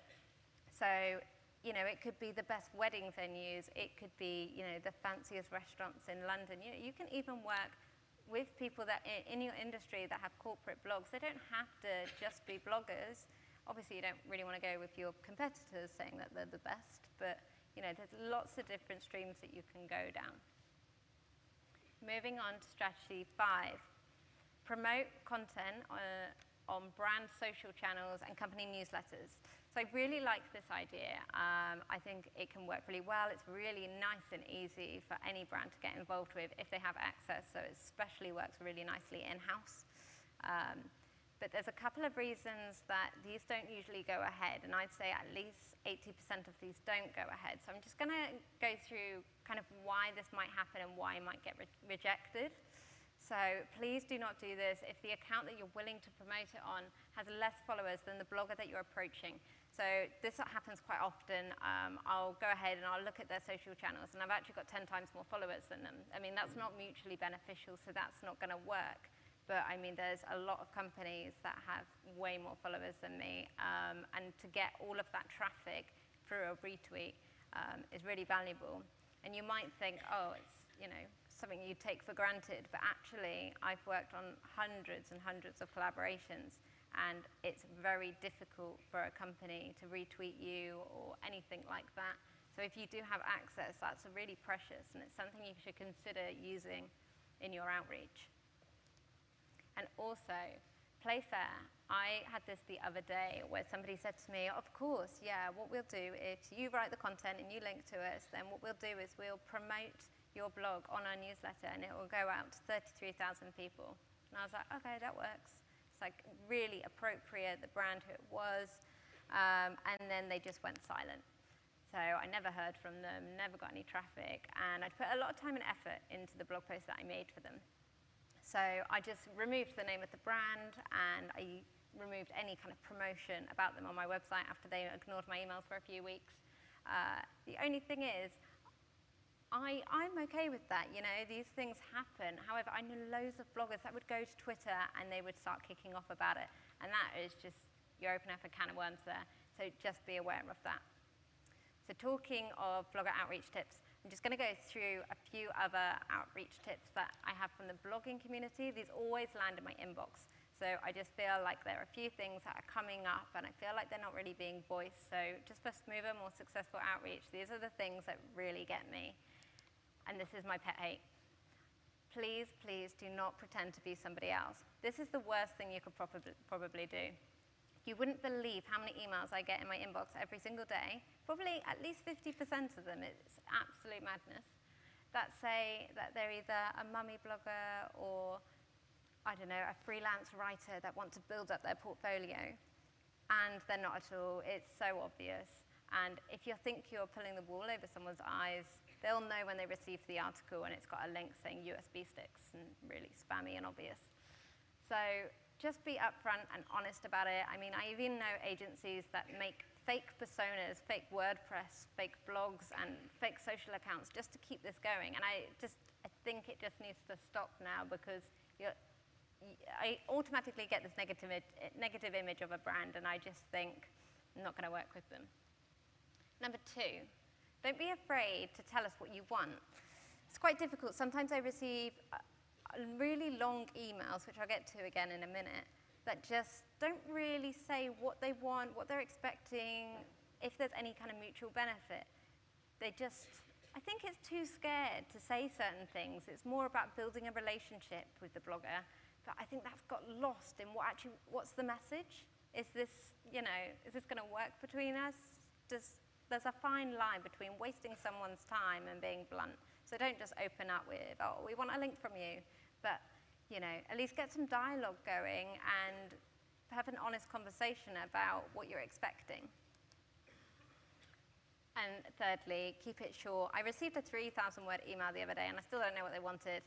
But I know when the company was founded, and I know who the chairman is. But that's really not helpful. I close it down almost instantly. I just want to be able to quickly see if it's something that's going to be helpful and appropriate for my blog. I don't know, just not a 3,000-word email. So leave those at the door.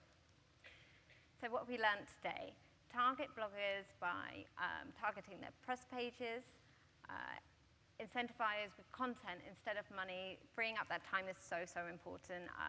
I would do anything to get a lot of my time back. Offer website support to bloggers. You take for granted what you know, especially in the SEO industry. I speak to somebody that doesn't work in SEO, and they are just baffled. So bloggers are they're dying for this stuff all the time.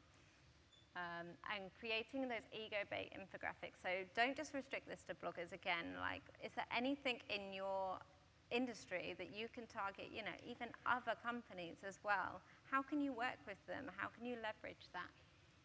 And then play nice when it comes to outreach. Thank you. If you've got any questions, I think we're doing them at the end.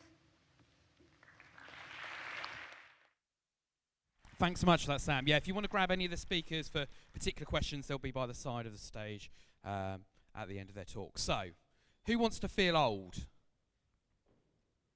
Okay.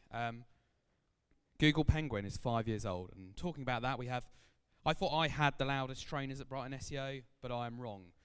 Coming up next, we have the owner of the loudest pair of trainers in SEO, Christoph Cemper, everybody.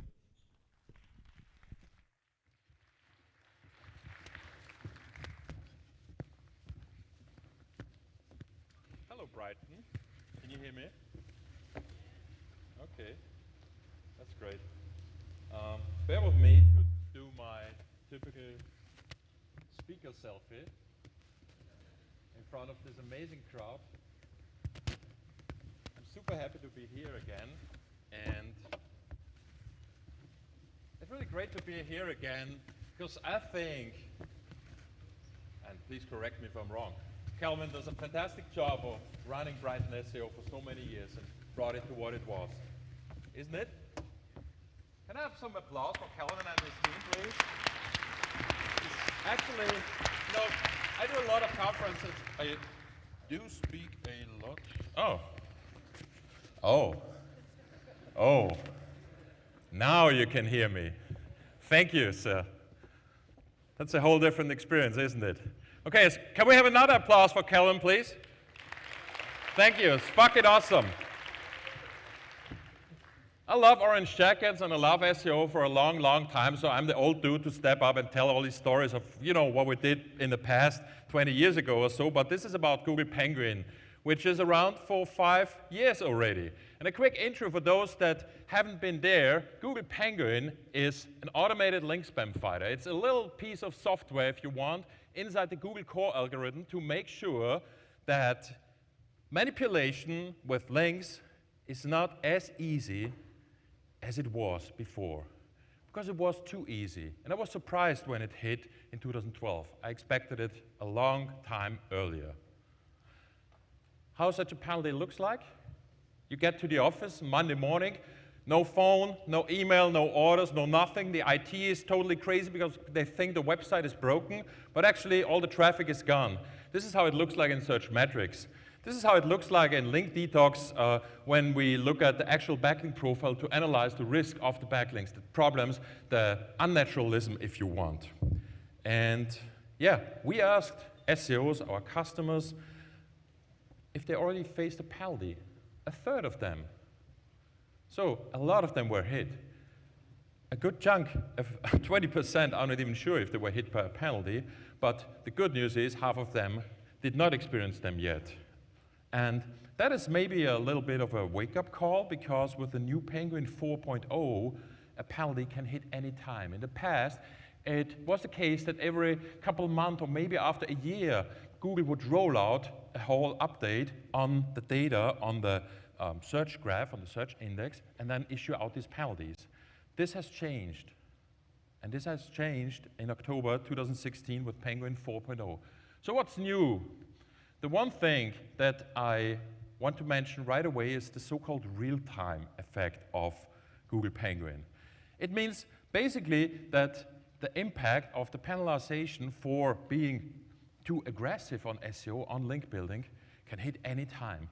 And that is also the case if you are not responsible for those links. Yes.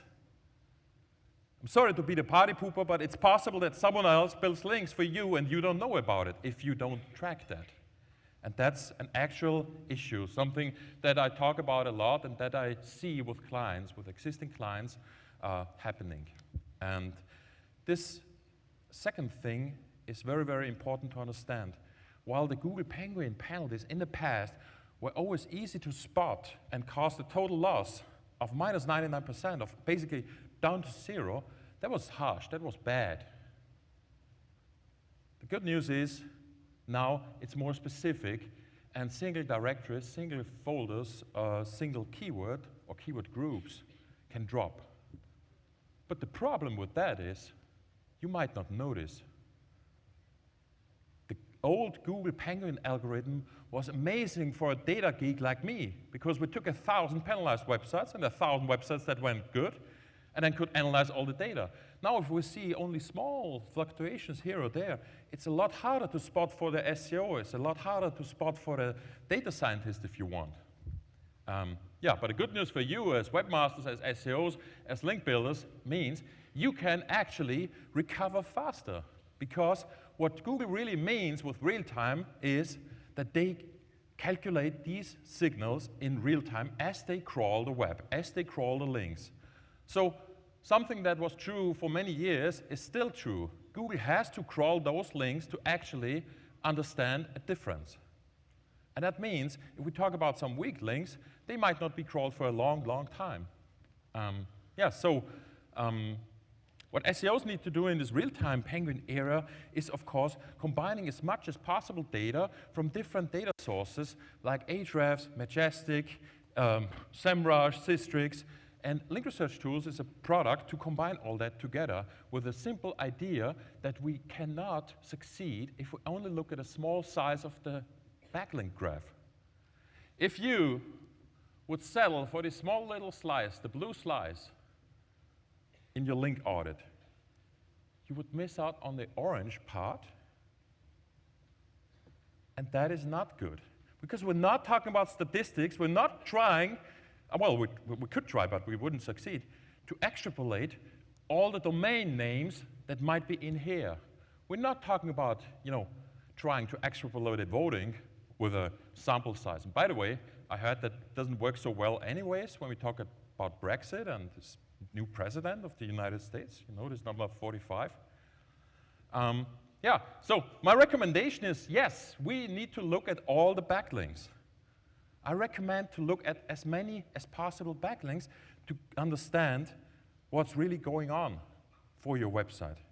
Should we really audit all the backlinks? Yes, please. I strongly recommend it. Looking at 500,000 links instead of 17 million to save a couple €100 is bad, bad malpractice. It's not a top-level approach. I'm sorry. It's not. And I would rather recommend you to not do anything at all in a backlink audit before making yourself believe that this is actually sufficient, because it's not. And yeah, that's an actual example from a pretty large brand. We recently, actually this week, launched a new release where we could increase the number of backlinks audited and combined together big time for some of the domains where I was surprised to see increases that I didn't expect to that level. So what I'm trying to say is, by combining as many as possible data sources over all the years, we get a richer and richer and richer picture, because none of the backlink data sources have all the information. It's not Google Search Console, it's not Majestic, it's not Ahrefs, it's not LRT by itself. As much as possible together gives you the biggest possible picture. And that is something that should be our goal. Because if you just think about all this negative SEO out there, you would miss, of course, some of the bad links if you look at the small slice only. And just think about, that audit you did maybe 2 years ago. You might have missed something back then because it just wasn't possible. And some new stuff might have arisen in your backlink profile. Something that a lot of people do not know is that we're not only talking about backlinks that have an impact on your rankings. We're talking about redirects. We're talking about rel canonicals. Redirected domains that had a penalty can pass this penalty on to your own site. So when you migrated that old brand website from 2005 to your new brand name, you might have inherited a penalty with that, starting in 2013, because this is when basically the rules for redirects changed as well. So my recommendation is, of course, to get rid of all these risky links and redirects by auditing and disavowing those bad links in the backlink profile. You still need to disavow that, and there were some talks and blog posts and short tweets that maybe disavowing wouldn't be necessary anymore because, well, Google would figure it out by themselves or something like that, which was a total misunderstanding, which is typically to the era of what I call Twitter SEO. 140 characters are not sufficient to describe a complex scenario or give full and comprehensive answers to complex questions. And this is one of the issues that I see in the industry in general, where I would be very, very careful and question, what's going on with data, of course. So we still need to disavow, and I recommend to do this often. And it's interesting to see that actually half of the SEOs we asked never, ever uploaded a disavow file. 45% said they never uploaded a disavow file, which is exactly what Google wants us to do because they gave us the disavow tool and the disavow file 5 years ago and told us, your backlinks are your business. So some of you might say, well, but they're Googling, they should figure it out themselves and all these scraper links, I'm not responsible for that, I didn't do this. Yeah, and that's exactly what Google says as well. It's none of their business either. They have no incentive, no motivation to clean up your backlink profile for you. And so they gave us this disavow tool and told you, that's your kitchen, clean it yourself. And yeah, the frequencies of uploads of the disavow file vary from every 6 months or every month to very seldom. In general, there's a good trend to see that there is some frequency, some recurring pattern of doing an audit and disavowing new bad links. But still, half of those SEOs who disavow risky links wait for Google to recrawl them. Why? Because recrawling is essential for the disavow to actually work. This was before Real-Time Penguin, but it's still the case. Google needs to recrawl those links. Okay.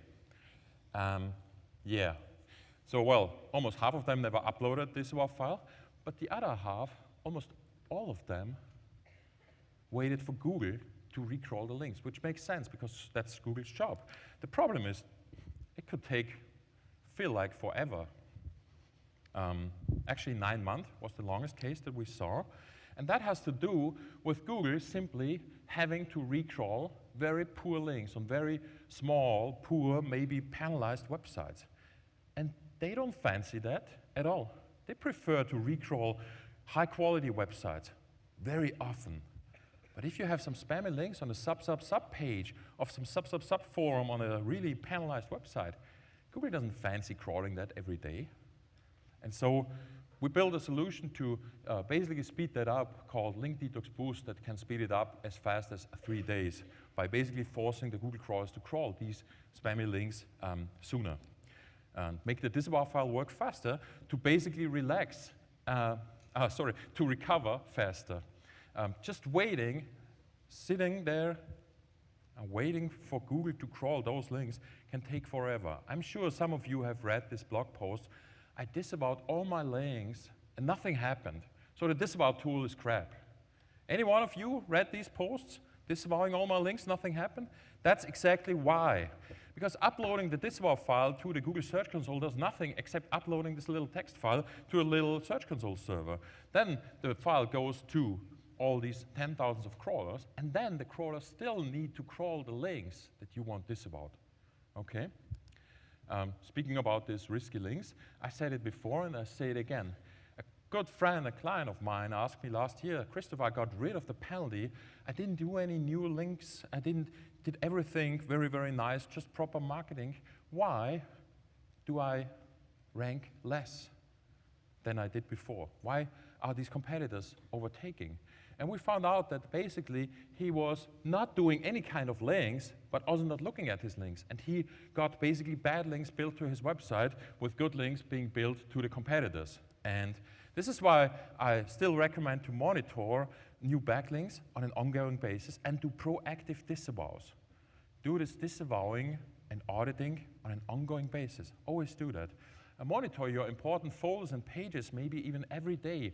In Link Detox, we have functionalities to do these partial audits for, let's say, the money pages or the important directories that you have. And please, double check on your disavow file. I know, when you have this drop of minus 99%, a sort of panic attack causes disavowing under stress. And this leads to errors, mistakes. And you can believe me, I've been there. We had SEMrush disavowed in our own disavow file. We had adobe.com disavowed in our file, where my links that I got there in 2004 were basically worthless after that. This led to the invention of the link audit or link disavow file audit to spot opportunities to keep the bad links with a high risk disavowed, but undisavow, basically remove those few, well, great ones from the disavow file and have them recrawled again. Speaking about links, what do you think how I suggest to build links in an SEO world in a real-time Penguin era? If we look at this from a data perspective in a moment, we realize this is really important. And I'm sure you heard about Gary Illish, maybe on my shirt, that you can get on our booth. That ranking without links is really, really hard, confirmed by Google again and again here, John Mueller, in September last year. And this guy, Andrei Lipatsev, actually a software engineer, who said simply, if RankBrain would be the ranking factor number 3, of course links and content are number 1 and 2. What do you think Google is? It's a search engine that is analyzing links between content. And this is a picture of the web with all these content pages, all the hypertext, all the hypermedia, and the big innovation, hyperlinks from 1989, is still there. That is the web. And you cannot not see it or not use that as a search engine. My recommendation is to go for high trust links and, for instance, launch a scholarship contest, ask for relevant content from students to link to you, and, well, you might get a lot of links that Google trusts because of that, because it's more or less organic. Another way that you might heard about is broken link building, especially when it comes to Wikipedia. There are over 180,000 pages on Wikipedia with broken links, where a link goes to a page that doesn't exist anymore. So if you use a free tool like the Wikigrabber or a simple site command in Google to find those dead links, you could easily come up with ideas of how to replace that content that's not there anymore with better content that basically is written by you, is rebuilt or rewritten or researched again and made better and replaced in the Wikipedia page with, well, a link to your site, making that link super valuable because it's on Wikipedia. It's a no-follow link. And I get this question a lot. No-follow links are awesome. I would even pay for links from Wikipedia to stay there. Wikipedia is one of the most trusted websites, regardless of the no-follow link or any other technical aspect of that. People click there to read that content on your site there. Think about the real user benefit here. If you look at your competitors, you can easily go for strong and low-risk links. With a tool called Competitive Link Detox, we can analyze which links are powering your competitors and have a low risk, basically are safe to build. With a common backlink tool, we can analyze which links power multiple of your competitors. And if those highly trusted, valuable links help your competitors, they will help you. Please do not replicate any kind of directory links, but metrics like the LRT Power Trust help you quickly see the difference between really spammy directory crap and valuable citations that you can go after. Going after the links that you're missing, that the competition has, that you don't have, is a common practice that is still around. I urge you to still do that, and still, please, make sure that you go after the links that are valuable in terms of power, of trust, of risk. We can measure that. And it does not have to do with the web design. I'm sorry, Mr. Web Designer, Mrs. Web Designer. Those links might look really shitty because they are on old pages from the 1990s something. They might still be super valuable. Just because you hear in this other session that design is a trust factor doesn't mean it helps you in your SEO. Power, trust, link velocity, and the risk in a link are much more powerful values to judge this from an SEO perspective. Having your competitors link to you indirectly is one of the most underrated methods.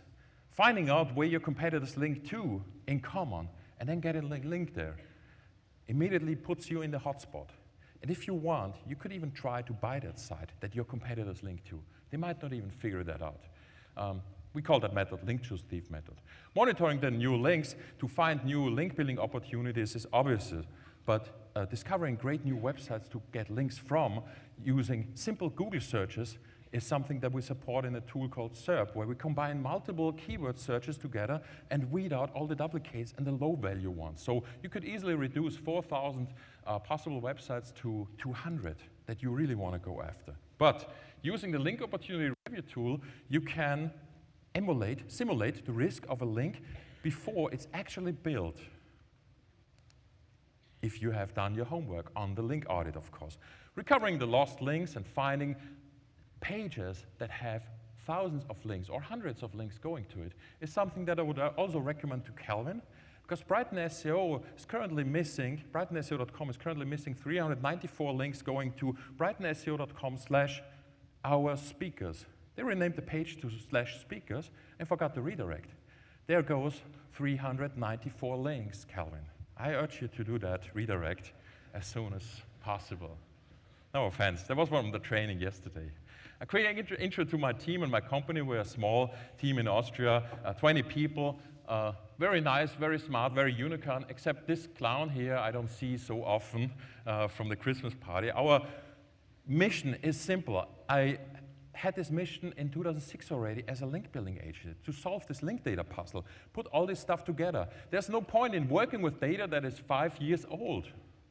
So recrawling all this data that we put together is basically what we do all day long, and combining all these different data sources. And the best at the end is all sorts of free stuff for you that we built in the last year are all sorts of SEO extensions for your Chrome browser or recently Firefox browser. Thank you very much, Mozilla, for approving the code that was live for over a year on Chrome to be safe, where you can see link data metrics like power and trust or redirect traces to find those really broken or bad implemented redirects using link redirect trace for your Chrome extension, using a SEO metrics toolbar that overlays all sorts of data over the most powerful and most well-known search engines, starting with Google and Yandex, of course, and yeah, the Power Trust extension. I'm proud to have a lot of clients with my company from all these years. We've been in business for 8 years, and yeah, I look forward to a lot of great questions from you, because we even have a training program on all these things. One thing I can say, I've been doing SEO and link building for 13 years, and I learn something new every single week, or even every single day.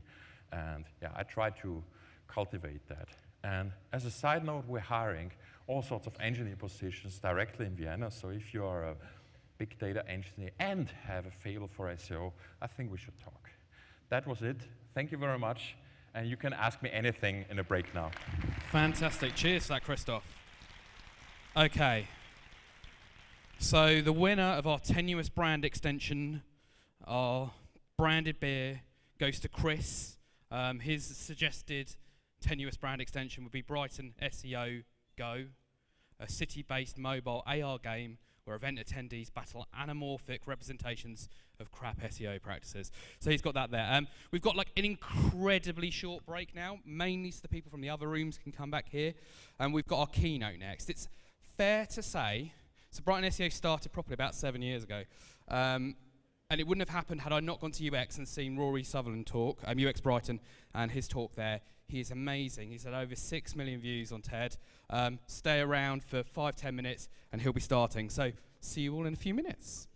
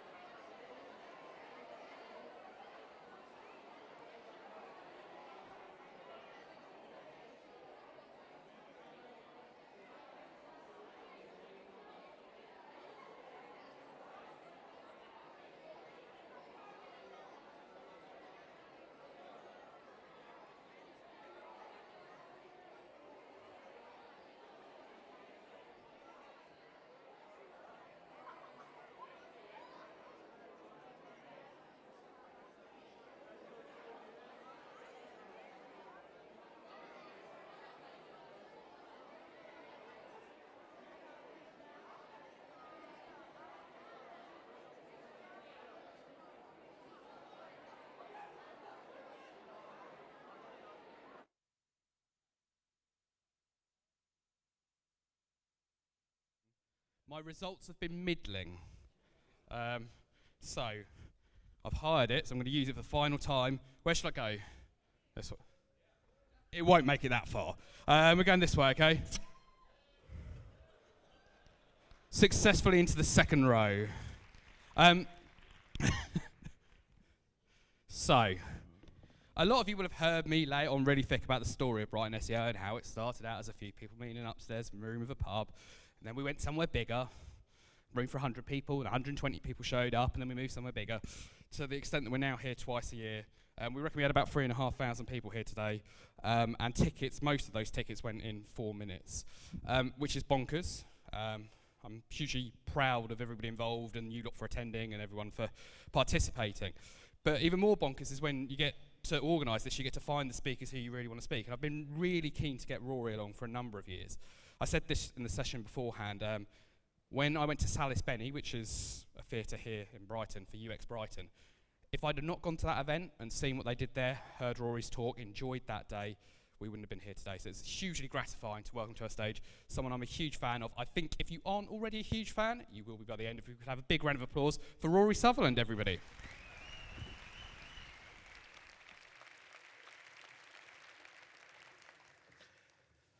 Thank you very much indeed. I never realized that I'd contributed to this. I feel a bit like J. Robert Oppenheimer or something. I turned up at Brighton 6 years ago, and now it's this. This is fantastic. Absolutely brilliant. I'm here from Ogilvy Change. It's a small part of Ogilvy. We're a behavioral science practice. We occasionally talk about a thing called innovation. Now, that isn't a misspelling. What innovation is the way to create economic value by psychological means. I think it's important for a variety of reasons, and I'll explain why going forward. But the assumptions of standard economics, would you believe it? I don't know how many of you are economists, is that people make a series of utility optimizing decisions in an atmosphere of perfect information and perfect trust. So the assumption of economics is that people are already choosing absolutely perfectly what they spend their money on. Therefore, the assumption of economics is the only way of improving human well-being is to effectively consume more stuff, because we're already doing it perfectly, apparently. I think actually you can just as easily create a spectacular amount of value by consuming the same amount of stuff and looking at it differently, or even consuming less stuff and looking at it differently. And we call it innovation because it's essentially a form of innovation which looks at creating value by allowing people to look at the world differently and to look at things differently rather than necessarily providing them with different things. Now, I'm always intrigued, actually, because I noticed in earlier talks I've attended here, the whole question of, the reliability of links. How reliably does, a link indicate something that should come high in a list of search engine results? And of course, it's interesting because there are links which are incredibly valuable and meaningful, which should be given a huge amount of credibility, and there are links which are basically shit, okay? Now, I want you to be aware of that because that seems to me to be a much more realistic environment than the environment that economics and also information theory assumes. That we're somehow here floating around with perfect information and perfect trust, making optimal decisions. And if you think about it, that explains, by the way, why finance people typically hate marketing. Because in their fantasy world of perfect information and perfect trust, you wouldn't need any marketing. People would already know exactly what they wanted and how much they were prepared to pay for it. So marketing would be superfluous. And you see that in the attitude of economists who tend to hate advertising and marketing, also in the attitude of people who've been polluted by economists, such as your finance department, for example. Now, the simple truth is that this causes them to see marketing as a necessary evil, a cost to be controlled, rather than as a source of genuine value creation and competitive advantage. I think it's a terrible way of looking at the world. Let me explain why. Simply because two things really matter here. One, we don't live in a world of perfect information and perfect trust. We never have enough information, no matter what those sort of big data evangelists tell you, we will never have enough information to make optimal decisions most of the time. Those few occasions where we can make optimal decisions are really artificial constructs created for the purpose of GCSE maths papers. Find the surface area of a cone. 2 buses leave a bus station at 2 p.m. 1 travels due north at a constant 50 miles an hour. The world's never like that, okay? So nearly always, there's no single right answer to any question. I think this is really important. Those of you who are devotees of Nassim Taleb will know that what he really specializes in is how we should live in a world we don't understand and can't fully predict. We've spent too much time, arguably, focusing about the O, the optimization, and too little time looking at the question of actually, there is no optimal right answer here. The most important thing to remember, by the way, is also that even if you could create that world of perfect information and perfect trust, our brains haven't evolved for such a world. There are incredibly few instances in the evolutionary environment where your survival depended on calculating the surface area of a cone, or the pattern of movement of 2 ludicrously ideal buses which for some reason don't break and travel in a completely straight line. Our brains have not evolved for that world at all. Our brains have evolved for a world where we have barely enough information, and we need to use that information not to optimize, but to avoid dying. Now, the distinction, by the way, I'll explain later, but it's a really, really important distinction. If you're a devotee of Herbert Simon, one of the early proponents of AI, and a great, really the inventor almost of the decision sciences, you'll know that the distinction between optimization and satisficing is a really important distinction. I don't think, actually, in the real world, I don't think you can optimize. In fact, I don't think you should. I think if you super optimize for any particular variable, you'll always end up actually paying a very high price somewhere else. You'll achieve some sort of near perfection in the things you're measuring at the price of some form of disaster somewhere else. It may be an ethical catastrophe. It may be a catastrophe where everybody ends up competing for the same thing. It may be self-referential problems, which I think can happen in search quite a lot, where actually search becomes a kind of self-fulfilling prophecy. But I think optimization is the wrong word to use. I'll just explain it with a little example from nature, which is, if you look at bees, they've developed an incredibly clever feedback system whereby they do a thing called the waggle dance. If they discover a particularly good source of nectar, they go back to the hive and they do a dance at an angle up the wall of the hive, which tells the other bees at which direction relative to the sun and at what distance the nectar is to be found. And quite a lot of the bees dutifully watch the dance, don't waste their time going off looking for nectar. They just follow the instruction and go and collect it. But bee experts were slightly puzzled by the fact that, and it varies the percentage, but your typical hive, 20% of the bees ignore the waggle dance. They thought, this is pretty strange. You've had 20 million years of bee evolution. You would have thought, wouldn't you, that by that stage, bee compliance officers would have evolved, and they would have made sure that the obedient bees, the level of compliance with the waggle dance should be increased to 99% to bring our nectar collection targets in line with our budget for Q3, or however bee economics works. And no, that hasn't happened. I thought this is really a bit strange. Why this inefficiency? And then they modeled it using complex mathematics and realized that without the rogue bees, without the disobedient bees, the hive starves to death. And the reason is you get trapped in a local maximum so that you may all know about this fantastic source of nectar in a field just over the hill, but then a flock, they're not flocks, so they're herds, cows, sorry, yeah, been living in London too long. A herd of cows wanders over the hill, eats all the flowers, you don't know where else to go. And the point of the rogue bees is they're there to defragilize the hive. They're R&D bees. They're continually saying, yes, we kind of know where we want to go if we want to optimize short-term nectar collection, but the fact is we can't become overly dependent on one thing. So bees make a trade-off between short-term optimization and short-term efficiency and long-term robustness. And if you look at the ROI the different bees must employ, it must be fundamentally different.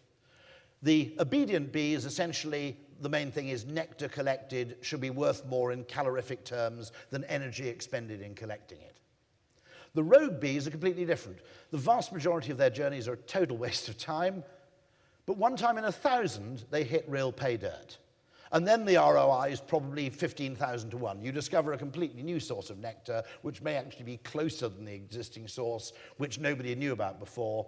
And so my point is about optimization is nature never purely optimizes along one dimension. I think there's a lesson here for lots and lots of things in the internet world. Yes, take what you've known, take what you've learnt, and use it as best and as efficiently as you possibly can. But never stop doing something weird at the same time.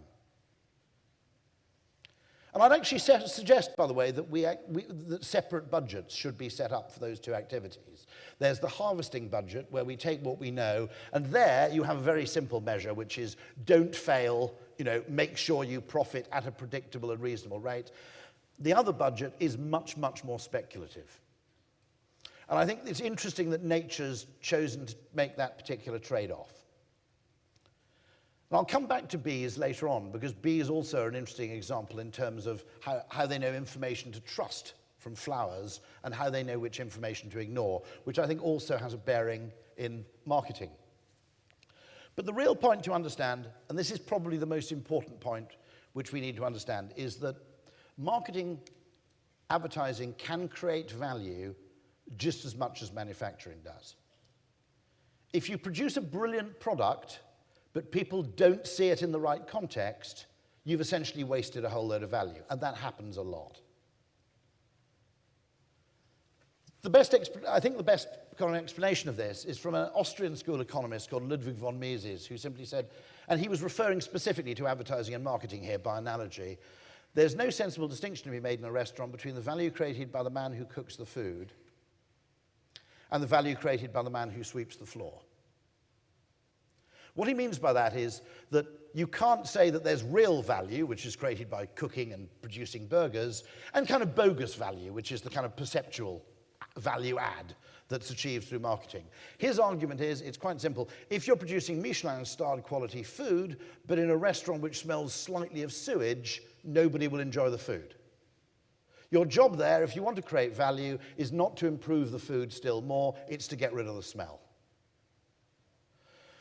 And there are fascinating, fascinating cases where, in marketing, if you sell something in a way that doesn't make sense, you'll fail to sell it. Now, I'll give the simplest example of where I think economics goes wrong and marketing gets it right. If you have two products, one of which is ostensibly better than the other, and the better product is on sale for a lower price, to an economist, that's the easiest decision you ever have. Higher utility, lower cost, you buy that one. If you actually look at evolved human behavior, what happens when you present people with that choice is they don't buy either of them because it doesn't make sense. They look at it metacognitively and think, well, if I actually had a better product, I'd charge more for it. So why the hell are these people charging less for what appears to be a better product? There must be some reason I don't know about why this product's a bit shit. And if you can create a story to explain why the product's cheaper, for example, then people are happy once again. I'll give you a very simple example. There's a world of difference between cheap strawberries and pick your own strawberries. Cheap strawberries makes you think, well, if these strawberries were any good, he could charge more for them. They're probably moldy, or there's something wrong with them, or they're stolen. Pick your own strawberries is a clear and understandable trade-off. I get it. If I put a bit of effort into picking the strawberries, they don't have to pay people to pick them, so I get really good strawberries for less money. That's the way IKEA works, by the way. They deliberately make the business of purchasing the furniture and of assembling it a total royal pain in the arse, so that you imagine you're saving money just through sheer mental and physical pain rather than through having to suffer low-quality things. It also profits from the sunk cost bias, which is that by the time you actually travel to an IKEA and walk through the labyrinthine maze, you have to buy something, don't you? If it's just some tea lights, anything. To go home from IKEA empty-handed would kind of be the retail equivalent of coitus interruptus, right? But there's a really vital point to understand, which is that there is no objective reality. Food is not good independent of the environment in which it's served, the context in which it's served. Nothing has a quality or a value that's independent of how we perceive it. So marketing isn't an optional extra which you do to add a little bit of kind of fairy magic dust to the really serious economic value you've produced somewhere else. It's something you have no alternative but to do. You have a great product, but it's really hard, but it doesn't make sense, it's really hard to sell. I don't know, are there any Chrome OS devotees in the room, or Chromebook fanatics? I was talking to Google the other day about that, and I said the problem with the Chromebook is it's actually a really good idea, but it's cheap, so nobody can get their head around it. You know, fundamental things, innovation is often really, really difficult, because often we just, if we can't make sense of what's going on, we do nothing.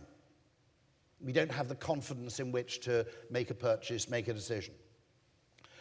Now, because we have no objective way of viewing the world, because everything we view is through a lens, I think there's a great opportunity there. If you want to solve a business problem, you can change the reality. Usually that involves expensive resources of some kind, or you can just change the perception. So my advice is always, when you've got a marketing problem, look for things which are objectively similar but subjectively different, or vice versa. Now, an example I always give is the best single thing that London Underground ever did to improve passenger satisfaction on the London Tube was a piece of innovation. It wasn't faster, more frequent, more regular, later running trains. It was dot matrix displays on the platform. They didn't change objective reality at all. They changed psychological experience. Why? Because the human brain, if it hates anything more than waiting, it really hates uncertainty. We'd rather wait 8 minutes for a train knowing that a train's coming along in 8 minutes than wait 5 minutes for a train in a state of total ignorance. So here, I would argue, is a case of innovation. Uber. You could obsess and obsess and obsess about how we reduce passenger waiting times. Actually, no. Wrong metric. It's not about passenger waiting, it's about passenger uncertainty. It's a psychological metric, not an actual chronological metric. And so what they do is they have a map. I think that's one of the single most important inventions in the history of transportation, is actually the map that shows you your car approaching. Okay? First of all, you don't really mind 9 minutes. You don't have that awful business you used to have of wandering out going, where is he? They said 10 minutes from the minicab firm. Maybe he's parked around the corner. Oh, what if he's already gone? Can you go outside and see where he is? You just look at the map and go, oh, look, he's stuck at those traffic lights. I'll have another pint. There's also a huge ego thing. I think most of us would admit there's a bit of an ego boost that comes from walking out of a building at the exact moment that a car draws up to pick you up. You feel a bit like Kaiser Soze at the end of The Usual Suspects, you know, a bit like Louis XIV. You know, whereas standing around staring in the rain is pretty much a low status activity. But there are loads and loads of things in which perception and reality are very, very badly misaligned. And the danger is if you obsess about real world metrics rather than perceptual metrics, you can invest a fortune in the wrong direction. One thing, by the way, 50% extra free is much more motivating to people than 33% off. If you pay contactlessly, it feels 15% cheaper than if you pay with chip and pin. And if you pay with chip and pin, it feels quite a bit cheaper than paying with cash. Okay? One of the crazy things the London black cab trade has finally learnt to do to compete with Uber is actually accepting card payments. Because if you think about it, the black London cab was the single largest item of cash expenditure any Londoner had to undergo. And as we spent cash less and less on everything else, cabs came to feel more and more expensive because it was the only occasion you had to pull out a 20-quid note. You could create spectacular value. It's almost a form of alchemy, just by getting people to focus their attention on something different. So anybody who flies quite a bit knows how pissed off you get when you land at an airport and the plane, rather than heading off to the airport terminal, parks in some apron of tarmac about a mile from the bloody terminal, and you know it's going to be a bloody bus, right? And every flyer goes, oh shit, it's a bus, right? And I've been doing this for years, and every time everybody goes, oh shit, it's a bus, okay? And then one day I land on an EasyJet flight at Gatwick, and I don't know whether the pilot's a brilliant behavioral scientist or something, but he said something absolutely extraordinary. He said, Now, I've got bad news and good news. The bad news is there's a plane blocking our gate, so we won't be able to get an air bridge for you today. But the good news is that the bus takes you right next to passport control, so you won't have far to walk with your bags. That's always true. And suddenly, all of us who heard the announcement are suddenly going, well, actually, I've got 2 bags. I'm quite glad there's a bus. You've suddenly got us to love the bus just by pointing out the positive. We'd experienced the positive before. The bus had always taken us to passport control, but we'd never been able to build a narrative around the bus where we were actually punching the air and giving high fives. Suddenly, we were told, try it. Next time you're on a plane, next time you land on the tarmac, just say very loudly, actually, I'm quite glad there's a bus because it'll take us right next to passport control. You've synthesized happiness in everybody within earshot. So don't always change the reality, change the perception. That's what innovation is really about. Wagamama, I think, does this brilliantly. If you think about it, if you go to Wagamama this evening, there's one in Brighton, probably 2. If you go in, if they don't know you, they'll always say, have you ever eaten at a Wagamama before? You always think, slightly weird question, why do you care? And if you say, no, I've never eaten at a Wagamama before, they'll always say the same thing. They'll say, what you need to understand is that the food arrives fresh and hot straight from the kitchen as soon as it's ready, and not necessarily in the order you'd expect. That's because we're based on an authentic Japanese noodle bar where kaizen and just-in-time modes of preparation cause us to make the food and serve it straight away. Now, without that little reframing sentence beforehand, I think 50% of first-time visitors to Wagamama would leave the restaurant thinking, well, that place is totally chaotic. You know, basically, I'd ordered the bloody duck gyoza as a starter, practically arrived with my fucking coffee, okay? You know, all my friends' food arrived long before mine did. Frankly, they're incompetent, they don't know what they're doing, and I feel personally affronted. I feel shortchanged.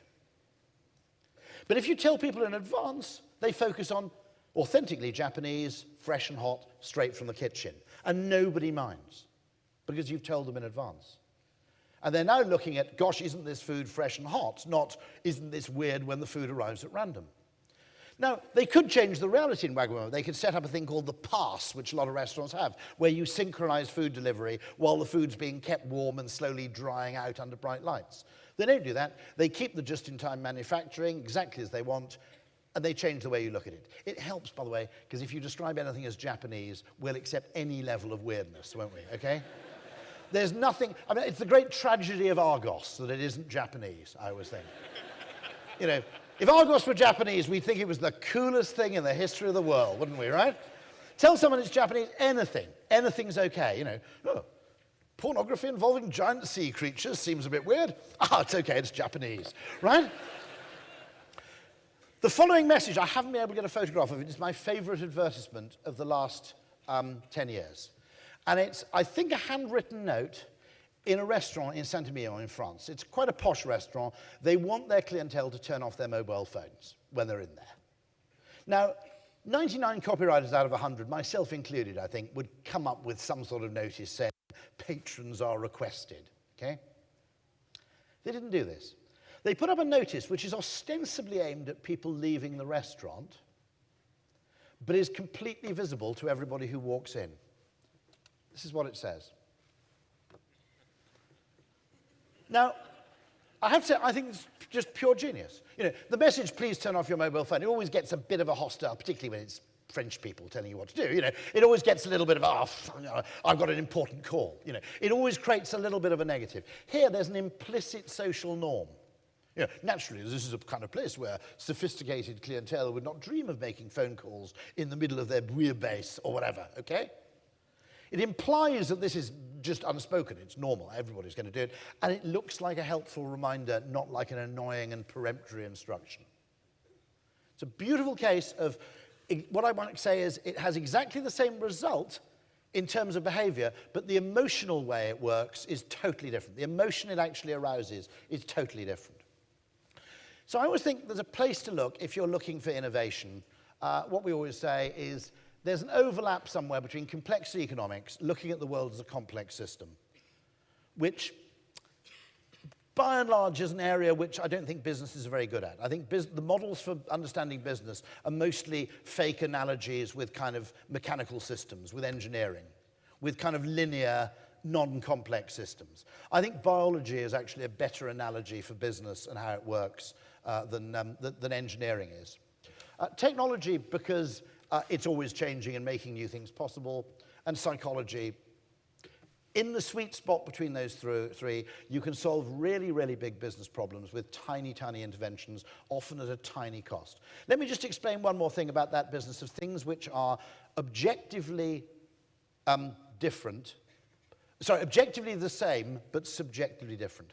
Let's say you're a large utility and you have to make appointments for your workforce to go around to install broadband, for example, or to service boilers or anything of that kind. Every single person will tell you that they're really annoyed and they really hate the fact that you can only give a morning or afternoon appointment. The problem is that giving strict appointment windows is pretty difficult if you're in that business, because you don't know how long each job is going to take. And you'd end up making promises and then failing to fulfill them. But nonetheless, everybody says they really hate the fact that it's just a morning appointment or an afternoon appointment. You can't be more specific than that. Okay? Now, if you took what they said literally, you go and spend a fortune trying to actually work out some ludicrously complicated and expensive way of having narrower delivery windows. The first lesson here is you've got to ignore what people say, because what people say is a post-rationalization of an emotional result. David Ogilvy said the problem with market research is that people don't think what they feel, they don't say what they think, and they don't do what they say. So when you ask people they don't like something, they do know they don't like it, because emotionally they're angry or agitated about it. The reasons they give for not liking it may be entirely unrelated to what generated the emotion in the first place. So you should get a bit suspicious when you think about it, when people say, why are you annoyed by having to have a morning appointment? Because I've got to take a morning off work. Now, you don't have to be massively cynical about human nature to know that people actually love taking a morning off work, okay? You know, I mean, there may be obsessives who hate doing it, but basically most people rather like taking a morning off work. What's the problem then? And I think the problem is the unspoken bit. What causes the emotion which causes us to be absolutely in a bit of a frantic state, waiting all morning for the boiler guy to turn up? And the problem is actually the same one. It's uncertainty.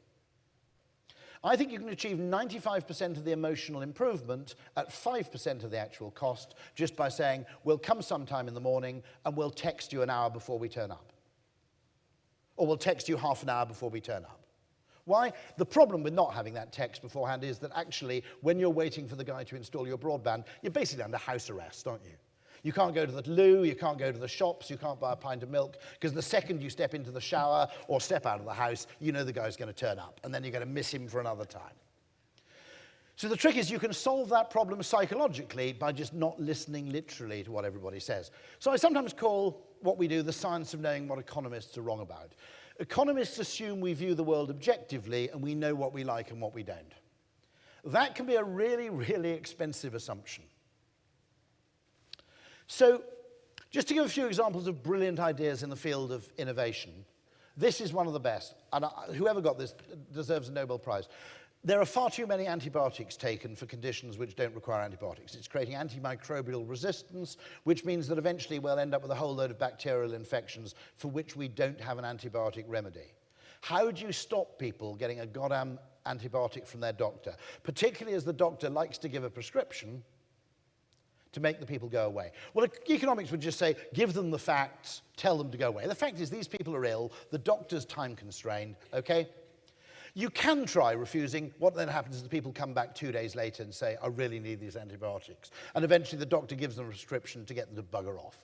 The doctor can give them a prescription and say, don't take this unless you're still ill on Friday. People still just go past the chemist, cash it in. They've paid £8 for their prescription, sunk cost bias, start taking the pills straight away. What you've got to do, most illness follows this trajectory. Oh my God, I feel a bit ill. Oh my God, I'm feeling really shit. Oh God, this is awful. It's going to last forever. I'm going to die. I feel a bit better now. Actually, I'm fine. Right? And once you turn the corner, your whole attitude changes. You don't want the antibiotics anymore. So someone had the idea which reduces by about 60 to 70% the number of antibiotics taken unnecessarily, which is you just give them a delayed prescription. It's post-dated. If you ask for one today, it'll be post-dated till Tuesday. The vast majority of these people never actually cash their prescription in. They go away completely happy because the doctor's given them a bit of paper, but they never actually cash the thing in. That's a brilliant case because it's an oblique intervention. This isn't a question of refusing, that's a direct intervention. If you can just delay it long enough that they've started recovering by the time it becomes an interesting question, then the problem's gone away already. Reason is a really dangerous thing to use. Taking consumers' views literally is a really dangerous and expensive approach.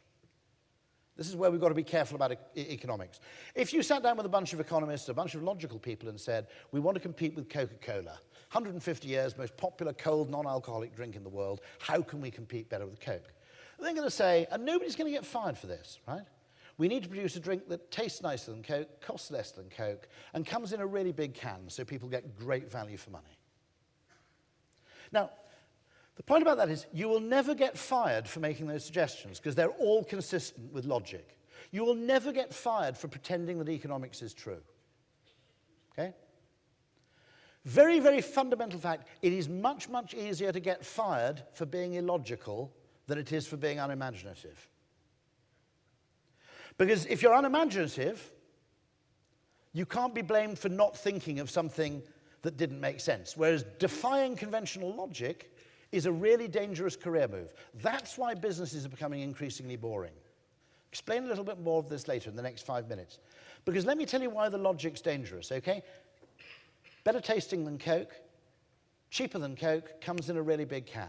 No one can argue with any of that. Consumers in research are going to go, that's fantastic, it's wonderful. And yet, the most successful attempt to compete with Coca-Cola in 150 years is this. It comes in a tiny can, it costs a fortune, and it tastes disgusting. Okay? Now, when I say that, by the way, I drink it myself. It's not that it actually tastes... I mean, in research, they researched it with a company that only researches the taste of carbonated soft drinks.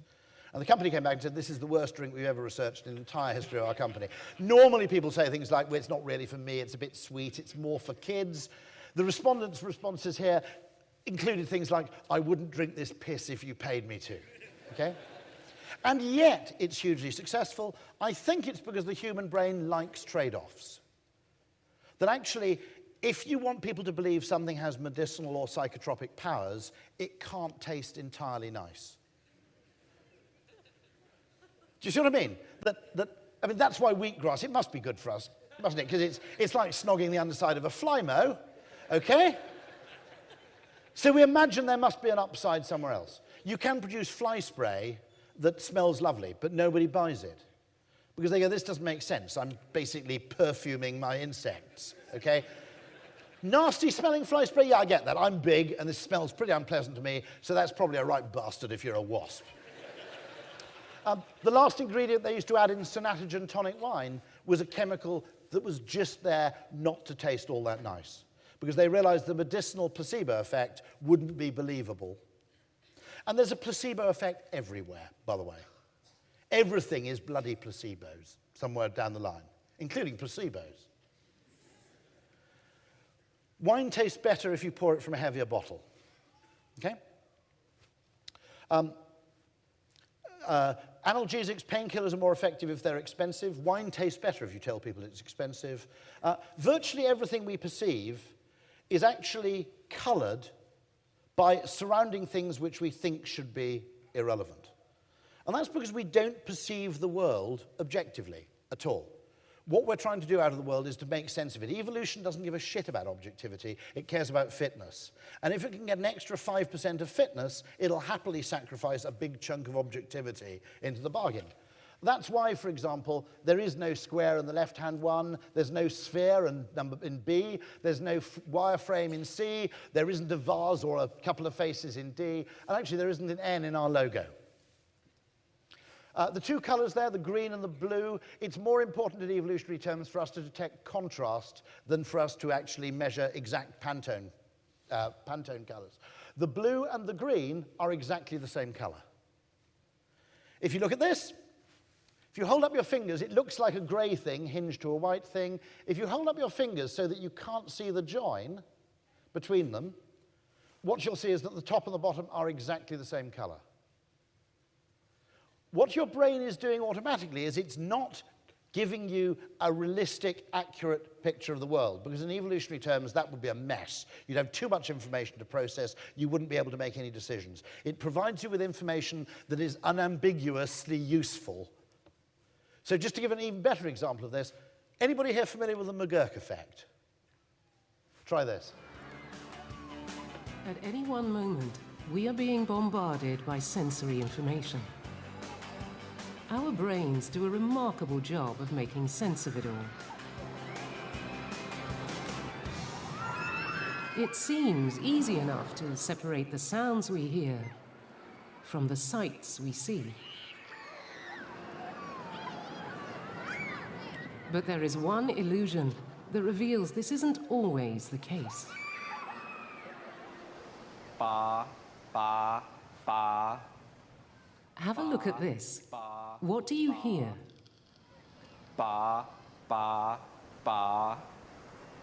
Ba, ba, ba. But look what happens when we change the picture. Ba, ba, ba. Ba, ba, ba. Ba. And yet, the sound hasn't changed. In every clip, you are only ever hearing ba with a B. Ba, ba, ba. It's an illusion known as the McGurk effect. Ba. Take another look. Ba. Concentrate first on the right of the screen. Ba. Now to the left of the screen. Ba. The illusion occurs because what you are seeing clashes with what you are hearing. So the simple thing is, beyond our conscious awareness, beyond our control, the brain is sense-making all the time. It's taking information and it's just generating a plausible narrative out of the information it has. If you want to get a better car this evening, at very low cost, take your existing car and have it valeted. Not only will it be a cleaner car, it'll drive better, it'll have a quieter engine, it'll corner better. Everything about that car will become immediately better. I had an engineer friend who was driven insane by that. He thought there has to be an engineering explanation that the act of polishing the car tautens the body panels and reduces vibration. Nope, all in your head. It's a shinier cars are better, therefore it's a better car. And everything about your perception of that car will basically shift positively. Now, the most important distinction, I'll end on this because it's really important, I don't want anybody to forget it, is between, as I mentioned at the beginning, optimizing and satisficing. And we tend to think that the world decisions are like an archery target. Aim for the 10, because that's the best. And we know it's the best. There's nowhere else on that ring that's better than 10. So we have to aim there. And if we just miss, we'll get a 9. Or if we miss that, we'll get an 8. Or if we miss that, we'll get a 7. And we fancifully imagine that optimization, that life's full of optimization problems like that. No, real life problems are much more like darts. You can aim for the best thing on the board, triple 20, if you're not a darter. If you just miss, you get a 1. In fact, if you're not very good at darts, the best place to aim as a satisficing darts player is the southwestern quadrant of the board. You might get a triple 19 and a triple 16, which are nearly as good as 20, and you won't get a 1 or a 5. So if you're not all that good at darts, you will get thrown out of the darts club for doing this, but just aim at the southwestern quadrant.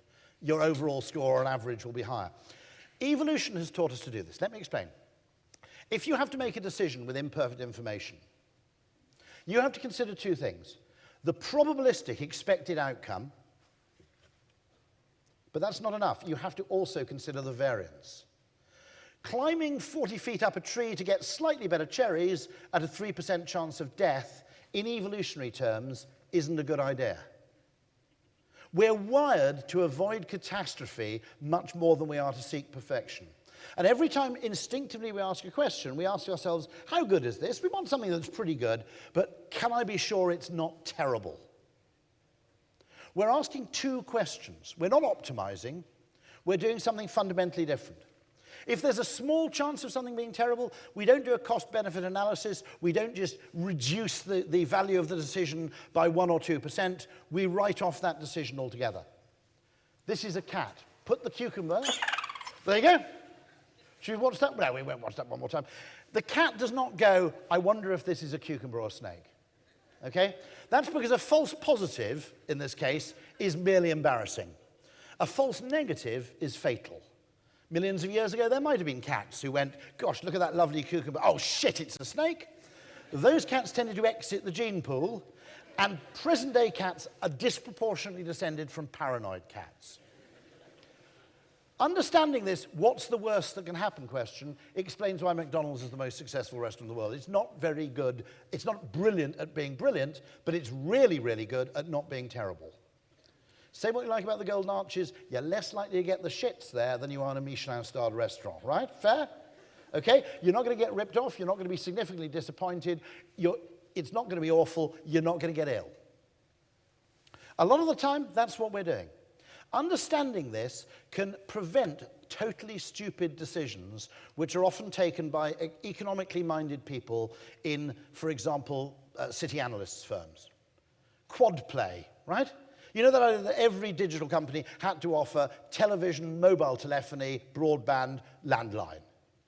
The reason is that you can then save money on the back end because the bundled package will be slightly cheaper than buying the 4 products independently. Therefore, the people who offer quad play must win because they'll be slightly cheaper than the people who only offer tri-play, duo play, or mono play. Okay?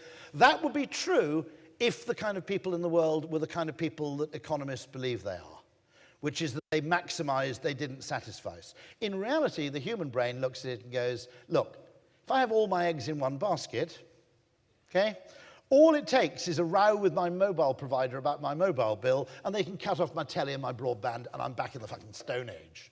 Okay? We're not that dumb. We understood this, and we realized when working with Diageo that there is a single rule that no man will ever order a cocktail in a bar unless the menu contains a picture or illustration of the glass in which the drink will be served. And that's satisfying, because if the male brain thinks there is a 0.5% chance it turns up looking like this, he'll order a beer instead. Now, once you understand that the avoidance of catastrophe, that actually we'll accept a lower average for a lower variance, once you understand that trade-off, lots of things which appear irrational about human behavior make perfect sense. Herding. Okay? It's not the optimal place to find grass, standing around where everybody else is, but on the other hand, you're less likely to get hit by a lion if there are 100 of you, rather than if you're standing on your own. Social copying, which is basically what that whole links business is. It's looking for reliable social proof that this page is actually worthwhile by looking at what other people think is worthwhile. Social copying, if you buy the best-selling car, okay, it may not be the best car you can own. It won't be terrible. Doing things that lots of other people do is not an optimal behavior, but it's a very good way to avoid catastrophe. Habit is the same thing. I've done it lots of times before. So where this is good is, by and large, individual consumers make pretty good decisions. Where it's bad, I think, is that in business culture, if you look at consumer behavior, the dominant behavior is fear of regret.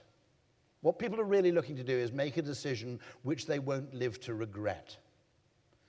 In corporate culture, it's fear of blame. And I think the problem this creates in corporate culture is that actually people go with the default very, very readily because it's less blameworthy. We call this at Ogilvy Change, we call it the Heathrow JFK effect. If you ask for a flight from London to New York, your travel agent will always come back with a load of flights from Heathrow to JFK. And you go, well, actually, I live much closer to Gatwick, I live close to London City, our office is much closer to Newark, why are you always giving us Heathrow JFK? The reason is it's the boring default. Think about it, okay? If you book your boss on a flight from Heathrow to JFK, if anything goes wrong, he'll blame British Airways. If you book your boss on a flight out of London City, if anything goes wrong, he might blame you. So we look for decisions where we have as little of our own subjectivity invested in them as possible as a mode of avoiding blame. No one ever got fired for buying IBM. Exactly the same psychology. That's why there are only 4 big accounting firms. Because if you appoint PwC and they cock up, everybody blames PwC. If you appoint a small boutique firm, now it's on your desk. You've put your head above the parapet, now you're at risk. And it does, the larger the institution gets, I think the larger it creates boringness. So we have to be really, really careful about that in how we incentivize people. And again, I go back to that original B example, split it 80-20. Give people an area, this is your 80%, where your rule here is don't cock up, don't fail, don't bet the farm, don't create a catastrophe. 20%, somewhere like that, here's where you experiment, there's license to fail, because we know that actually, if you never fail, you'll never have a huge success either. If you've never missed a plane, you've spent far too much of your life at airports. Okay? Finally, I'll bring it back to B's again. I'm very intrigued because I think someone in this room could win a Nobel Prize. Ben Pollock, who's the provost of Yale, who lectures on game theory, thinks that there's a Nobel Prize to be won in economics for reputational game theory. Now, I'm not sure that the people in SEO aren't in rather an interesting field to actually understand this, because if you can come up with a new and interesting theory about reputational game theory and the way that humans use reputation as a currency, and the slightly strange properties that reputation has, you might be onto a really, really useful discovery. Let me just explain one interesting thing about trust, and I'll end on this now because it's sunny and it's Brighton. Okay? One reliable way you can tell that someone's trustworthy, by which I mean it's not perfect, it's not about optimization, it's about decatastrophization. But by and large, someone who engages in costly activity now that will only pay back in later is more likely to be trustworthy than someone who's just engaging in a one-off transaction with you. In the one-off transaction, reputation has no part to play. Before TripAdvisor came along, if you were a tourist restaurant, all you wanted to do is make sure the people stayed alive long enough to pay the bill. They were never going to come back, okay? They weren't really going to reputationally harm you because they weren't going to go around Luton saying, if you happen to go to, if you happen to go to Faliraki, don't go to the fourth kebab shop along, right? So you had no incentive to be any better than merely indifferent because there was no feedback mechanism which rewarded you for being better than average. There was no repeat custom, there was no reputational benefit. We instinctively trust people where the future value of the relationship outweighs the one-off value of non-cooperative behavior. Therefore, I would argue that bees, just as bees detect the smell of flowers when you can only produce that chemical if you're capable of producing a lot of nectar, therefore, that smell is a reliable signal that not only is there a flower there, but it's a flower that's going to be fairly rich in nectar. In the same way, I think humans can smell trust on other humans. And they spot it by behaviors that humans adopt or which businesses adopt, which suggest that they're not merely interested in the next sale, they're interested in long-term reputational and business gains rather than short-term expediency. Good manners. Effortful in the short term, only pays back if you're playing the long-term game. Repainting your restaurant. Evidence you're playing the long-term game. I once turned up at a restaurant, the sign said, closing in 7 days, and my heart sank. I thought, why was I depressed by that notice? Because if you're closing in 7 days, why would you bother? Upfront expense is proof of long-term intention, engagement ring. Okay? If you're prepared, an engagement ring has to be painfully expensive for the man who buys it. Doesn't matter how rich you are, it's got to hurt. Because only when it hurts to buy is it reliable proof that you're planning to stick around. Okay? Particularly potent, by the way, the reason women particularly like being bought jewelry and flowers by men is that in game theoretic terms, they're slightly asymmetrical, because men derive absolutely no pleasure from jewelry or flowers. So when you give jewelry or flowers to your wife, it's a genuine sacrifice. I have spent money to bring you happiness. By contrast, if you buy your wife a quad bike or a drone for Christmas, there's a strong suspicion of self-interest, okay? But that, Five Guys. Anybody been to Five Guys? The extra fries. You could just make the cups bigger, okay? They give you the extra scoop of fries above and beyond what they have to give you to fill the cup, and it's a reliable signal because it's costly, okay? Anybody can say we're here for the long term, doesn't mean anything. But a costly signal that we're here for the long term, an engagement ring, some free fries, that has meaning. I think, by the way, that's why brands work. I think spending money on advertising and a brand is, you would only invest in building a brand if you were planning to be and believed you were going to be widely and repeatedly popular. Someone who was planning just to flog the things and disappear off the scene wouldn't build a brand. We instinctively trust those people who effectively place a bet of faith in their own futurity. And there's a danger with optimization, which is this question I always ask when people say optimize. You can't optimize in the real world. There's always a trade-off. If you optimize for the short term, you might be neglecting the long term. If you take a car, if you optimize for acceleration, you lose out in fuel economy. Okay? There is no perfect thing. What you can do, and it's a really interesting question for both programmatic and search engine optimization. Evolution works partly through a kind of optimization and competitive process. It works partly by just randomly experimenting and eliminating the worst.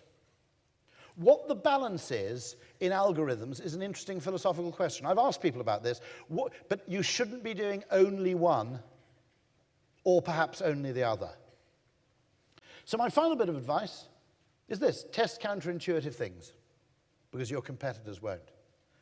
There's a huge value to testing strange things with your 20%, doing something a bit weird, simply because, okay, you can drop the price and demand usually goes up. Doesn't always, by the way. Sometimes you put the price up, demand goes up. But everybody's testing dropping the price. If you're the only person who tests putting the price up, you know something your competitors don't. That's value of an order of magnitude different from merely knowing what you suspected anyway. So the search for counterintuitive discoveries should be a large part of the investment of that 20%. So look at what you do and say, I can't optimize in the same way across the board. I have to have different ROI metrics depending on what I'm doing. Having one metric for everything, having the same fear of failure right across the board is actually a form of paralysis. Take a space and say, look, boss, cover me here. I might fail here, but once in every 6 months, we'll come up with real pay dirt. The $300 button, $1 million button. One of those fantastic discoveries where the payoff is 100,000 to 1. So that's my advice. Don't assume that optimization is a simple question. In the real complicated world, you can't optimize perfectly. There's a trade-off actually between optimization and just simple businesses of getting rid of the worst in each iteration. But also don't have the same rules for everything you do. That's one of the problems with accountability in marketing. It's just a business of marketers going and saying, look, we weren't that shit with everything we did. The real reason for accountability in marketing is that the net effect over a few years of marketing has to be a hell of a lot better than what it costs.